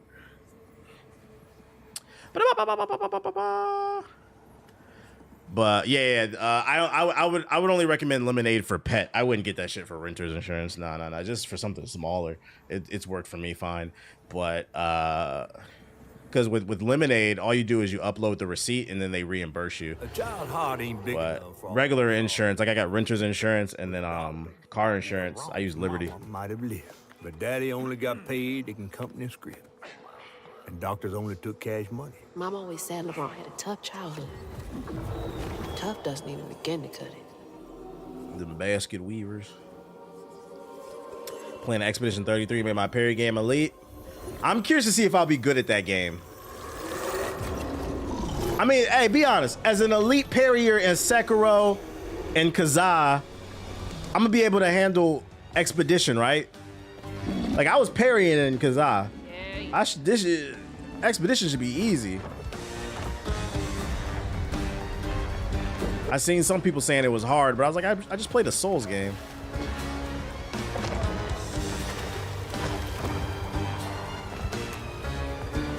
It's hard. You're not an Elden Lord though, Cammy, so of course it's hard for you. Do I think Spec Ops The Line is slept on? Absolutely. Absolutely. And then the game just got delisted too.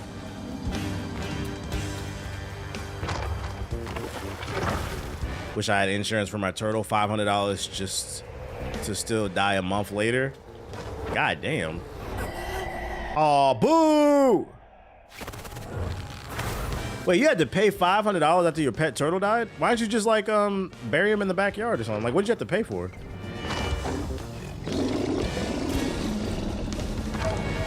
You'll really like the parrying in it? I'm curious to see if this story is really as fire as everybody says. Ethos tweeted out Game of the Year. I don't think anything is going to beat it. What up, fresh boy? I'm enjoying it too. I'm curious to see. I'm like, damn, it's like that though? We talking like Mass Effect levels of good? My dumb ass.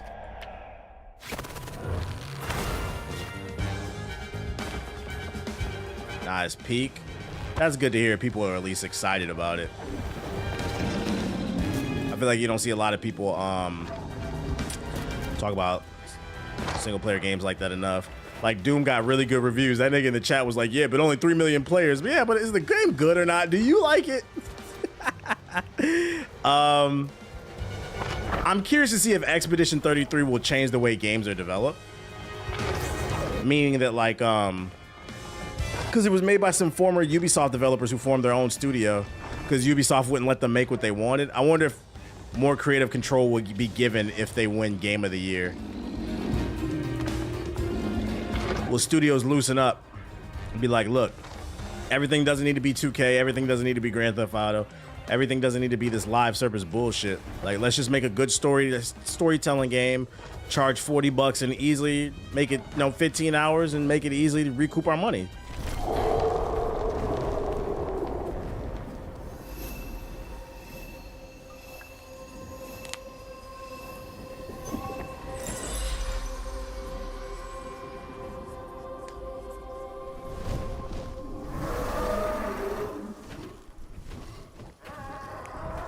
Everything don't need to be Fortnite with a battle pass. I'll be battered, fried, and dipped in grits. I just seen a Rougarou. That's Laurent. Well, best not run into him again. We'll find Molly another way. No, I need to reweave him like Benjamin. Yeah, I like the metaphor. You said it's 33 times better. Sheesh. Laurent ain't some kind of tree or big gator. Bunny said. Bunny, with her newfound kindness, sending you after a Rougarou to find Molly. A little odd. Spit it out, fish. Look, the whispers. That felt like a slur the way she said fish. Dark magic. A corruption sprouting from her house. She might have her reasons.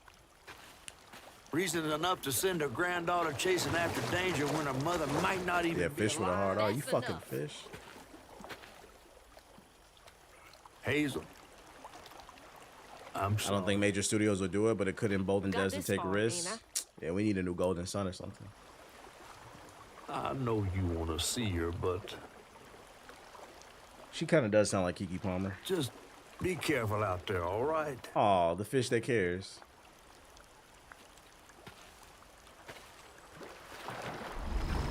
He said, I can only watch you from the river. Once you get on land, you're on your own. It's telling me to go there, but we gotta explore. Make sure we don't miss no candy. Oh, matter of fact, upgrades. 195. Netflix weave damage. We'll take that. I know Ubisoft mad about Expedition 33. No, they not, because they never wanted to give it a chance. They're such an arrogant company. You'd think they would want to go left, but nope, they gonna go right. They gonna go right. Piece of candy. Ooh, the music is mad dubious right now.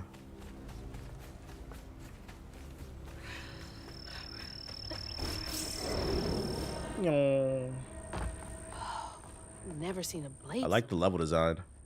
Might come in handy with these roots. Yeah, Japanese companies are very stubborn. Well, Ubisoft's a French company. But to be fair, what you said, it still applies. The French are known to be very stubborn and arrogant. Dang it. Needs power. You think you can tell me how to make my art? In Assassin's Creed, I programmed the 3,000 polygons by myself.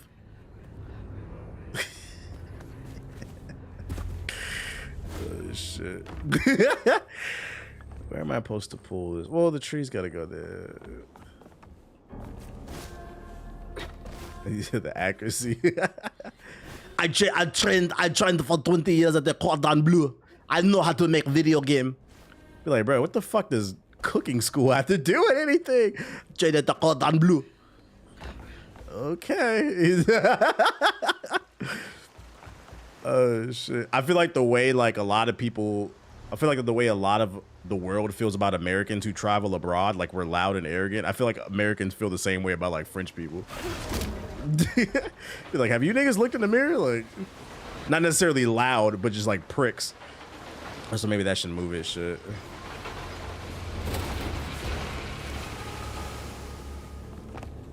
Okay, so that activates the saw and then you pull it. It's a time puzzle. Into the Cordon Bleu, cause I know how to program game. Don't tell me what to do. I made Assassin's Creed. That's pretty cool. Yo, shout out to Malcolm with the sub. Appreciate it. I gotta get through. Stand in the first rain making croissants because I know how to program Assassin's Creed. I'm going to Montreal with my wife. Let me stop. In Just Dance 2026, we're going to have revolutionary gameplay. We're bringing Meg Thee Stallion to the gameplay with exclusive DreamCon backdrop. If you pre-order, to pre-order Dance Revolution 26 to get the Meg Thee Stallion backdrop at DreamCon. Like, what are you on, dude? Like, what are you...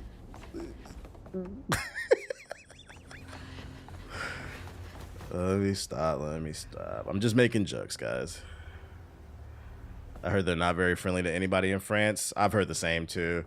I'm not gonna lie, like visiting France is not really on my bucket list. If I end up there, maybe, like, you know, might be taking a Europe train. Next couple of years, might be taking a Europe trip. Maybe like take a train there, like a couple days. But like, I don't really care to visit that place. Out here, so you a real ass nigga for that. Yeah, it's like low on the list for me. I'm not gonna lie. It's not really a lot of places I want to go in Europe, period. I just left a job with French bosses. Like, quick as how horrible it was. What's up, buddy? You okay? What a good guy.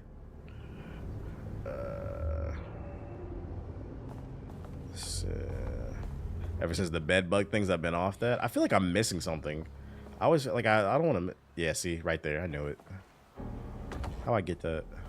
Oh, is that just a swinging point? Hello? I pressed the button. What the fuck? Most European countries aren't friendly to brown people. Well, to be fair, black people aren't really welcome anywhere. I'm not gonna put that on the Europeans. Like, it's just anti-blackness is a global thing. Like, I don't know if you notice. I know what I said. It might have been a little woke, but it's true.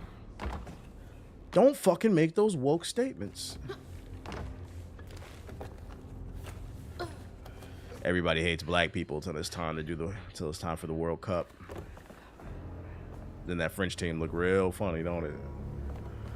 You know, like, this is the French team? Interesting.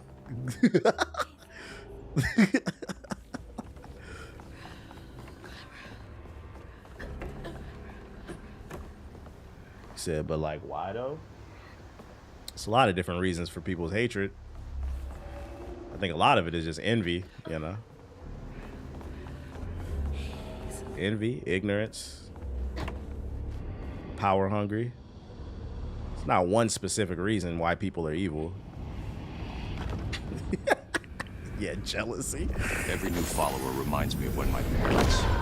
I mean, look at it from their standpoint, right? Look at it from their standpoint, right? At least in the United States. I can't speak everywhere else. Look at the United States. In the United States, we got a lot of bullshit going on with this administration. And black people have stayed home. We haven't really been at the protests. We decided that was your fight. We still over here learning new line dances, cracking jokes, having a good time. In the midst of all the turmoil, we still smile. So look at it from the standpoint of people who hate us. You would hate us too. We're trying our hardest to ruin their day and they can't. Like the nigga in the chat earlier that was trying to troll. Like, bro, you're not gonna ruin my day. Like, whatever. Boss to tell him all, but his daddy tried to stop him. And when his daddy saw the death of Laurent's pain, they want the spirit. They can't have it. Like literally, I had a lady the other day. I think she's new in my building. Hold on, let me lock it on. God damn. he didn't mean for it to go off. Probably. Didn't stop the bullet from punching through Daddy's skull, ending his life in a blink. With his daddy's blood dripping down his chin, Laurent couldn't hold his feelings. They hate us because they can't break us. Ding, ding, ding. Skin like feathers. That's a good way of putting it. His anguish seemed to lift him up into the air. The terrified sawmill boss drove away as fast as his fine car would go. Laurent flew after it, carried aloft by currents of his own torment. Oh my God. Laurent couldn't help it. That man orphaned him. I wonder if Mama knew Laurent's secret. I was gonna say, yeah, literally 3 days ago, I had a little racist encounter. Laurent may be a lot of things, but I think this lady's new in my building. Most of the people know me in my building. I live in a predominantly white neighborhood. There's literally only one other black person in my neighborhood within like a 1 mile radius, I think. And the funny enough, his name is Corey too. That's the funny part. But I had another like encounter this like 3 days ago. I literally was walking Aki. We coming back into the building and she was standing in front of the building. I've never seen this lady before. I see all my neighbors, so I know who they are. I'm pretty sure she was new. Older white woman, bruh. Freaking, I had my key fob and I put it on the door to open the door because you can't get in. Remember the nigga that threatened me like a month ago or like 2-3 weeks ago or whatever? And I said, you can't even get in my house. Like, you need a key fob. Like, what are you talking about? But anyways, I don't live in Orange County. That's too far away. But anyways, Aki's literally sitting there at the door while I'm opening the door. He's not bothering anybody. He's smiling. There's so many people in my neighborhood that are afraid of me and him. I think it's just because I'm black and I have a bigger dog. Because most people in LA have like little designer dogs. They just see a big dog. If you know anything about dogs, border collies are so friendly. They don't bite. The lady started screaming. I was telling my girl about it. It was so racist. It was funny. And so this to bring it back to the like, why do you think they hate us? That's why. It was so racist. It was fucking funny, bro. The lady started screaming in front of the door. She said, "Ah!" It was like a quiet one first, and then she did another one. She said, "Ah!" I swear to God, may God struck me down. I literally looked at her. Your dog doesn't look. Border collies are not intimidating. They're not guard dogs. They're literally sheep dogs. They just run around and play. But I think they see a black man. I got a bit of a muscular frame. I got some big ass biceps, big shoulders. They see a bigger dog than usual, and they just get scared, bruh. And the second scream, she said, "Ah!" And she walked like to the right away, like a block away. And she's walking away. I literally said to her, I said, "You're okay." I just laughed. I said, "You're okay." Like, that shit is so like, I don't even get mad at it anymore. Maybe when I was younger, that type of stuff would make me mad. I don't even get mad at it anymore. This shit's funny. Like, imagine being so scared of a black man and a dog. You walked a block down the street and started screaming, "Shut up, bitch." And I was telling my girl, I was like, those are the type of situations where I was like, I don't like to talk like that. But I was like, sometimes you got to call a bitch a bitch. Like, shut up, bitch. The fuck is wrong with you? So dumbass. You look crazy. Ain't nobody bothering you. I got the same treatment when I moved into my new condo in Foggy Bottom. People is weird, dude. So I just laugh at it and keep it moving. I don't take none of that shit personal.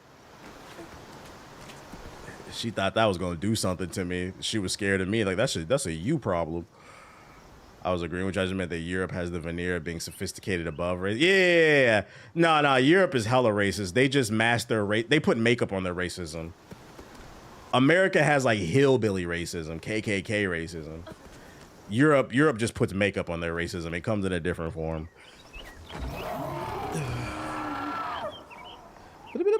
You said no, she's crazy. You know, it's crazy. You know, it's funny. It could just be she's crazy. My only issue is that it is a lot of known racist people in my area, so I don't think it was that.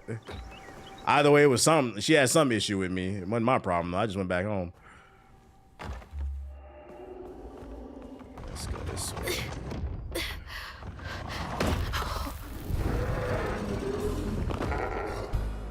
Laurent! Am I gonna have to fight him, Laurent? East Saint Laurent. I didn't mean to upset you. He looked like an Elden Ring boss. Stop! It's me! It's Hazel! You don't have to let this consume you. I can help you. Oh, Lily boss fight. Am I correct? Tennessee was the birthplace of the KKK? I thought it was Colorado. Or somewhere in the Midwest. Let me lock in. Hey, what is this music? Hold up.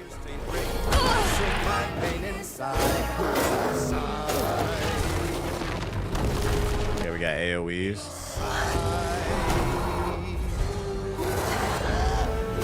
Okay, so you can stop his animation with that.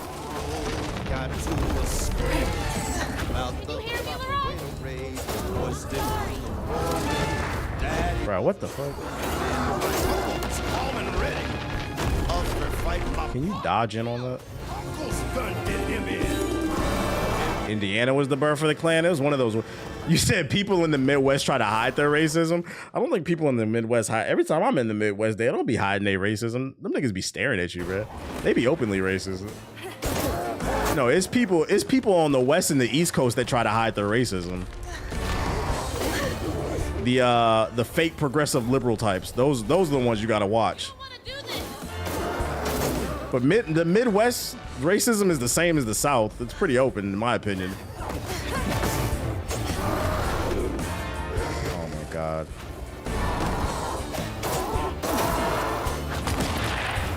Let me get that. Better get off my fucking lawn, bitch.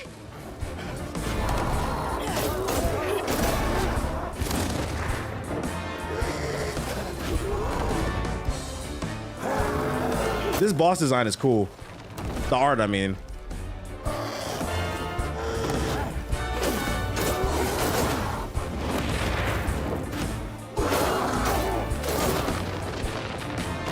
See, I think this is where like the game would benefit from a deeper combo system.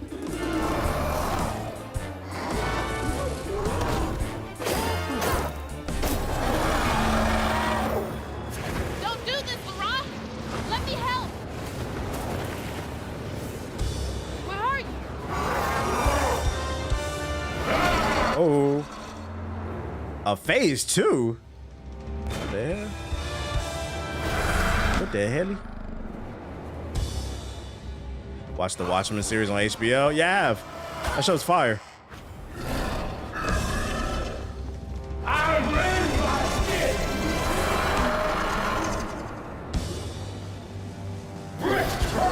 When's it my turn to attack?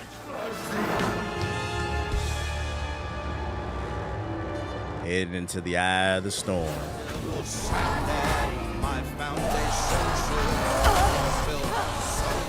They don't hide it all. I had a teammate in college tell me he would take a bat to my knee if I kneeled during the national anthem at a baseball game. What did you say to that?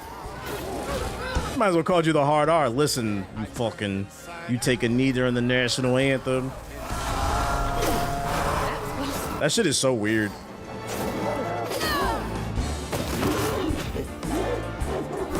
I will never understand people who dick munch the government. Like, you know, the government is here to serve us, right? Matter of fact, you don't know. That's exactly why we're in this situation. And then you sit on social media, specifically Facebook, because they don't be on social media outside of Facebook, and complain about the lack of government doing is because you don't hold your government accountable. You're a patriot. Just dick munch. Not gonna lie, I would do it to Smiley. Yeah, I'm not gonna lie. I'm an asshole. I would have tested that theory. But like, bring it back tomorrow, bitch. I would have tested that theory.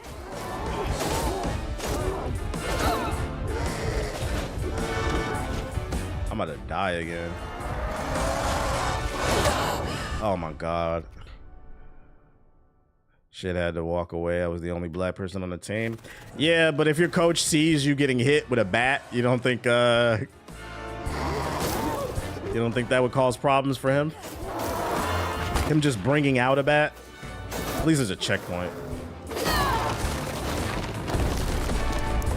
Yeah, that's a lawsuit. As I said, I would have welcomed that. Let's find out how much your family tree worth. I'm taking that trailer. That trailer you were supposed to inherit when your mama died from you. And I'm gonna sell it for spare parts, bitch. I don't even need it. I'm gonna take everything you worth for, all that tobacco in your house. Nah, they're naturalists, not patriots. Well, yeah, they don't know the difference. They don't realize the difference. Oh, come on. 3?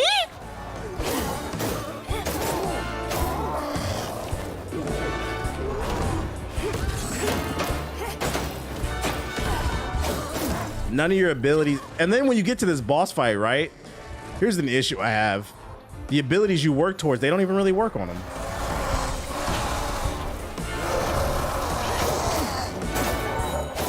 I can only use one ability. Rock, come on! Please! Just look for the eyes. Look for the eyes. All right, last round. Let's get it.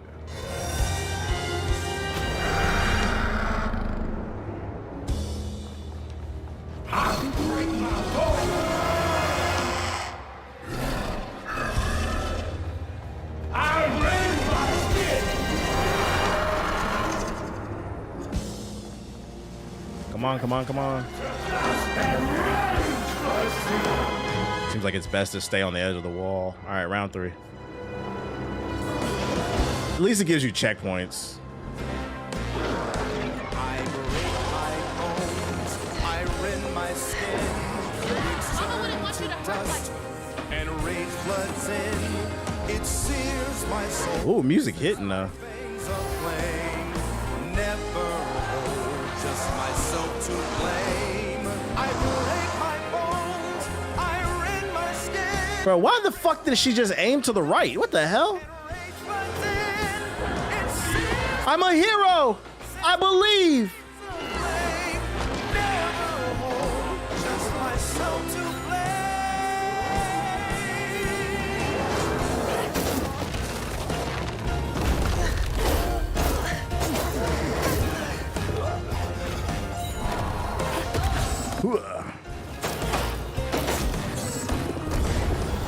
Bitch. Big achievement.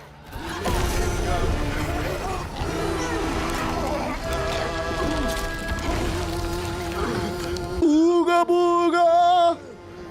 Laurent? Uncle Laurent. What happened? I know you had demons, Uncle, but what the fuck? You got mad. I tried to reweave you, but I think something went wrong. No. I love how her family members are birds. That's real. This is me. We all got birds in our family. It's been longer than I care to remember.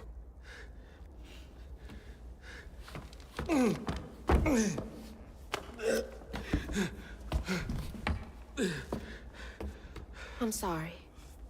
About what happened to you with your mom and dad. My mama died. It broke me. But when that man came... That's her mom's ex? Oh, I thought it was her uncle. My fault. I don't even remember it fully. Yeah, he's swimming. You about to drown. Came to, covered in blood. Haunted by what I had done. I can't imagine going through all this alone. Maybe it's just pain. How he managed his waves though when he was in his bird form? Did he have a do-rag under there when his spirit was contained? Try to keep it pushed down. I need to know the magic behind that. I don't want to hurt him. That's what I would have asked the developer. How did he keep his waves in his bird form? This nigga's different, bro. I remember her laughing a lot when you were around. She was happy then. I could tell. She saw me too. Says magic. I felt laid bare. Scared me. Scared you. Black Spent magic. ages hiding this shame and hurt inside. But then Lacey saw me. Flaws and all. She still cared. She still tried to look out for. She tried to save me. Felt like juggling broken glass. I was just so scared I was gonna mess things up. I just pushed her away. I think that hurt her more. I know.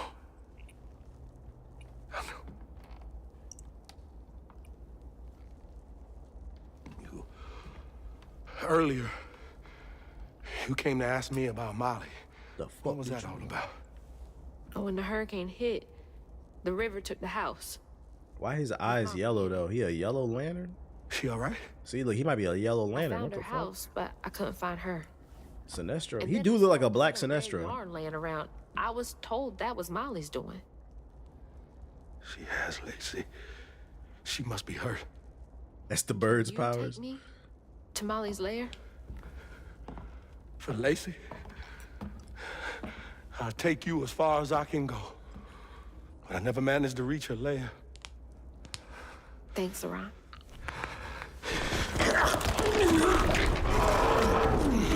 That shit sound painful, bruh. I appreciate you. that shit sounded horrible, bruh. What kind of transformation? That wasn't like a Power Ranger shit, right? Triceratops! That nigga said. I would have loved to been in the room when they recorded that voiceover, bruh. Hazel shit. about Molly's whereabouts. But mentioning Lacey stirred him up. Turned him. That nigga threw up in his mouth before he transformed. Hazel was shocked to see Yeah, you can hear the bones breaking. transform him into a creature. Using her magic, she reweaved Laurent's old wounds, bringing him back to his true self. But the guilt and shame would take its own sweet time to fade away. Game gets a lot better from here on out. The game's been fine so far. Together, he and Hazel. I do agree with the combat stuff though. I think that's my main critique of the game. Even a giant It should have been deeper. seemed unsure he could take her all away. Chapter 8. How many chapters y'all said it was? Thanks for the ride. See you around. 14. Oh, we're almost done with the game. Molly's up there. I could probably beat this by tomorrow. These hills won't stop me. Just hold That on. lighting in that section was gorgeous. The chapters are smaller too. Oh, so the chapters are smaller in this section. Gotcha. Gotta check for the candy though. Gotta check for the candy though. Gotta check for the candy though. Alright, we're going this way. Skirt, skirt, skirt. Do you guys know the way to the witch's nose? Is that a wind tunnel? I can finish this game pretty quick, pretty soon, so y'all can stop bugging me about fucking Expedition 33. And let me tell y'all something. When I boot up this Expedition 33, this shit better solve all my problems. It better make me run faster, jump higher. It better improve my financial situation, the way y'all talking about this game. I thought Doom was next. Nah, most people want to see me play Expedition. I can put up a poll, but I'm pretty sure most people are gonna say Expedition.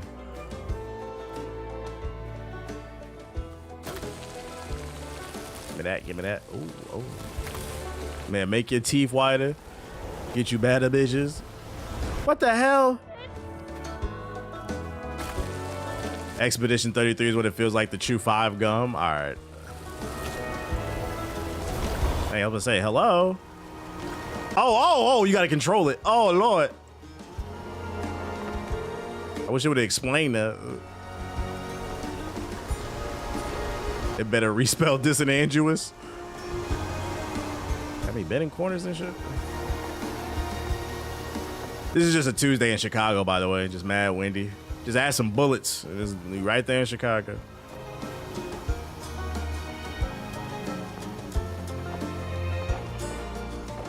All right, when's the win stream over?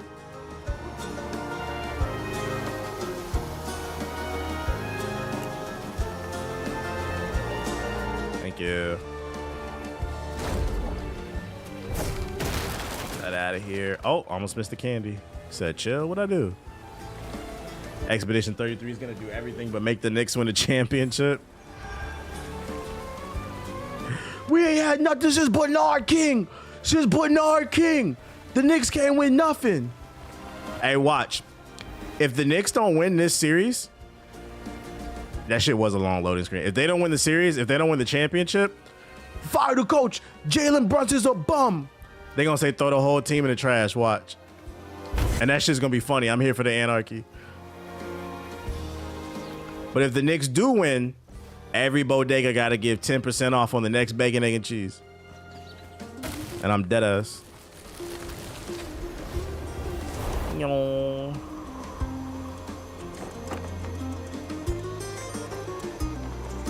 Skirt. I think I'm getting the hang of this. Yeah, Ben got the hang of it. When is it over?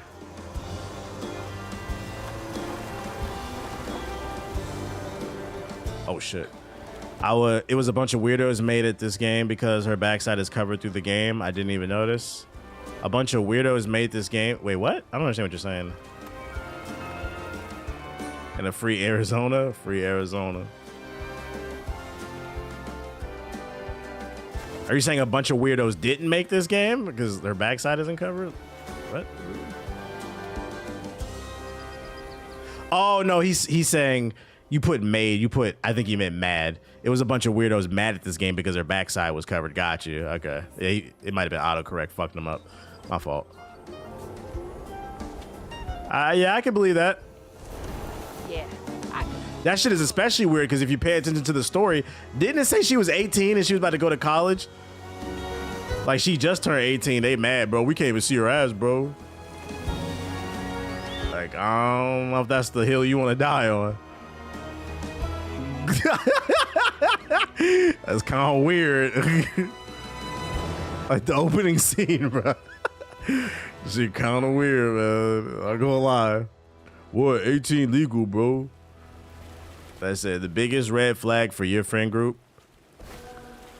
If you got a dude in your friend group that knows the age of consent in every fucking state, oh my god.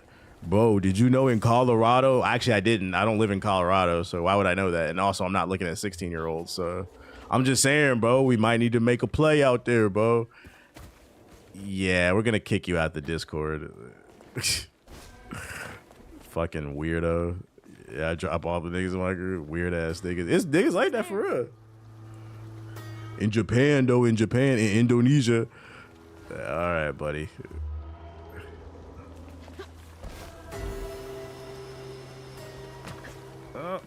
Gotta start calling that shit out. Make a play, fucking shit. Motherfuckers be talking like that, bro.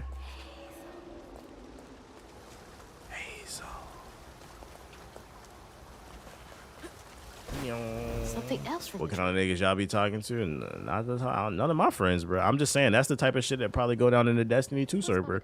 The Destiny 2 Discord. Let me stop. That shit go down in the fucking VR chat Discord, bro. Always bring a first aid kit. Wish I didn't have to. Yeah, the Pokemon Discord. These kids need more than a Band-Aid can fix. That's deep. Something's gotta change. Jolene said she might know a way. Someone outside the system. Those poor kids. They should have had more than a colorful bandage to comfort them. Mama I came to the conclusion that 80% of motherfuckers can't get any coochie without manipulation and lying. That's real. 80% can't do it without manipulation and lying. And another 10%, y'all ain't gonna like this one. And another 10%, y'all can't do it without fucking people being under the influence. That's another conversation. I seen a video. This is how I know I'm getting woke. I seen a video in my algorithm, not my main account. It was it just posts random videos on my algorithm. But the title was something along the lines of when niggas learn the the weed and alcohol method or whatever. And the gist of the video was just like, dude, I clicked it because I was like, what the fuck, nigga? He was just talking about smoking chicks out and shit. I'm like, all right, bro. Do y'all understand what y'all discussing? You got to get people intoxicated to have it. Okay. You got to stay away from people like that, too. You got to stay away from people like that. Yo, this music hitting though. Yeah, that's nasty work. Cool, but honestly, there's only one ideology I resubscribe to, and that's Sonic's BBC. Like, it's one thing if you smoke or drink and you know, you at a party and you having a good time, but like you going out of your way specifically for those results, it's a different conversation. That's that other shit, bro. You gotta check that shit. That shit is weird. Like, we just making content about this, huh? Okay.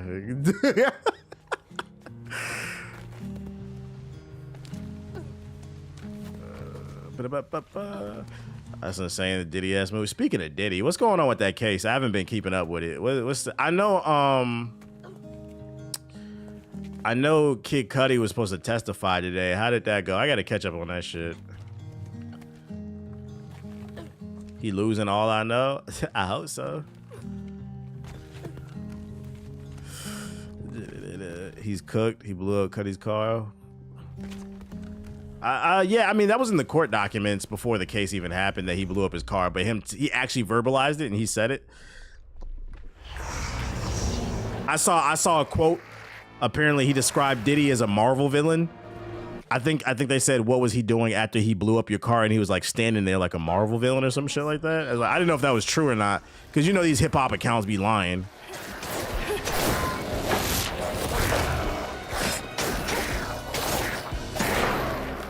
I'm not gonna lie, that's a funny quote if it is real.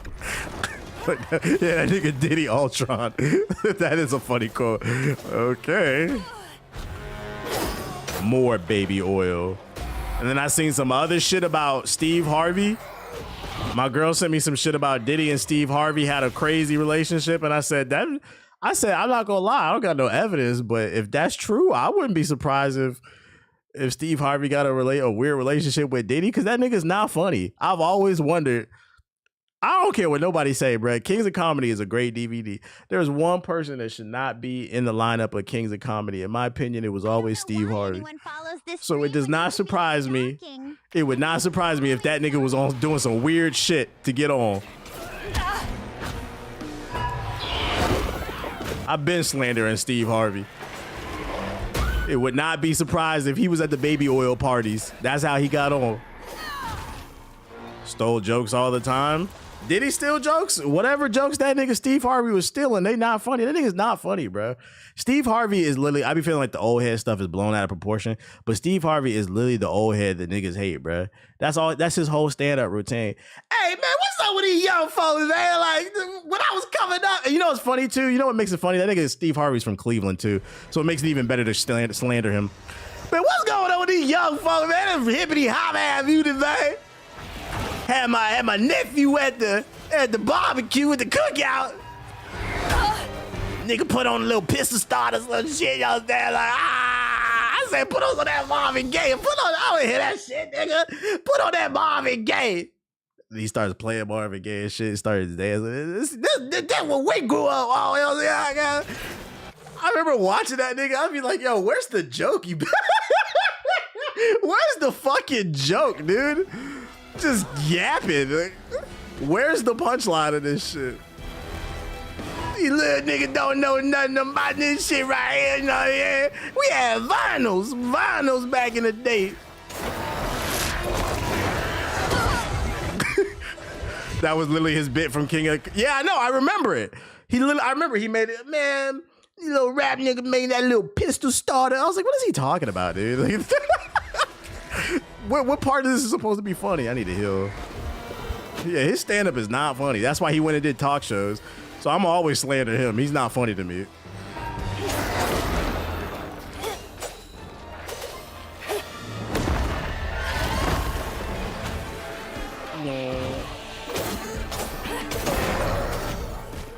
So when the news came out, when I seen that he had some allegations against him at the Diddy party, I said, I'm not surprised. If it turns out to be true, it makes sense how he stayed at the top because he is not funny.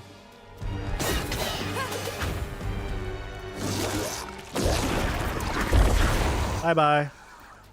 Give me that. How you write a relationship? How you write a book about relationships and you cheat on all your wives? That was a dark time, bro. That little 5-year stint. That little 5-year stint where he was doing all that relationship shit, that was a dark time for black men. Because that nigga was running his mouth about shit he knew absolutely nothing about. And motherfuckers was believing it, bro. If you don't shut your butt. Steve Harvey looks like a fucking Diglett, bro. That nigga looked like a Diglett with a mustache. Hey, y'all want to hear Diglett tell a joke? And this nigga ass catch him, right? Ass catch him, man. Nigga was been misty. I said, man, we gonna give me some of that Don Julio. I'm being evil right now. Let me stop. This shit being for real, man. Mr. Potato Head. That nigga look like a Diglett with a suit on. You said that impression is spot on because I'm a fan of comedy. I just never thought he was funny, bro. Back in Cleveland, yeah, we'll take that shit back to Cleveland, nigga. Go hear that shit. Let that kid out here. Again, his security guard fucked his wife. And you a cuck. That's crazy. I gotta do my research on the Diddy shit, though. That's fucking funny, dude. I'm crying. Pull up a picture of Diglett from Pokemon and then Photoshop a suit on him with a mustache and tell me that's not Steve Harvey. This my nigga Steve Cedric the Entertainer. The one thing I will give Steve Harvey is I did like the Steve Harvey show. The Steve Harvey show was good. But also in the defense of the show was good because it had nothing to do with Steve Harvey. It had writers. That's why the show was good. But like his stand-up comedy is basura.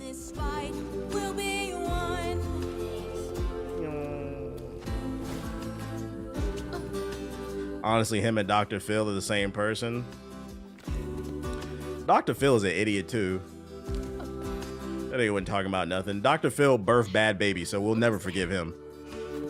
Now we have to listen to that dumb shit every once in a while.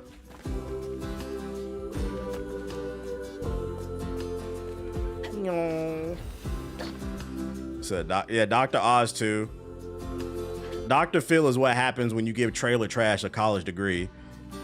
And then Dr. Oz is what happens. Dr. Oz is just a fucking idiot too, bro. Like that nigga's a YouTube doctor. Like I'm talking hot today. That nigga's a YouTube doctor, dude. WebMD had us. So I don't hear that shit. Niggas buying books. If your mother or father, any of your family is buying books from Dr. Oz, they're done. They're cooked. None of them were real doctors, but they got TV shows. Not real doctors. Exhausted, Laurent got Hazel as close to old Molly's lair as he could. But with her growing... Also, Dr. Phil is a bitch, too, because he's a flip-flopper. The only reason he supports Trump, and he's on record saying this, because Kamala Harris wouldn't come on his show or something like that. So he was like, I'm supporting Trump. I'd be like, all right, you beanhead ass nigga. Like... Bro, if you don't get your ass on, give you some attention.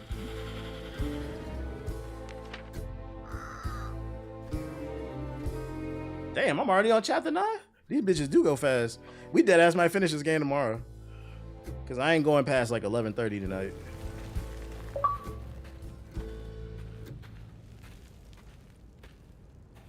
Man, back in my day, the women was trimmed. Why do people resubscribe to the idea of Shadow having a BBC? Only Sonic wields that. Yo, shout out to DJ Skittles with the sub. Appreciate it. Chapter 12 is the best. Yeah, that was a quick ass chapter. Gotta go that way, so we go check this way.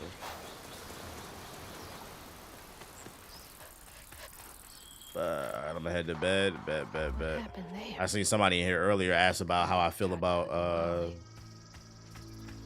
I'm coming for you, Mama. Kevin Hart. He's not funny either. I'm not gonna lie. If Kevin Hart and Steve Harvey did a tour together called The New Kings of Comedy, and they were the headliners, it would be the worst selling DVD special for comedy of all time. It would not. It might sell tickets because some people think it's funny, but that DVD would be a horrible stand-up. Like if it was a Netflix special with those two, that would be the most unfunny Netflix special ever. I can see it now. Them two niggas on stage. What's up, Kevin? Hey, man, you know, you're a little bit younger than me, but you still up there, man. You, man, when we was coming out, this shit was just different. These young niggas, all they want to do is shoot and listen to basketball and shit, man. And then Kevin Hart, yeah, I remember Steve, man. Remember, man. I just be feeling like these new rappers be coming up short. They coming up short. That's why I don't really fuck with them. I mean, like, I fuck with Uzi because he from Philly. I'm from Philly, you know what I'm saying? But, like, a lot of this shit coming up short because I'm short. You get it? Chocolate drop. Boo, boo, boo. I woke up the other night because I thought, oh, what I'm saying, man? Someone voice in the house, it's just me and my cat. This is why I could never be like mainstream Hollywood. Like, I don't have it in me to act like I like people. Have you ever seen Ali Sadiq stand up? They're all on YouTube. They're pretty good. No, I've never heard of him. What kind of jokes he be telling? He was talking to some little guy. They both looked at me. I blinked and the little guy was gone. But I saw this Prince. I need to stay lit. Frying the shit out of Steve. I knew cats talked. Steve Harvey, Kevin Harry, and Gerard Carmichael are not funny. Mexican got on boots. I don't know that dude. I've seen Gerard Carmichael. I didn't really think he was funny either, but I don't really have anything. Who's new? Who's hot? Who's new? Who's hot? I feel like it's been a while since I've seen a good stand-up. Grown little man to laugh in my pain was funny. I stand on it. None of his shit was funny to me. The only compliment I'll give to Kevin Hart is like he's created some good memes. But like I couldn't tell you a Kevin Hart like bit like a stand-up.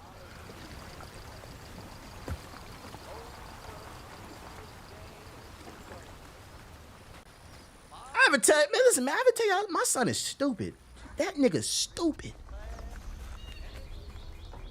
And it sucks too, because I already told him I'm short. So son, when you grow up, you're gonna be short. So you can't be stupid and short. Because in life, you're gonna come up short when you come on, man.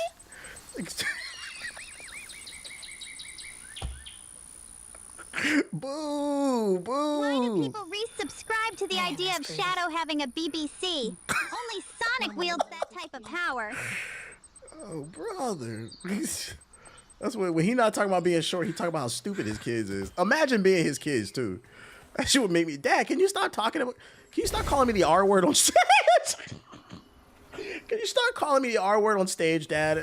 The kids are bullying me. I tried stand up and I failed. Hey, you tried though. That's more than what most people would do. Mexicans got on boots. I haven't heard that joke. I'm gonna have to look that up. I gotta hear it in the context because the way y'all type it in the chat, several people type Mexicans got on boots. I don't understand the joke. I gotta hear the context of it. Hold Y to unleash strands, damaging enemies. So hold on. Could you imagine the Dave Chappelle skits with all the Diddy stuff going on? This shit would be great, bruh. They need to bring back sketch comedy shows. It's a joke about a prison riot. Yeah, see, I gotta hear the whole context. I like a good bit. I like a good bit. That's my type of comedy. I like a good bit. Somebody's enjoying themselves over there. I feel like I like some of it, but I feel like a lot of the Instagram comedy is like it's rooted in like racial stereotypes, which, you know, some of that is fun. I like a good race joke, but when you lean too much into it, then it starts to dive into coon territory for me. Like you got to have for me when it comes to comedy, you got to have a good amount of cerebral, thought-provoking comedy. You can do the racial stereotypes. You can talk about your. I want to see an all-encompassing type of commentary. But when you just do like race jokes, you're leaning into the coonery for me. You're like, I'm good off that too. I want to see some balance. I want to see a dynamic individual. Oh, hey. Whoa. Whoa, easy. Can I help you, son? Yeah. You know anything about that creepy old house up on the hill? Sure do. Sure do. Yes, that was once the home of Hug and Molly, the nasty she-devil who plucked all the little children in this here holler right out their beds. Oh, yeah. These are like Desi. And use their I think Desi's funny. Like when Desi skits hit, they hit. But then my problem with him, yeah, he does lean sometimes too much into the race stuff. I'm thankful for your super I would agree with that. That would be like my criticism of him. purchase of the electric BBC I planned to troll Black That's Mask a with. nice story. You mind if I take a look around? Yo, shout out to Dark City with the super chat. Is Dave Chappelle that good or the other comics just ass? and more. Dave Chappelle's old stuff is good. His new stuff is kind of like to me. It's just okay. So yeah, probably their ass. What up, Flock?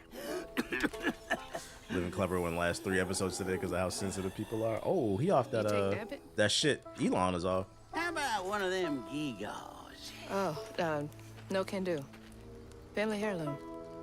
I like Bill Burr. Maybe I could, I think Bill Burr's funny. write you a good review online. I'll just take my What about Trey Rags? I think Trey Rags is funny. I think he's more creative. I like Trey Rags. He's funny. Signposts I put up around the holler. He does skits and they're creative. I don't feel like he copies anybody. I feel like a lot of the Instagram social media comedians, they copy one another. They just be stealing from one another. And whoever's the most popular will get credit for the joke. But Trey Rag, I feel like his skits are more creative.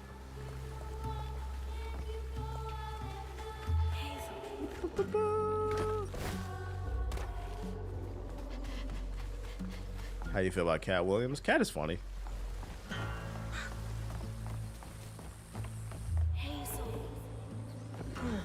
Well, this place seen better days. So we got a fight there. That progresses the story. Guess we gotta fight this. That red yarn. I'm on the right track.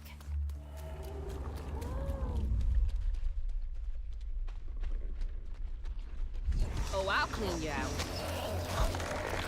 What do you think of Books A Million? I can't find any new comics in the store. What you think of Books A Million? What's a Books A Million? It's like a YouTuber.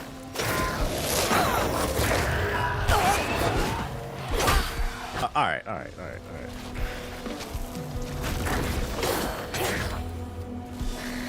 Man, they better not lump me in with that Diddy shit. I'm a king of comedy. It's a bookstore? I've never heard of that. Is that original? A regional thing? I've never heard of that. Where's that at? It's in the South? Oh. Y'all got bookstores in the South? What the fuck? I should have said, I'm just joking. I only know Barnes and Nobles. I go to a local LCS. I go to a local LCS. I've never heard of that store.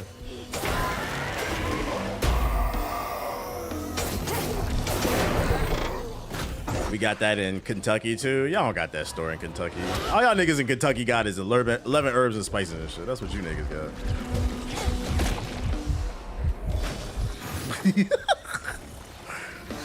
If I ever see one, I would definitely want to go though.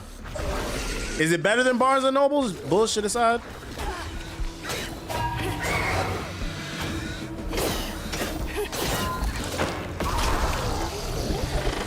Said the tube steak reference. You know, you know what's funny? You're right. I didn't even realize I was saying that shit.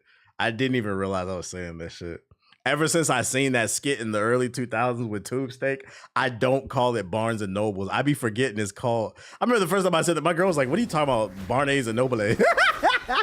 That shit is Barnes and Nobles to me, nigga. That shit is not Barnes and Nobles, bro. Oh shit. You see crib shit. I didn't even realize I wasn't trying to be funny. I didn't realize I was saying that. Somebody in the YouTube chat pointed it out. That's fucking funny. Yeah, I mean Barnes and Nobles, my bad. Oh shit. We outside this Barnes and Nobles, nigga. We ain't ever seen you in here.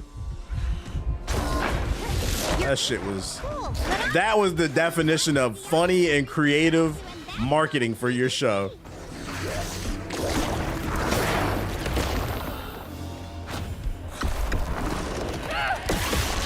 Man, that was the golden era. Nah, you said it correctly. You niggas don't read books. We outside. We don't see you. Shout out to Carl Jones. They wouldn't do no marketing like that for no show though.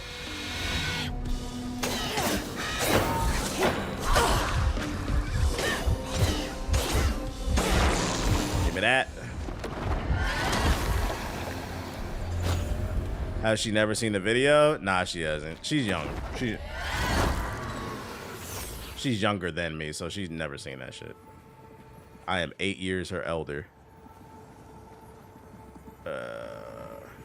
One by one, Itchy's school friends changed. They talked about Miss Molly, that old recluse who nobody ever laid eyes on. But them brave enough. Take your girl to the bookstore, chat. Take your girl to the bookstore. Toys and treats and clothes. Yeah, we got books you thought we didn't read, nigga. Itchy couldn't help but reckon about all the. Take your girl to the bookstore. She get mad, she ain't the one, chat. I said I said the same thing too. Take your girl to the museum. If she get mad, she ain't the one, chat. That answers my question about age gap dating. What was your question? I didn't see it. Just so we're clear, I am older than her, because I don't know what your question is. I am older than her, but I was not seeking out a younger woman. It's just we met and we clicked. That's all. I was not on no I was not on no fucking Red Pill podcast shit. Trust and believe. Yeah, well, you're fucking 45. You need to get you a 19-year-old, bro. It was not that. Oh shit. Yeah, I had to clear that up real quick. All right, let's.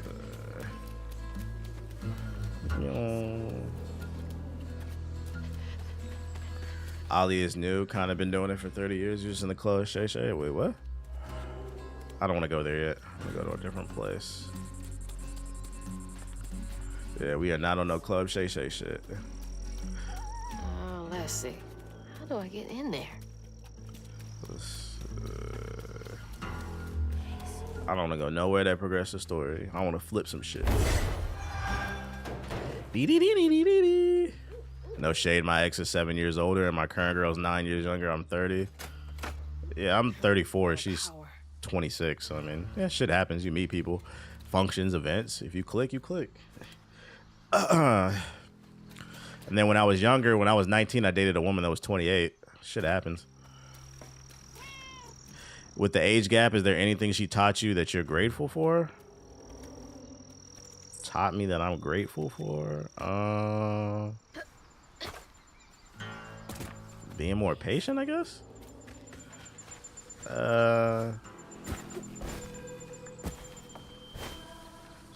She's very thoughtful.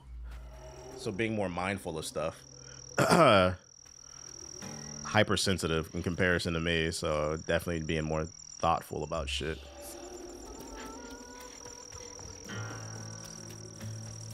Learning to filter myself.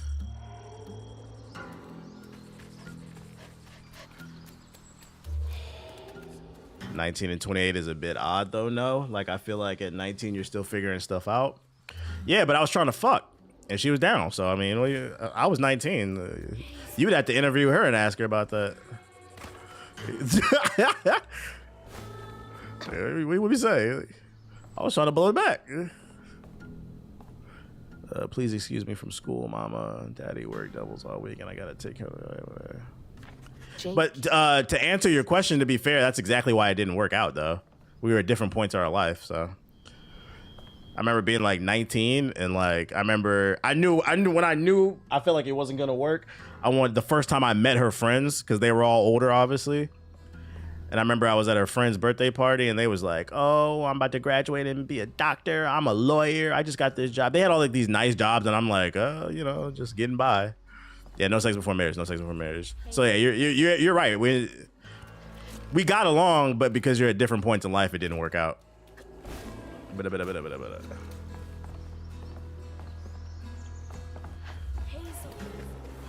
Was just about to ask, you think a 28-year-old just wanted to fuck? I was 19. I didn't know no better, bro. You live and you learn.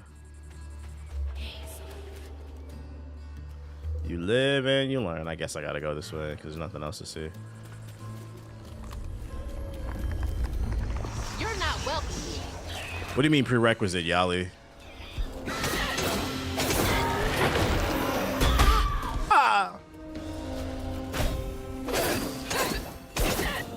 Hey, I tell you this much though.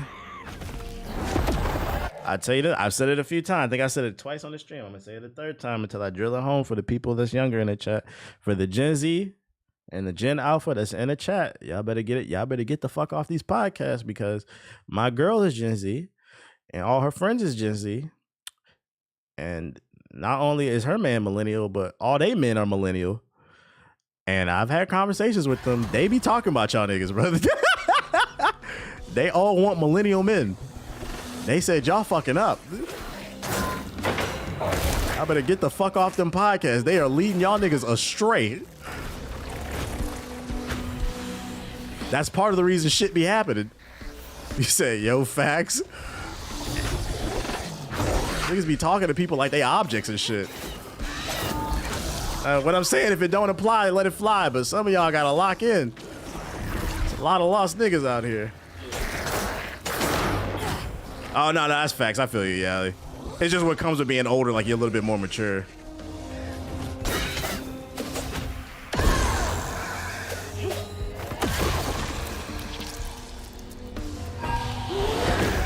I remember they was like joking with me one time. They was like, isn't it funny how we all ended up with millennial men? I'm like, not really. I can see how it happened. Like, I can completely see how it happened. I'm starting to see how the long age gap shit. Depends on where you are in life and what you want. Bitch. Niggas playing fresh and fit. I've seen so many TikToks of like women talking about like conversations they had on a first date with a man. And they always bring up like them podcast talking points. I'm like, niggas is doing, not only are you doing that, you're bringing it up on the first date. Like, bitch, I think you should be in the kitchen. Like, you're doing that. Like, like that's fascinating to me. Like, wow, you're a fucking idiot. Like, oh shit. And my thing is like, if I keep getting these videos of people saying they're having similar experiences, you know, maybe some people are exaggerating, but somebody here is not lying. Like, there's a pattern, dude. And then I'm having conversations with people in real life. I'm like, man, some of y'all need to shape up, dude. First day, you supposed to be just having a good time. It's crazy because they wash now. But yeah, the thing is, the damage is done. Like, that's what I'm saying. Like, we're going to have documentaries, bro. We're going to have documentaries because the damage that was done during COVID, it's hard to measure it. We need like another 10, 15 years.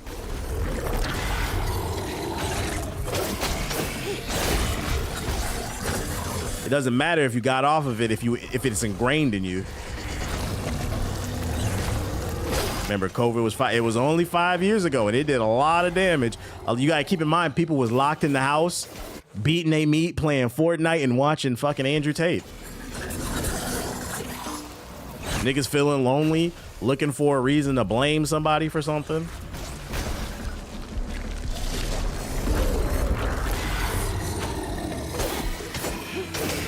And then if you lack experience, you don't know how to emotionally handle things. So then you start blaming outward sources instead of looking inward. Like real shit, right? That's not to say people don't do evil shit, right? There are women out there that will use you for dinner. They probably have you saved in their phone as lunch date. My thing is, right, after about 3-4 times of being used for dinner, at what point do you stop saying, fuck these bitches, and you look inward and say, why do I keep getting used for lunch dates? Am I a fucking dweeb? Like, at what point? Oh, shit. At what point do you learn to sleep with one eye open and learn to spot patterns? Because usually bad people have patterns. Yeah, the self-reflect is a key. And as soon as you learn those patterns, you can start attracting what you want. You are what you attract. Hands and hearts. Ever grown up itch you turn to, treated children like nails awaiting a hammer. His pappy, well, he did worse. This man beating that ass, bro. Come night, itch you dream about peculiar angels who'd enfold his aching body into their soft, heavy wings. That's so heartbreaking. Usually leading with money and then complaining that's what they want. That shit is crazy. You are what you attract.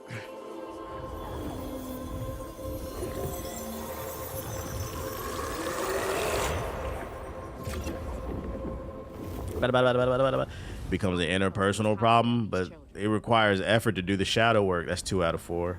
It requires effort to do the shadow work. People don't want to put the effort in. No one helped him.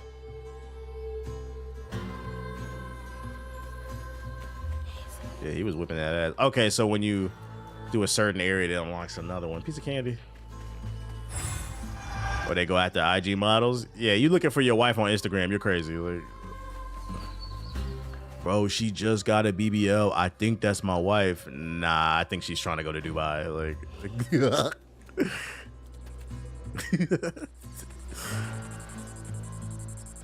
Is this Itchy as a kid? Itchy and Scratchy show. There's a piece of candy back there. How do I get there?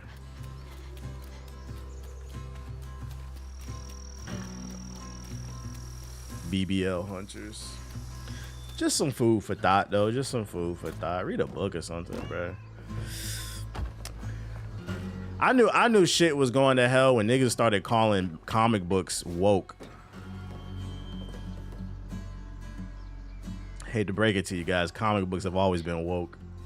Why are they putting this shit in the books now? It's always been there, bro. I watched a video the other day about an old was it Green Arrow book? It made me want to read it, where he was trying to teach Hal Jordan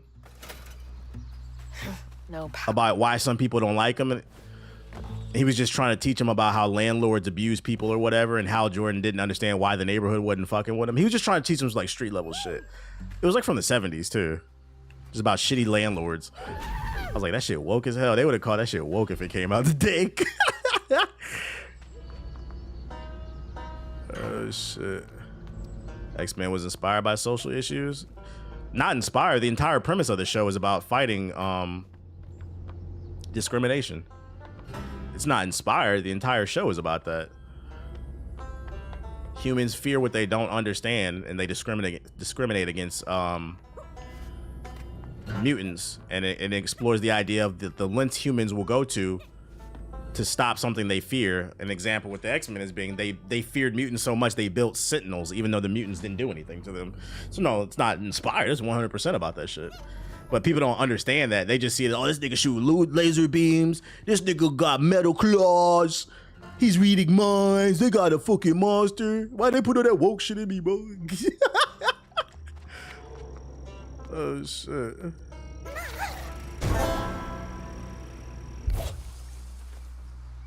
And they blew up Genosha. Fucking beauty. They lack the critical thinking. As soon as the reality becomes too close to it, yeah. My thing is like, why does that stuff piss you off unless you're part of the problem?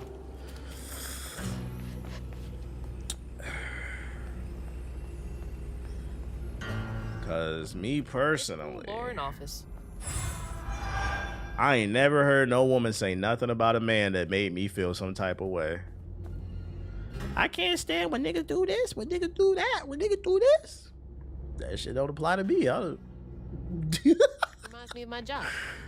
So when somebody start talking about racism and that shit makes your skin crawl, I have to ask the question.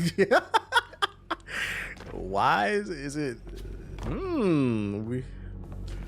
we wrestling them, we annoying them demons, huh?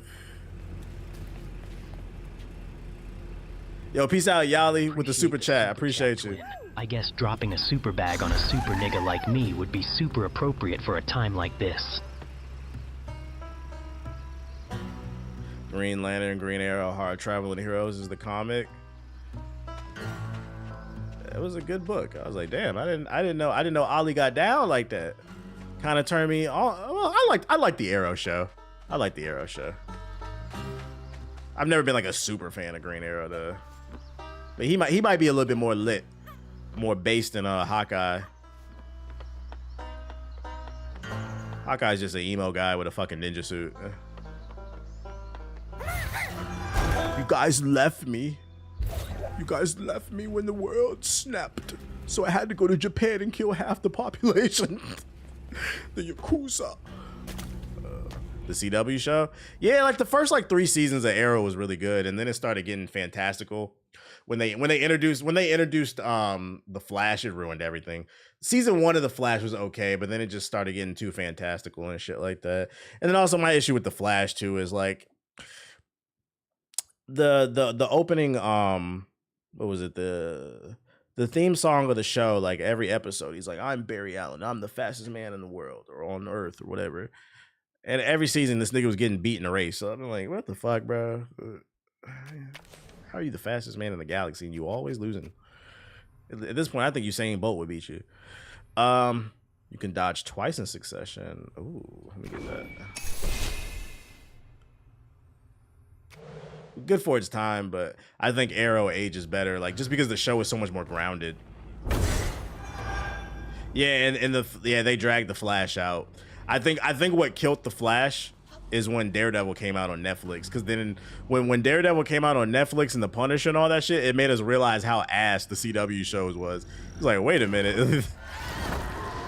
Like as superhero fans, we were just settling for shit. And then that Daredevil came out, we said, wait a minute.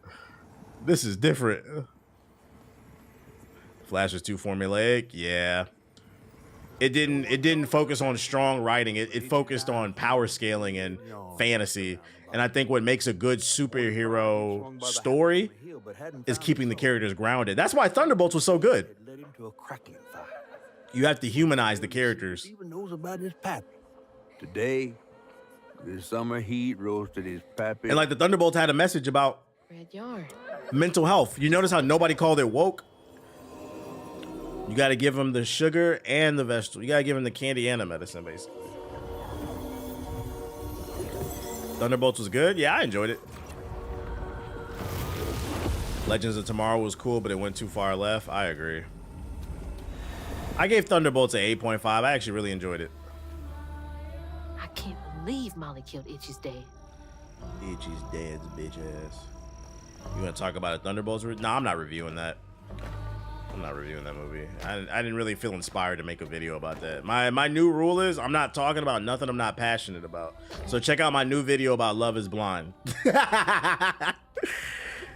I don't want to do videos where I don't feel like I don't just want to share my opinion on random stuff. I want to do things that provide perspective and angles.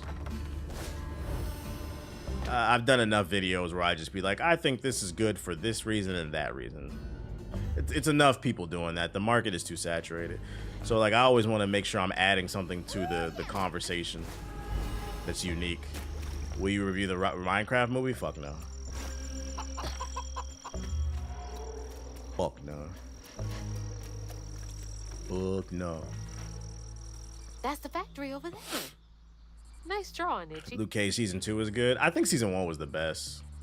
Like that scene where Cottonmouth was standing in front of the Biggie painting. That was really good cinematography. Did you notice the grifters ignored sinners because it did well? You know, now I think about it, I didn't really see the grifters talk about it a lot. The only thing negative I saw like they tried to put on it was Variety when they was talking about how much money it made, but then Variety ended up being wrong. Yeah, Cottonmouth, aka Blade. Thanks for the resub. Yeah, they probably didn't watch it. There was too many black people. Although not as loyal as Amy's dumb ass is to me. Is there a Lilo and Stitch movie out? There's one coming out. I don't know if it's out now, but there's a live action one coming out. Yeah, Variety tried to do a little hit piece and then backfired in their face. Like what Variety did is a prime example of what I'm talking about when I say like, yo, we gotta start steering these conversations away from sales and start talking about the art, especially if you really care about sales. If you really care about sales and you enjoyed a piece of art, whether it's music, movies, video games, whatever, books, talk about what you liked about something. And then if more people are talking about what they liked about it, it might improve the sales. But like that what Variety did was so, it doesn't matter. Like, Sinners could have been the biggest flop of the year in terms of ticket sales. It doesn't change the fact that it was a great movie. And sometimes it takes longer for something to get legs. Because a lot of times people are resistant to change. People are resistant to greatness. Especially in this social media age where everything's become so uniform. We live in a digital world where everybody's influenced by everybody. That's why there's hardly any regional sounds in rap right now. So when somebody does something very different, it can be hard for a lot of people to digest because what they're used to digesting is chicken nuggets. I'm trying to tell y'all, we off the chicken tenders. Chicken tenders is cool on a Saturday night. But Sunday, we eating salmon. That's all I'm saying.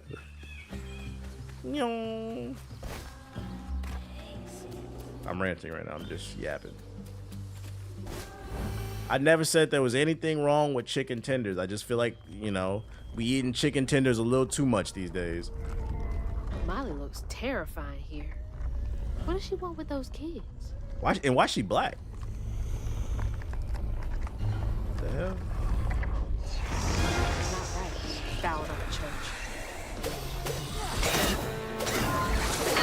But I love my dino nuggies. I love them too. Put them in the air fryer. Convenient. But what happens when you, like, chicken nuggets are convenient. But what happens when you base your whole life around being just convenient? Or things being convenient? That's when the growth stops. Growth don't come from being comfortable.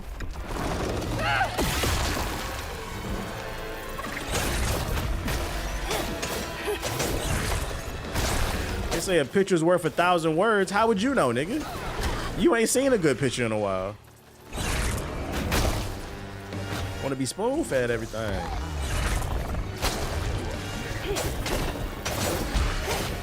Dino Nuggets is crazy. I like my chicken tenders. You watch your mouth. All right, buddy. Okay. Hello, do you move? Bitch. I feel like that move could flow better.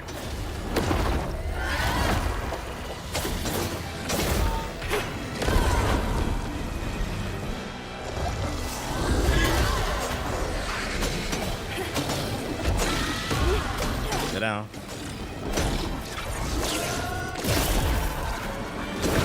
See you, nerd. Give me that.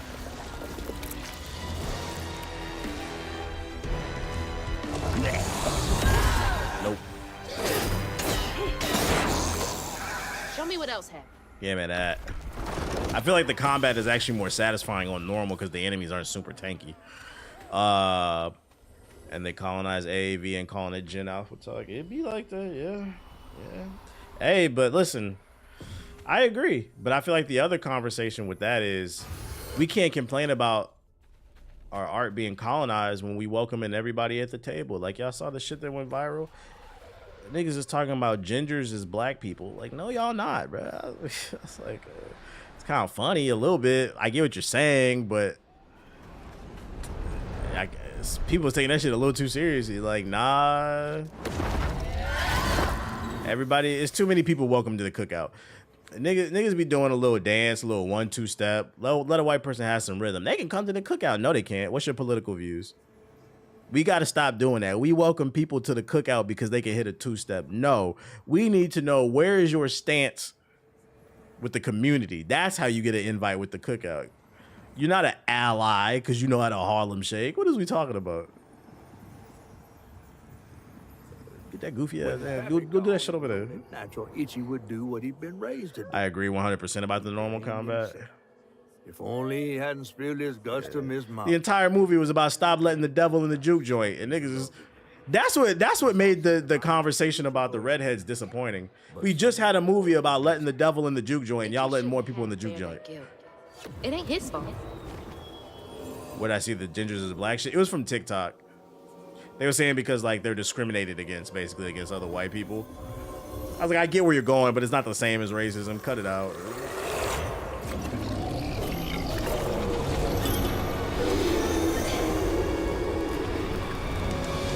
And we're off. You were tenacious, little one. This is my only option. I had to find her.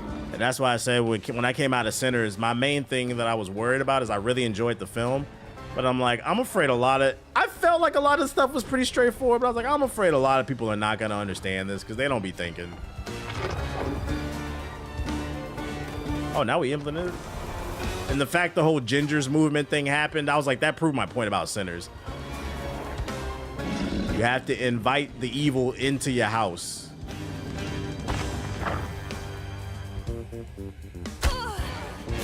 Yo, why she fall like that?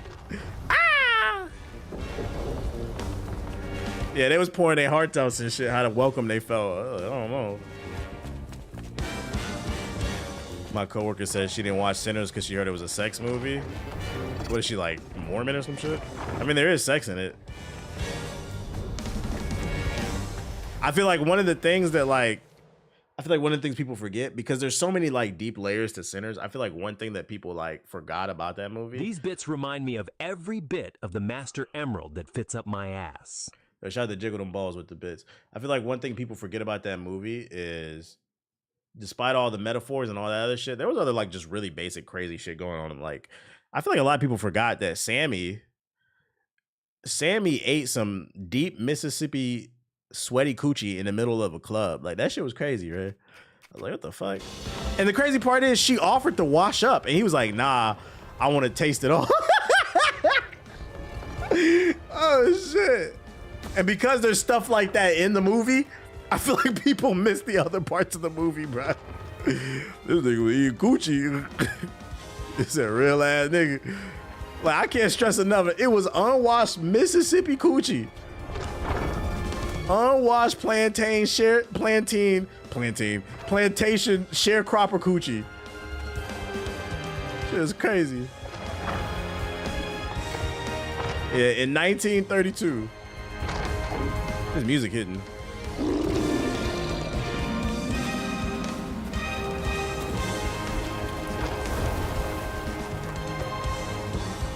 Yeah, 98 degrees 98 degrees at night in Mississippi.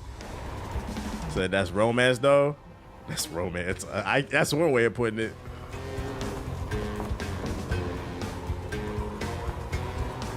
What you think of the game so far? I'm enjoying it. The combat needs work, but I'm enjoying it for the most part.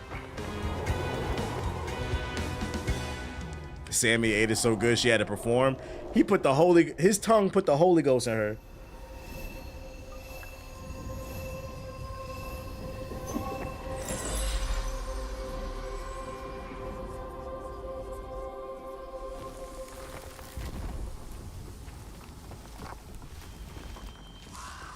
Married too. What? It was crazy if you think about what she was doing. Oh Lord. She went to the juke joint in the middle of the night, 1932, Mississippi, no cell phones. She was married in KKK territory. Like, as a husband, you're not worried about where your wife at? What a crazy movie. Had her walking around on a dirt road in the middle of Mississippi. It's a right relief the tragical tale of Hug and Molly didn't scare the skin off your bones. Oh, no. I love the tour. Just one question. Why didn't she take you? Yeah, why didn't she? Well, when old Molly came around and attacked my daddy, I put up the fight of my life and done won it too. It's just, I read once on this website. Didn't she kill your dad? Touch the nerve. Everyone who comes here watches them damn true crime podcasts. They was hyping up Haley Steinfeld a little too much. Which one was that? The real story, Itchy. Itchy and Scratchy. Tell me the real shit. Her husband still waiting. He's still waiting. She played, the light skin one. Movie full of black folks. Y'all worried about her.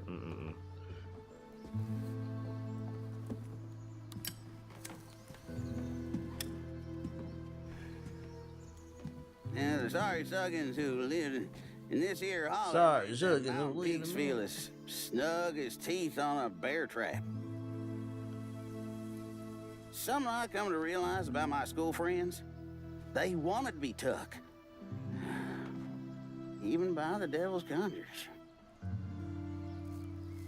The devil's conjures. Right. Some nights I still see him. That's Itachi watching up there. Up that damn mountain. Figments of my imagination. And I do yell out, I wish Molly took me too. He got a cataract. Could have if I chose, but People calling her light skin. I'm sorry, I don't see it. She's white to me. courage. I think like her grandma was like half black or something like that. Like she's like fucking 132th black, bruh. She's a white woman to me. Did she? I'm just a kid. One drop though. One drop.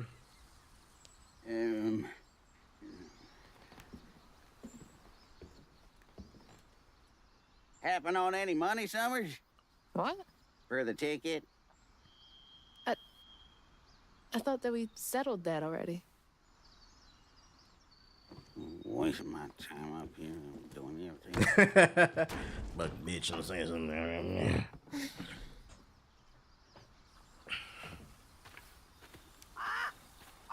Yeah. Wish I did. Got that juicy booty. Ooh. Got that juicy booty. Ooh. Juicy booty. Alright. I feel like that's the next boss fight coming up. Let's get it though. God. He's been up here alone ever since. Blaming himself. The only plot hole in Sinners is that I realized was how did they explain the disappearance of the 50 or so black people in one night shit like that would turn heads? Would it? In 1932 Mississippi? Would it? I don't know if that would turn heads. I get the point you're trying to make, but I don't know. You gotta keep in mind the era. Not in the 30s, I don't think so. Yeah, we didn't see anything. Like I've always made the argument, like we like, let me give you an example. We like in American pop culture, we what's the word? We romanticize like the Italian mafia, right? Like these guys were just geniuses in the criminal underworld. They couldn't be stopped up until the 80s because they just got too flashy. But like my counter argument to that always has been like, I don't think the mafia was that smart. Was the mafia that smart, or were they were organized? They were a product of their time. It's easy to commit crimes when there's no cameras everywhere. That's why being a criminal in 2025 and beyond is fucking stupid. That's why the mafia, they still exist to some degree, but they can't operate the way that they used to. So when you're like, oh, all those people disappear, I don't know if in Mississippi making 50 people disappear, they used to hang niggas all the fucking time and make them disappear. Nah, they wouldn't have cared. Yeah, look at Al Capone. Like, it was just the time back, and then people was hella more corrupt back then. I mean, corruption is now still a thing, but it's easy to just pay somebody to look the other way when there's no camera. Like, I don't know what you're talking about.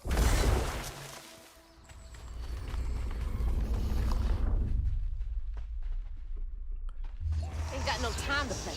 Oh shit! I got the double dash though.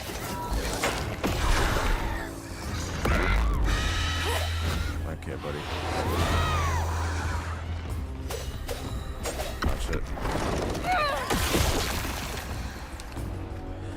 The mafia also bribed officials and killed witnesses. Once again, all things you can get away with. Murder in 1930 is not the same as murder in 2025. If you have a target in 1930, all you got to do is stock them out, figure out what's their pattern, right? You catch them at night, you shoot them, you throw them in a river. There's no fucking cameras. The way people gas up the mafia, like, I didn't hear that shit. They were not geniuses. They were products of their time. Matter of fact, the perfect example of it is in the Sinners movie. They robbed the mob and then went down to Mississippi. They couldn't find them niggas, bruh. They drew from Chicago down to Mississippi with that alcohol. They said, we finna set up shop. Do you know why? Because there was no phones back then. There was no way to track people. Forensics didn't exist, right? These people were not geniuses. Man, I don't know. They had heavy influence, bro. You literally just shoot somebody and walk away. That's like saying your granddaddy was a genius because he was born in the 60s. and he had a family on the other side. He had a family with your mama, and he had a family on the next town over, 30 minutes away. That's like saying your granddaddy a genius. Like, no, he wasn't a genius. It just wasn't cameras everywhere, so he was able to fuck your mother, then drive 30 minutes down the road to go fuck that other woman and have another family. Because there was no way to track that shit unless somebody snitched. My grandpa was legendary in them streets. He was going stupid. I don't know, Grandpa. I don't know if he was going stupid. I think people was just stupid back then. Let me see you do that today.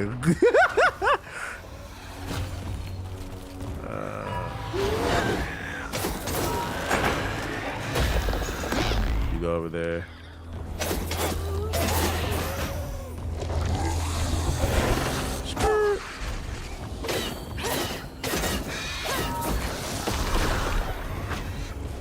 Give me that.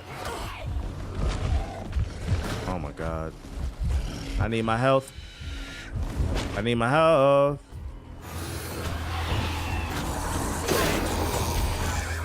Okay.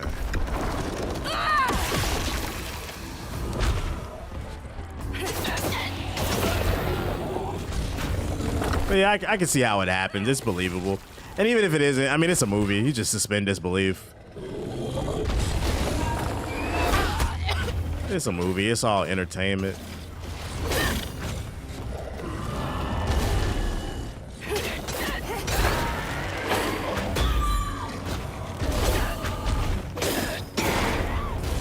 Give me that. They was able to have 2 families off $100 a month. No, real shit. My grandfather on my grandfather on my dad's side, rest in peace, he passed away, but my grandpa on my dad's side, my dad is the youngest of 18 kids. I repeat, my grandpa had 18 kids. This nigga worked in a steel mill in Chicago in the 60s and 70s his whole life until he rotted away. Had 18 kids and a house. And I am a descendant of that. Nigga was making $50 a month at the steel mill. and then people would be like, why can't y'all buy a house? Because this ain't grandpa's time. My grandpa was wearing that ass out. Hella cousins? Yeah, I got hella cousins. I always joke, if you are from the south side of Chicago, maybe even Chicago, period. But if you're from the south side of Chicago, you more than likely know somebody related to me. I always joke about that shit. I'm just not going, why the fuck did it stop moving? It's not going to tell you my fucking last name or anybody associated that married the last name. I can't move. Oh, there we go.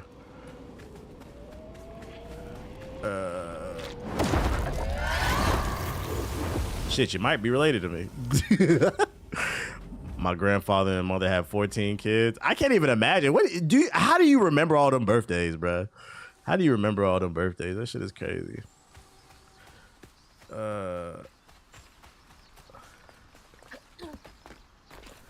Speaking of that too, I seen a TikTok. This woman was talking about she was at a function and the lady was like, you look like my grandma. She met another black woman at the function. This is a TikTok. And she was like, you look like my grandma. And then she showed a picture and she did. And then they got tested and it turns out they were cousins. I remember sending that to my girl. I was like, this is the shit I be talking about. I was like, yo, being a black American is actually scary. And I feel like we don't talk about it enough, mainly because they tell us to get over it, but it still affects us to this day. Slavery, specifically. There are black people walking around that you are related to and you have no idea. And like, I think about that shit because I'm like, when you start indulging in incest, like let's say you have sex with somebody that you're related to, but you don't know it because slavery broke up families. It now puts your kid at a higher risk of having some type of mental issue, basically. I was like, I sent that video. I was like, that's the shit I be talking about. I was like, but we just don't know who we walking around. And then people migrated and went different places and shit like that. Like, that's a scary fucking thought. How the fuck do I get to the top of that shit?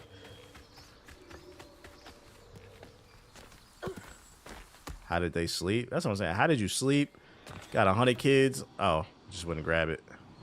Got 100 kids. How you remember their names, their birthdays, and shit? That's why I tell people date outside your city, especially if your family's been there for over 30 years. It's like, damn, a motherfucker gotta get a blood test before you can date. When you find out you're related to George Jefferson. Wait, you found that out?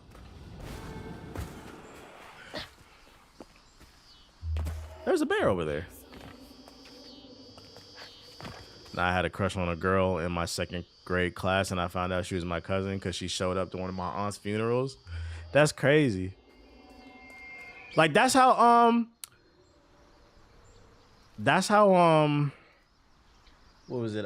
Tracy McGrady and Vince Carter found out they was cousins at the barbecue. That's why, like, high key, it's important that we continue these. We can't lose recipes. It's important that, you know, you continue to have family reunions so you can meet other parts of your family, because you just never know. 2 famous basketball players were close cousins and didn't even know it till they showed up to the family reunion.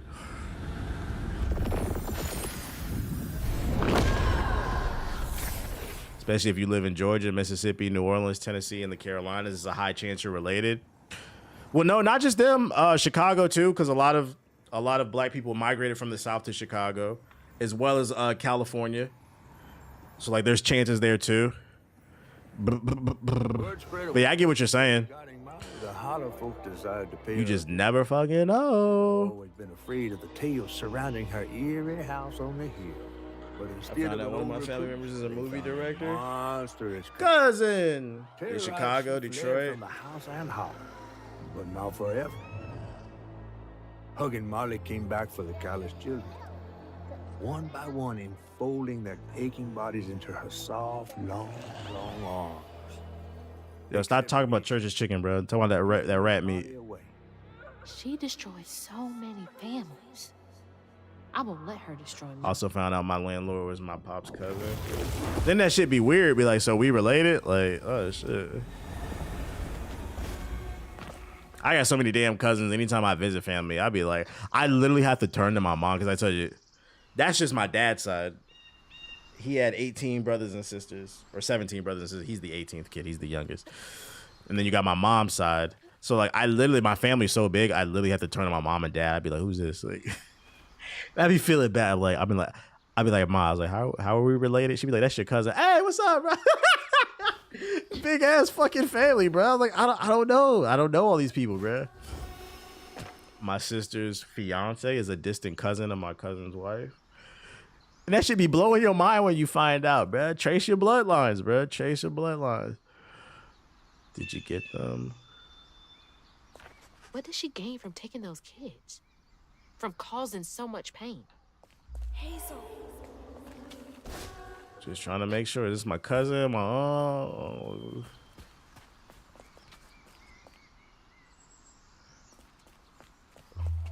Alright, I guess we'll go there. Hazel. Alright, let's check all the notes.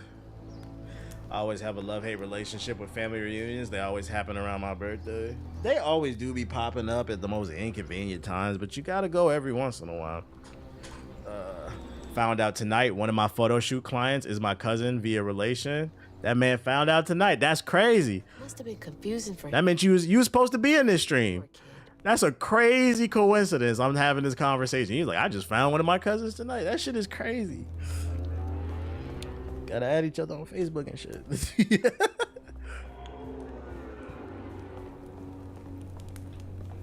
It'd be exhausting and amazing at the same time, because it makes you think what happened down the line or where these people got lost in the line. Well, part of the problem is here in America, we don't want to have that conversation because it makes people uncomfortable. The damage they did. I heard you got toys and food at your house. Could I please have some food? I don't mind for me, but the babies are hungry and I don't know it. Like, you could be related to somebody who's well off and can help you and you don't even know it. They could be a helpful person. They say lift yourself up by your bootstraps, right? The best way to do that is through family. What happens when you don't know your whole family? It's hard to build that generational wealth. Monster's daughter. Why is it always the dad side of the family too? I noticed that with black people too. Why is that a thing? It's always the dad side of the family that's big, and it's always the dad side of the family that's ratchet. I'm like going on them niggas ghetto. This man was drinking.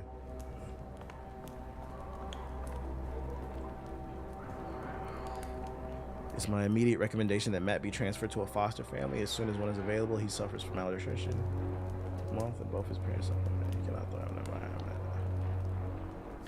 I didn't know Mama came way out. It's always the dad side. You go see the dad side, you gotta mentally prepare for shit. What was that? Sounds like it came from the mountain.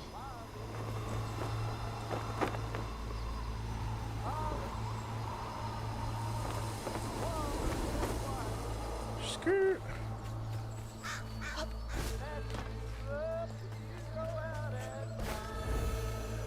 Give me that. I feel a boss fight coming.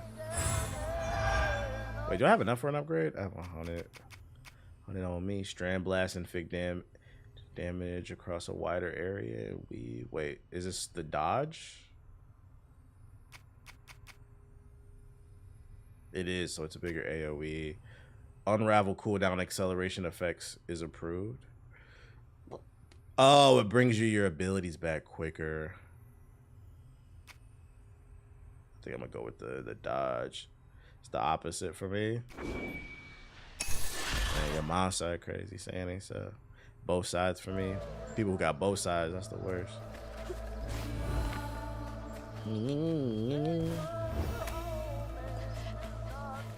Bro, this shit sound like some Negro spirituals. What the hell? They got Spider-Man 2099. That can't be good.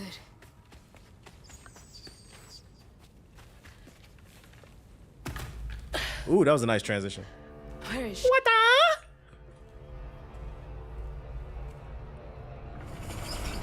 What the? Showtime. House. And that's A little reenactment. Mama. What is all this? Wait.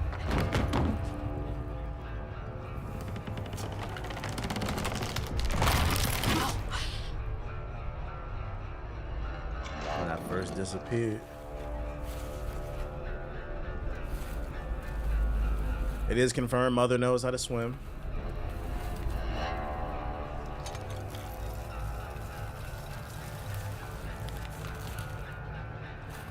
Hubby Molly?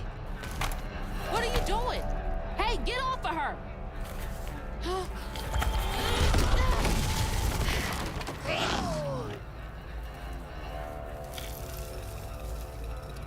Fucking Molly tried to steal my mom.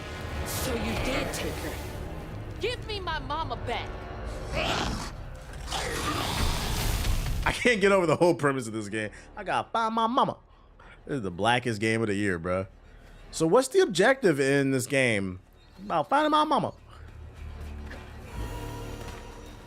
And displacement. Oh. My homie and me found out we was cousins after talking about family. That was crazy. How long did y'all know each other? You'd be like, you know, it makes sense why we get along. We family. We was homies for 5+ years. I know y'all was happy as hell when y'all found that shit. You probably got closer after that shit. Molly carrying the kid? Just some food for thought. What I'm talking about, that shit is scary. Can't let her harm that kid. You gotta start asking, bro, who you related to? Somebody got the same last name as you? You gotta start asking, who the fuck you related to, bro? Who your people? Bitch! Fucking bullshit.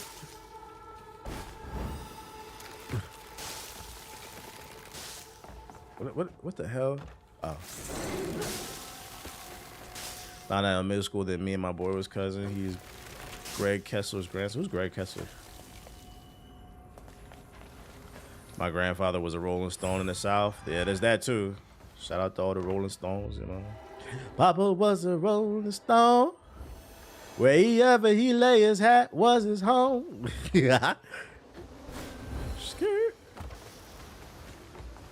Yeah, nasty.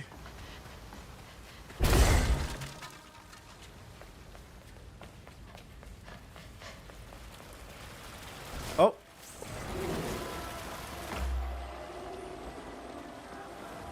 Was your pops close to his dad? I never asked that. From the interactions, because I mean I knew him before he passed away. The grandpa on my dad's side didn't pass away till I was in high school, so I knew him for a while. They seemed like they got along really well. That man was just happy to be alive at a certain point. Where am I going? Just going down? Was it just to get the collective thing? Who lives up here?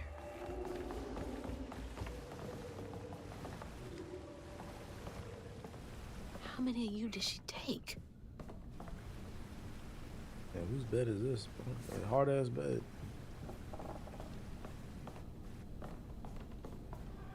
Well, we on chat. Knicks at 5 or the Pacers in 4. Wizards in 10. Wizards in 10. Is that mom right there? Yeah, it looks like her. Mama? It's beautiful. But why is it here? Was this where she was displaced when old girl kidnapped her? Wizards in 10. Let's go. The NBA is rigged. Y'all can't convince me, man. Wizards should have got a top pick. We should have got the 1 or the 2 pick. We're suffering. We're fucking suffering. And now we gotta suffer some more. While Dallas gets to rebuild, bruh.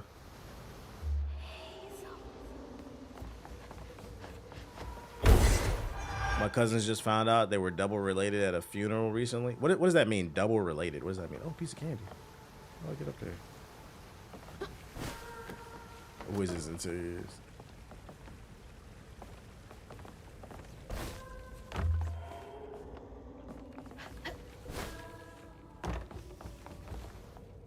Can't make it across. Knicks got home court. Pacers in 3.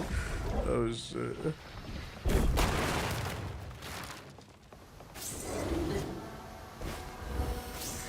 Give me that. That's the way to go. This way. Oh, this has got to lead to the candy.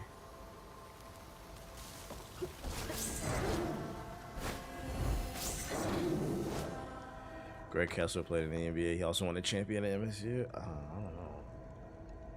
My grandpa left women to women and left state to state. Oh, he was wilding, huh? This must be where the candy is. Leave Dallas alone. We suffered enough this year. Man, y'all ain't suffer enough. Y'all didn't even suffer, bro. Imagine being the Wizards, bro. I don't want to hear that shit. Y'all, suffering would have been at least 2 years in poverty. Y'all didn't even get to experience poverty before you got another pick. Imagine being in Charlotte.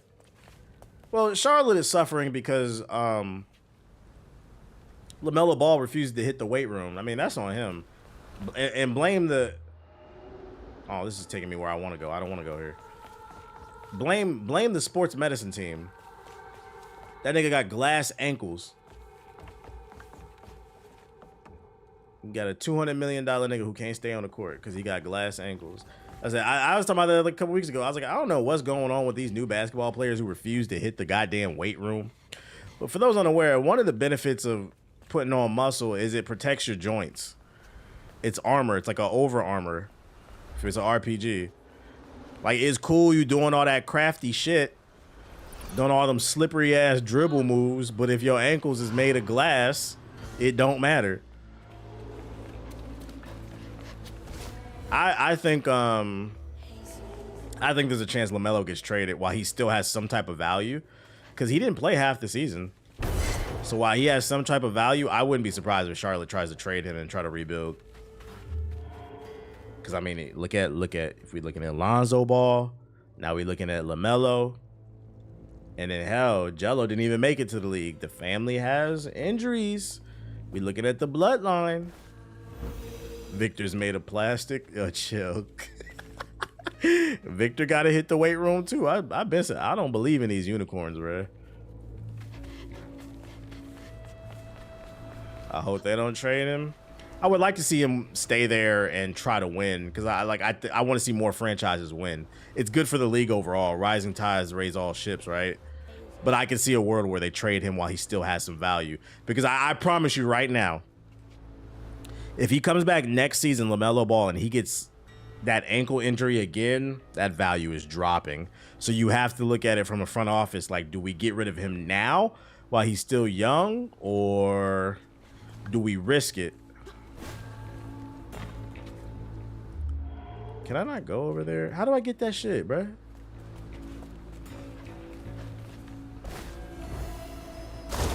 Don't do that. Jello too busy swerving the corner. Whoa, whoa. Oh, shit. What'd that do?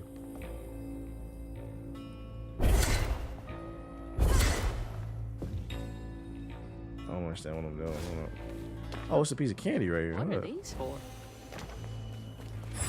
I feel like Derrick Rose should have been prime example to build upon the fix. Well, Derrick Rose is a victim of his own success. He was so talented and athletic. It was kind of, and he was doing what he was doing was working. You probably couldn't tell him nothing. Like Derrick Rose needed like a strong coach or GM to sit him down and be like, "Yo, you can't do that every play." I mean, the same thing you're watching it happen with John Morant, and Derrick Rose was more muscular than John Morant. John Morant in trouble too. You think he'd be in question if he still has a bad season but stays healthy? Oh, and then if he has a bad season, oh yeah, then that can play a role in a trade too. But I do think LaMelo's on the clock. I think he has all the talent in the world. I think he just needs to take the craft a little bit more serious. Like, he still looks like the way he came in the league like 3 years ago. You have to put muscle on your frame. That's the reason why LeBron has lasted so long. He's 6'8", and 6'8" is tall as shit, but he's 6'8" and solid as fuck. Like, LeBron doesn't skip leg day. And that's what I just noticed with like some of the younger players. Like, it just doesn't seem like they don't take the physical side. Bro, how the fuck do I get over there? I don't understand what this is doing. Hold on.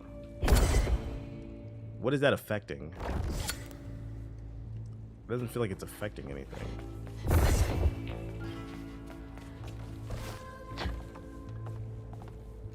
How are you still up? It's 10 o'clock. Damn, bro. You about to hit 30 and you already washed. Say it ain't so, bro.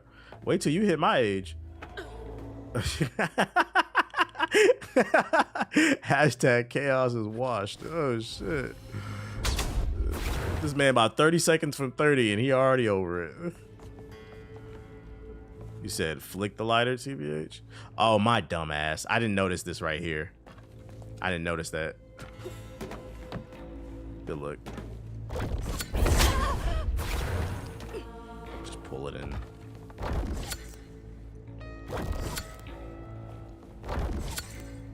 Is it not igniting the gas right there? Do you have to pull it and then push it? I have a theory about basketball shoes and injuries. Shoes with small toes don't allow your shoes to get the full range. It also doesn't allow the swelling and making more injury prone. You're saying they're focused more on style than functionality? That's not lighting the shit. Is that not gas coming out of there? And then it should like light a fire maybe? I'm probably overthinking this shit like a motherfucker. Slow moment.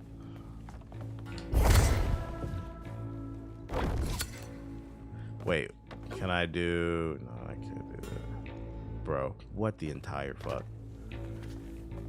You are good, you will get it. I think it glitched the wrench on the pipe on the wheel.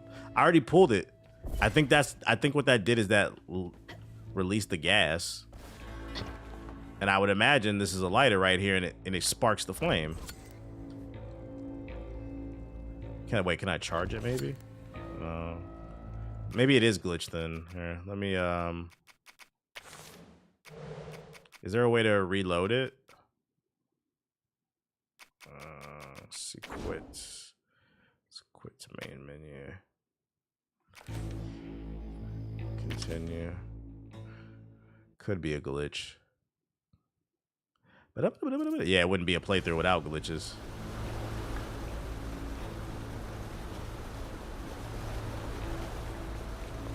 First of all, Was it up there I went? My coworkers used to call slow moments blonde moments. I'm having a fucking blonde moment. But it might be a glitch. Let's see when we get back up there. I'm gonna be honest, it actually might have been a glitch because I remember when I fell in the water, it spawned me all the way up there, but I never climbed up there. I don't even know how I got up there. It actually might have been a glitch. Like, I never did this right here. Clearly, I'm supposed to destroy this shit. I think it's... Oh.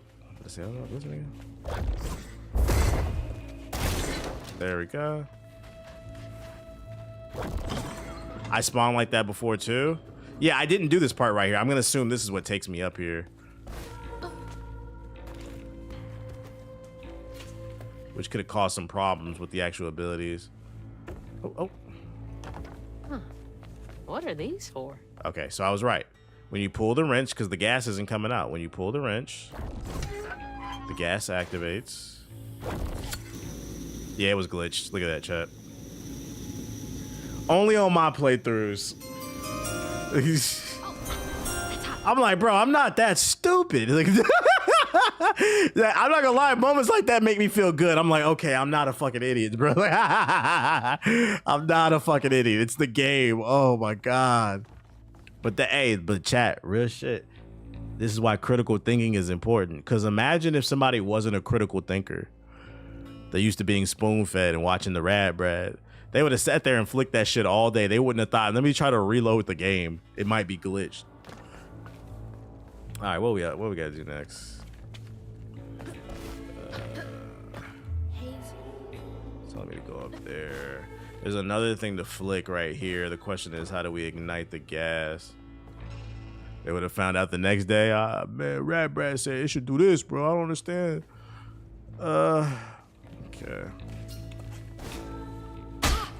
Y'all didn't see that.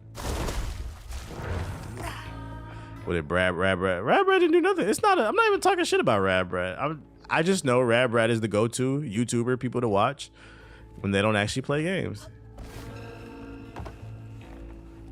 All right, let's figure out. Maybe I got to destroy one of these glasses tonight. Obviously, I got to get up there to climb.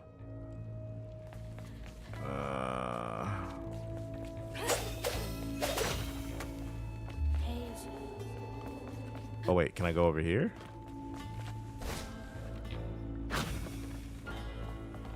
I don't think I'm supposed to be over here.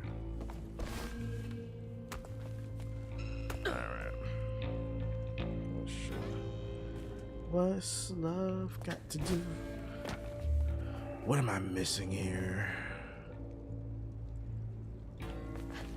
Something on these pages? This big ass book? What is this alchemy shit, right?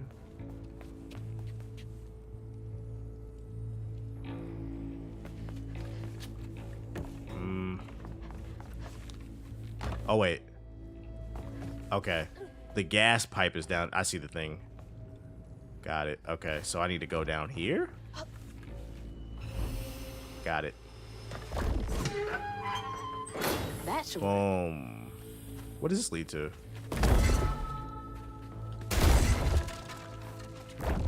Just a little puzzle. Just a little puzzle. Nothing too crazy.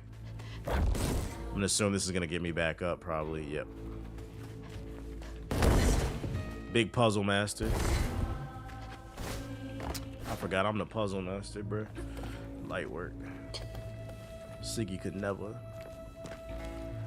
I watched your video on Love is Blind. I was just talking to my mom about that show last night because she watches it all the time. What was you and your mom talking about? This season's boring. Hopefully the next season is good.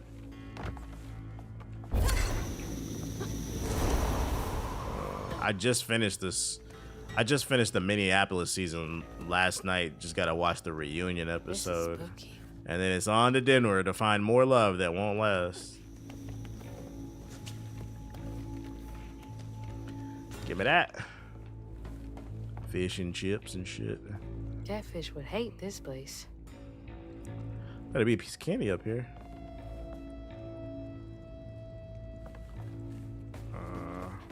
Oh. What in the world?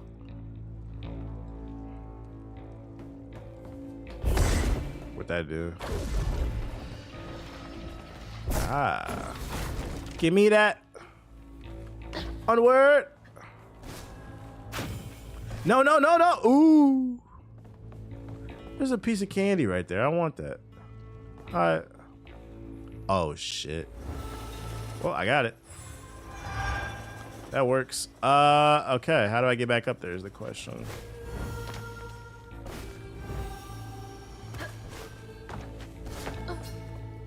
What y'all witnessing right now is an elite platforming god.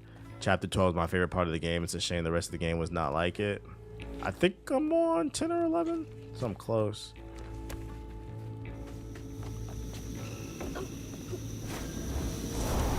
Fight it. Let's get it. This platforming is not bad though. Not bad. You're on chapter 9? Are you sure? I could have swore it said I was on 10. Kind of miss these old school platforming games. Agreed, agreed, agreed. They're coming back though. They're coming back.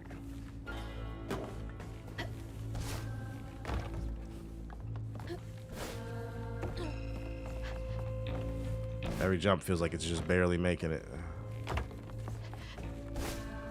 Art design looks really good right here. What the? Better be a piece of candy up here. Gotta find a way to open that door.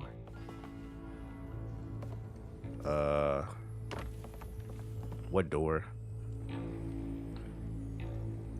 That's another piece of candy right there. I missed it. Fuck, man. Oh, this door. Okay. Oh, fuck that door. Piece of candy. Let's go. All right, so obviously we can make a crate.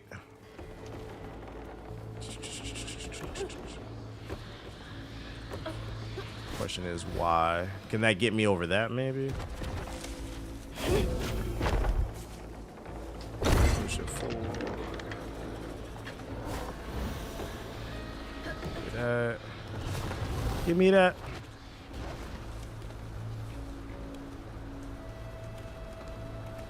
Going on the road again. Fuck it. Give me that. Hell yeah, brother. I didn't even have to do that, I'm gonna be honest. It looks like you could have just jumped. I overthought that shit. You could just jumped over it. Oh shit. Ow.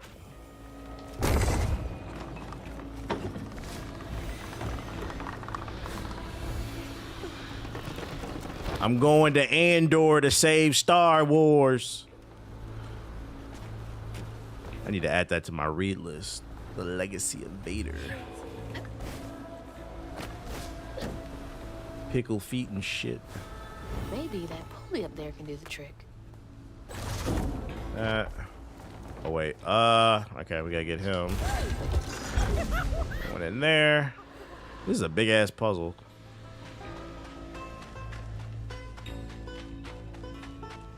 Give me that.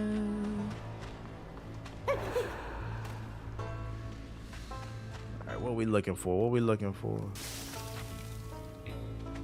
Why they explode like that? Oh, everybody on 3 dicks! Dicks! I hope this new follower is as loyal to you. Alright, we're gonna turn this shit on. Dumbass is to me. Stab him with the dicks! Alright, so we turn the air on. Just like this bad boy.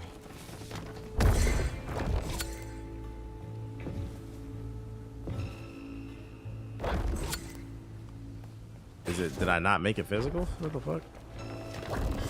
There we go. Oh, come on! Please. What the? I was asking her if looks really matter since over time we all age and get old rather than an emotional connection.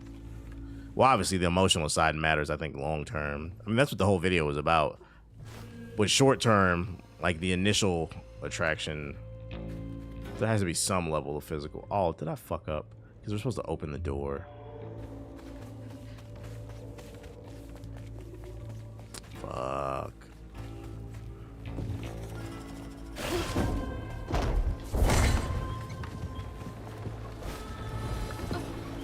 Love really blind or shit.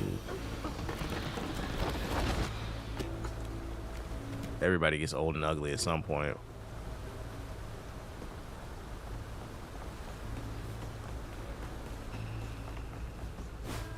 right.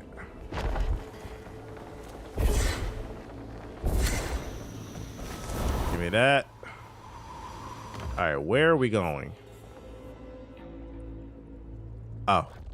Well. That works. That should open the door? There we go. All right. Puzzle complete. Woo! Am I tripping or am I seeing Osmosis Jones vibes? Osmosis Jones? Nigga, who got COVID? What?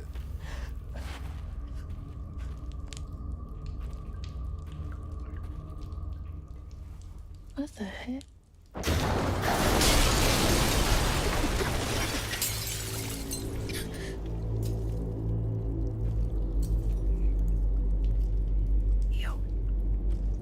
Oh shit, we got more likes than views. That's cap. You can't see the total views. The total views is like 4,000. It's probably like 500 likes probably. We should have at least 20,000 likes. That's the math.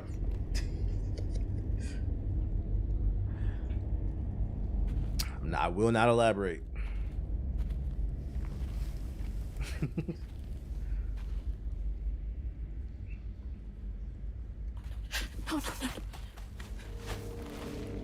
What up, Isaiah? Yeah, I'm still streaming. I'm trying to get through this game. That's why. So I can get to Expedition 33. We beat our games over here. I'm working my way through. Please. Wake up, Mom. I'm sorry. It's like she found her mama wrapped up in a red pill. Like, oh shit. I'm sorry you fell down the rabbit hole. The vicious red pill rabbit hole. Your mom likes fresh and fit now, bitch. She wants to be a conservative bridesmaid.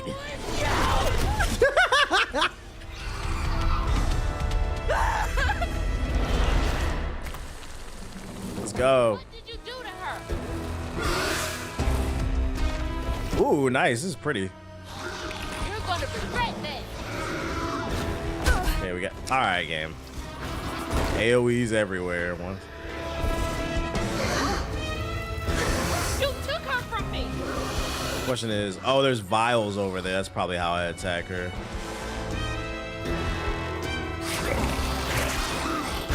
Use the red barrels. Eat that bitch. Right upside. Have a cooldown. You're not gonna attack? Is it glitched? Whatever.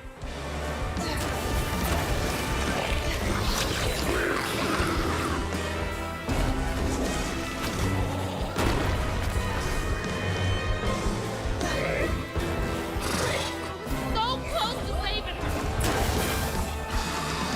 Oh, do you have to hit the wound specifically?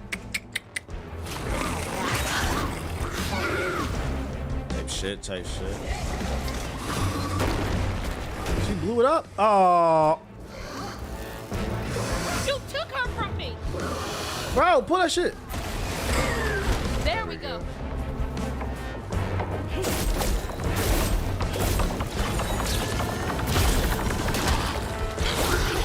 Exploding on him. Thought I was feeling you. The nigga's a munch. Is the Ice Spice wave over? Let me know. Niggas that eat it for lunch. Thought I was feeling you. I hate you.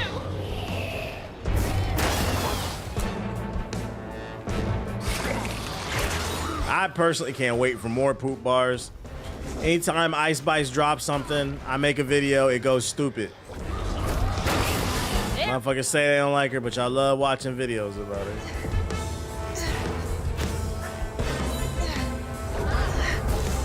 Likely got Ice Spice in the movie. Her 15 minutes ain't up yet. Oh shit, she about to get political.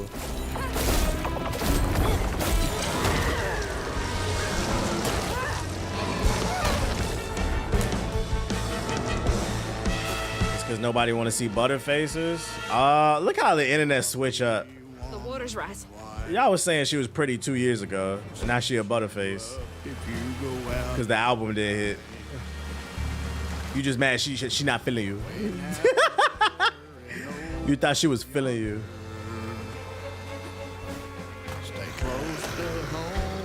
Can't get away from me that easily. Oh shit. I like this. Ah! The fuck? Munch on vinyl's crazy. What's a butterface? It's when something look. It's when somebody everything look good about them but they face. Meaning they got a fat ass, slim waist, big titties, but they ugly.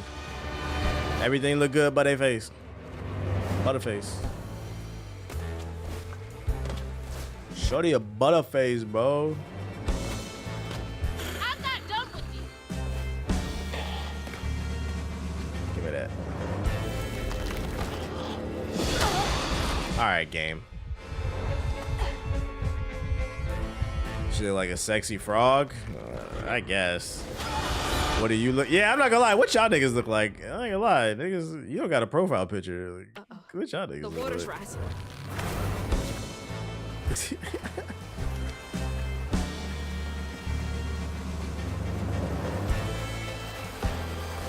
Yeah, she smacked the shit out of you. You gotta be patient.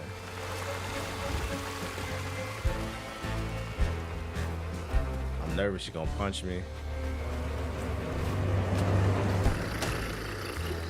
Can't get away from me that easily. Give me that.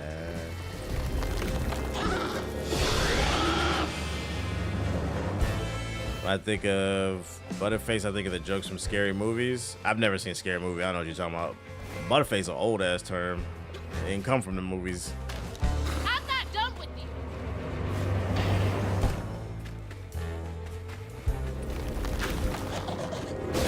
Oh, come on. Again. All right, she's going to punch right here.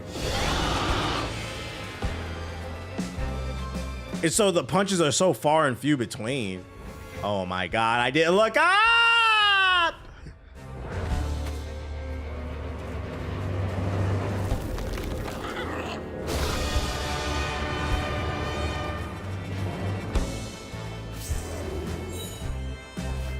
I shouldn't have died like that.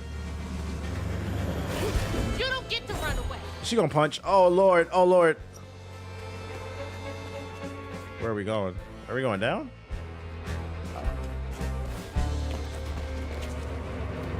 This game needs some yellow climbing.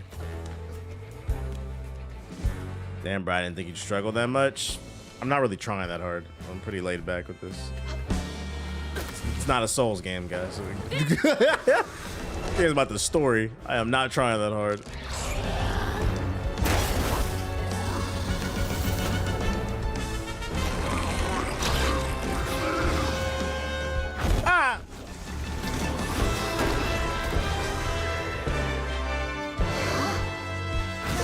Can I get it though?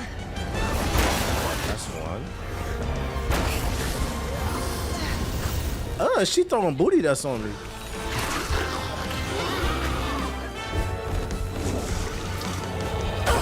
Oh, what the hell? That was a weird animation.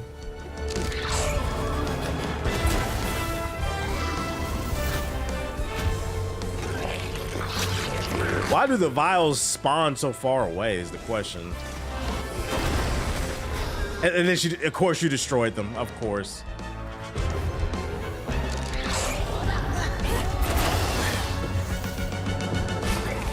I have to wait for a cooldown to pull it.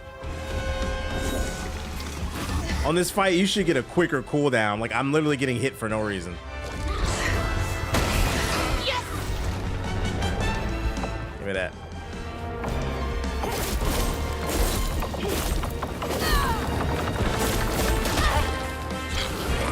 It's exploding all over me.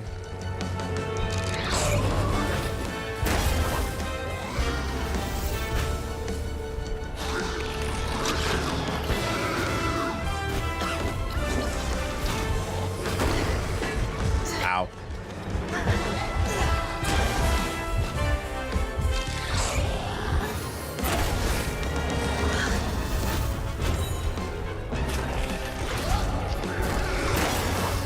That's two. The next, of course, on the other side of the damn map.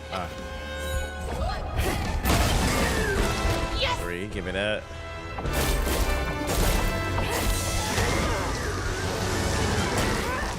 don't want to deal with it anymore. I don't want to live. Oh no. Water's getting higher. I have no clue what you're talking about, J-Mac. Yeah, the soundtrack is hidden. Molly, Molly, we popping Molly.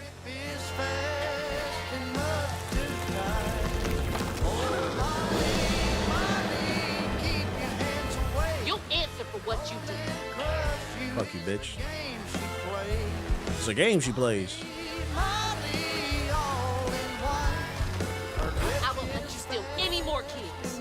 Don't touch me, don't touch me, don't touch me, don't touch me.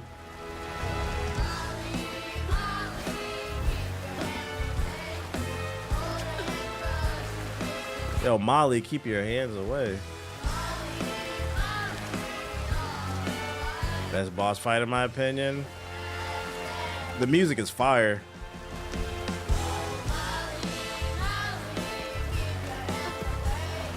It's somebody right now. This shit corny, bro. What you think of 2K26? We running from Molly.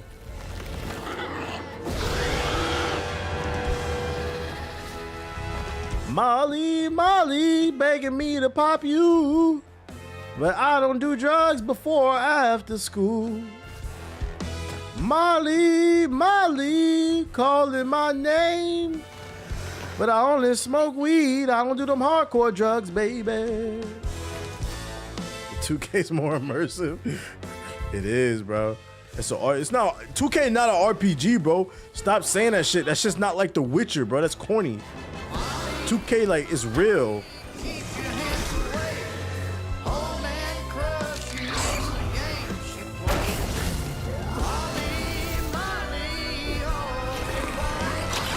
Bro, where the vials at?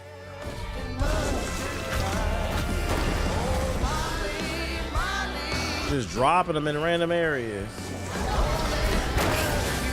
That didn't count?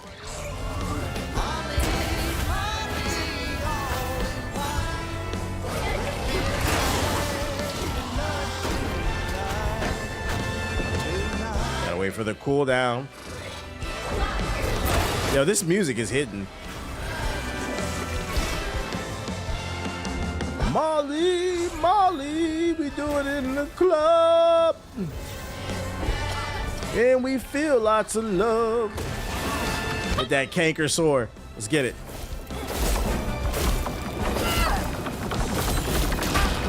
Bruh, Molly. Can you die, Molly?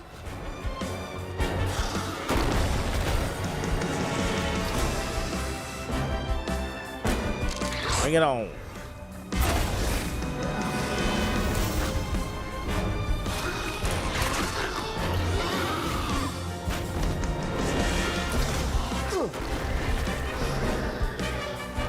It blocks you for talking about butterfaces? I don't know. I'm not controlling the YouTube chat. I don't know why it's doing that.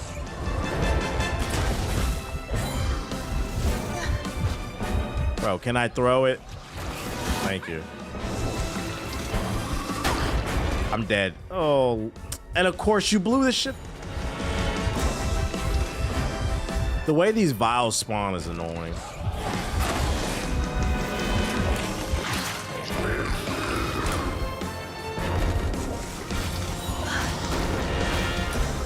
Of course, that vial destroyed over there, and now I gotta run over there. Okay.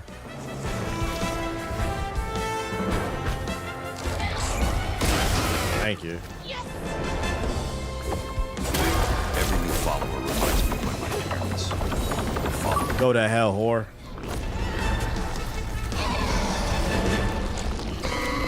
I don't want to do Molly no more. We doing lean.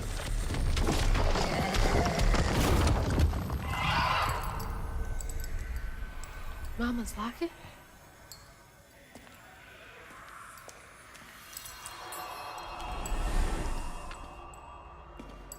It's dark. My lungs are burning, full of water and silt. Body breaking in 100 places. Did she die? Mama? A flash of red. Sunrise breaking over the horizon. Is she seeing the light? Me like wildfire. mending cracks. Molly doing what she's always done, but I never truly seen. Healing.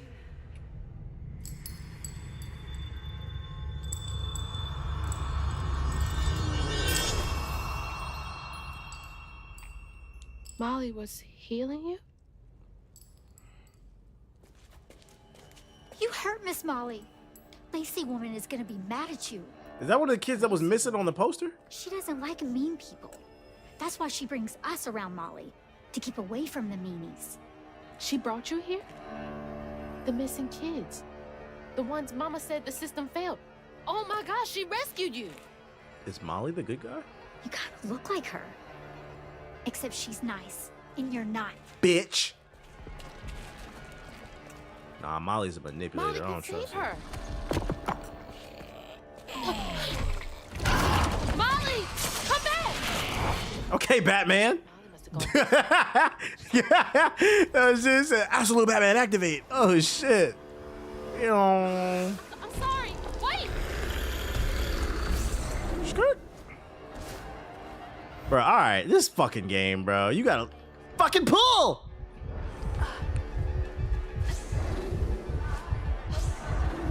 Feels inconsistent sometimes with the platforming right there. Molly, her booty ashy. Molly! But if you ask me, that's perfect, please. Molly,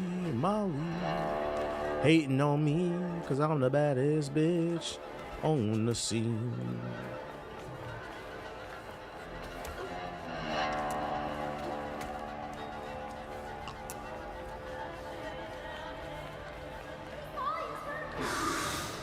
One of the kids? Please! Stomping their feet and shit? I had a Warren? Is this real Louisiana lore? I don't know. Who from Louisiana?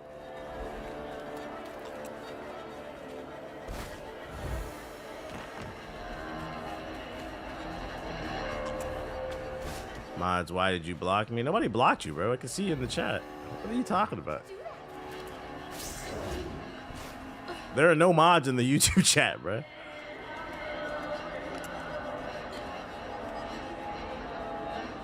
Might just be YouTube acting weird. Oh, shit. What the fuck is real about this? It's all in our head. Super chat. Your donation will be used responsibly to pay off the Gotham PD to look the other way. Hold up. They don't need to know why I locked away. I mean trained. Why is it not showing the super chat in the chat? Hold up, yeah. The bot might be acting weird because it just deleted his super chat. I literally cannot see. Oh, it says message. Yeah, I can't see it. Shout out to Saber for the super chat. I can't see your message. I don't know what happened. The bot acting weird. Yeah, YouTube might be glitching tonight. I appreciate the super chat though. Echoes of the dead children. Oh shit. I don't ever want to go home.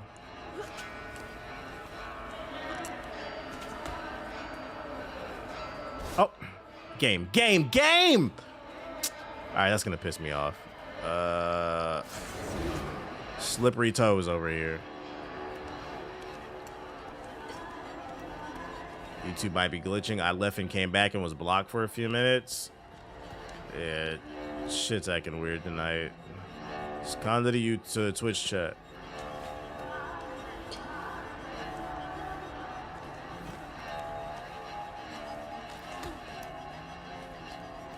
Where am I going is the question now. Molly, let's do some Molly. There we go. Molly! I want to see, was she really Molly, I'm healing her? sorry. You were trying to tell me that you'd saved her, but I didn't understand. You assumed the worst of me, bitch. I fucking hate you. Bunny? Careful, dear. That's a wild animal. I knew she couldn't be trusted. She helps people. What are you doing?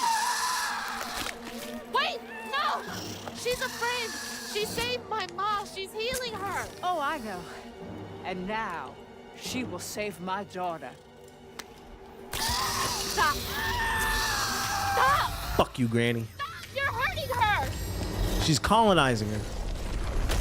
Ooh. She's the Phoenix Force?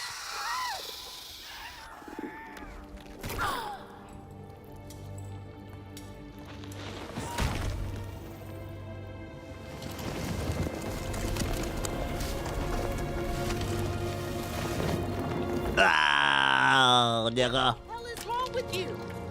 Watch your toe. She was always Jedi Granny. Nah, she's definitely a Sith Lord. I called it. Family to think of. family. Trey. Cherie. Keep her name off your lips. Yo, she dead ass Vader. Granny Vader. What the hell? She deserves the world. She deserved peace. You could have asked Molly for help, you murderer. What about me? I'm your family. What the hell? Girl, with this, I can give her life. You used me. I did. Why should I borrow when I can just take? Very colonizer. You look so much like your mother.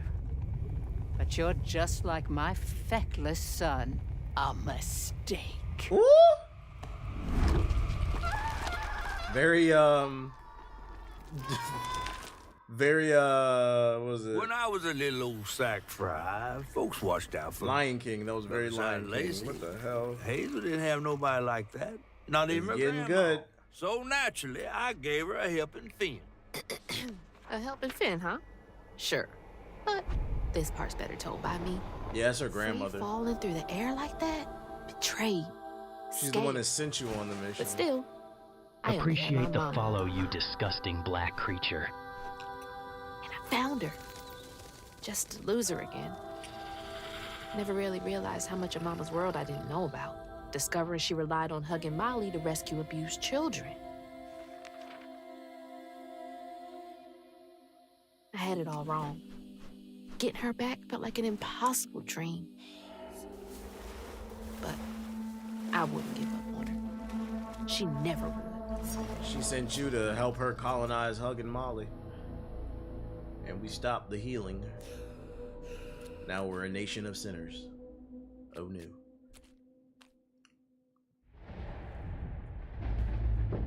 Back again? What is this place?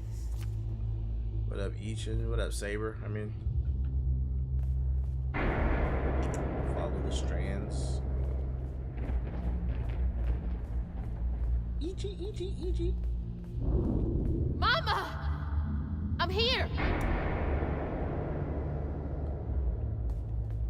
Medea Goes to Louisiana, the brand new movie.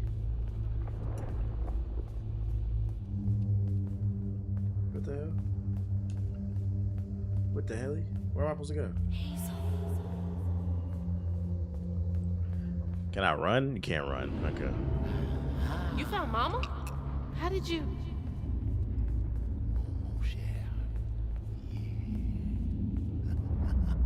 Hello, Sad only 20% of people on Xbox beat Miss South of Midnight. That's crazy. Who are you? My super chat asked a good black American manga. I'm half black, but I live in Japan my whole life, so I don't know a good one. Don't you? Oh, you want a good black character? Your voice. Ongoing. That fog chasing me. Oh, that's no common fog. I'm trying to think like what is a good ongoing? I'm not gonna lie. I don't know if there's a good ongoing. Now we'll be waiting. If you want something old. What do you mean? Oh, you know, yeah, Storm has a run going. You're right. Storm has 8 issues out. Storm Volume 8. That's a good one.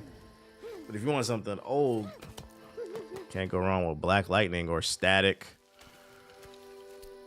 She's gone. Oh, isn't there an Ultimate Black Panther going on right now too? Ultimate Black Panther.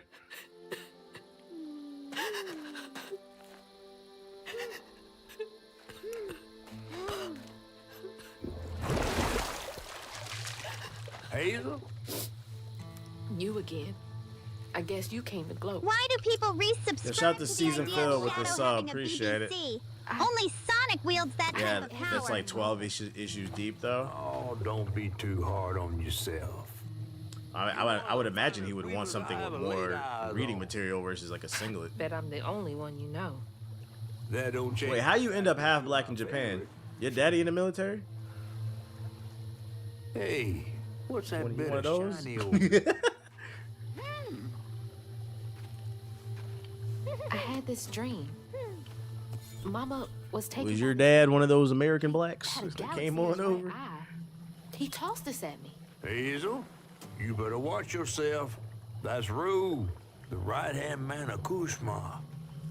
Kushma? Kushma. You never heard of Kushma? The king of dreams and nightmares? It's like a weed strand. Goes, he feasts on Kushma, we got that Kushma. From this Rue fella.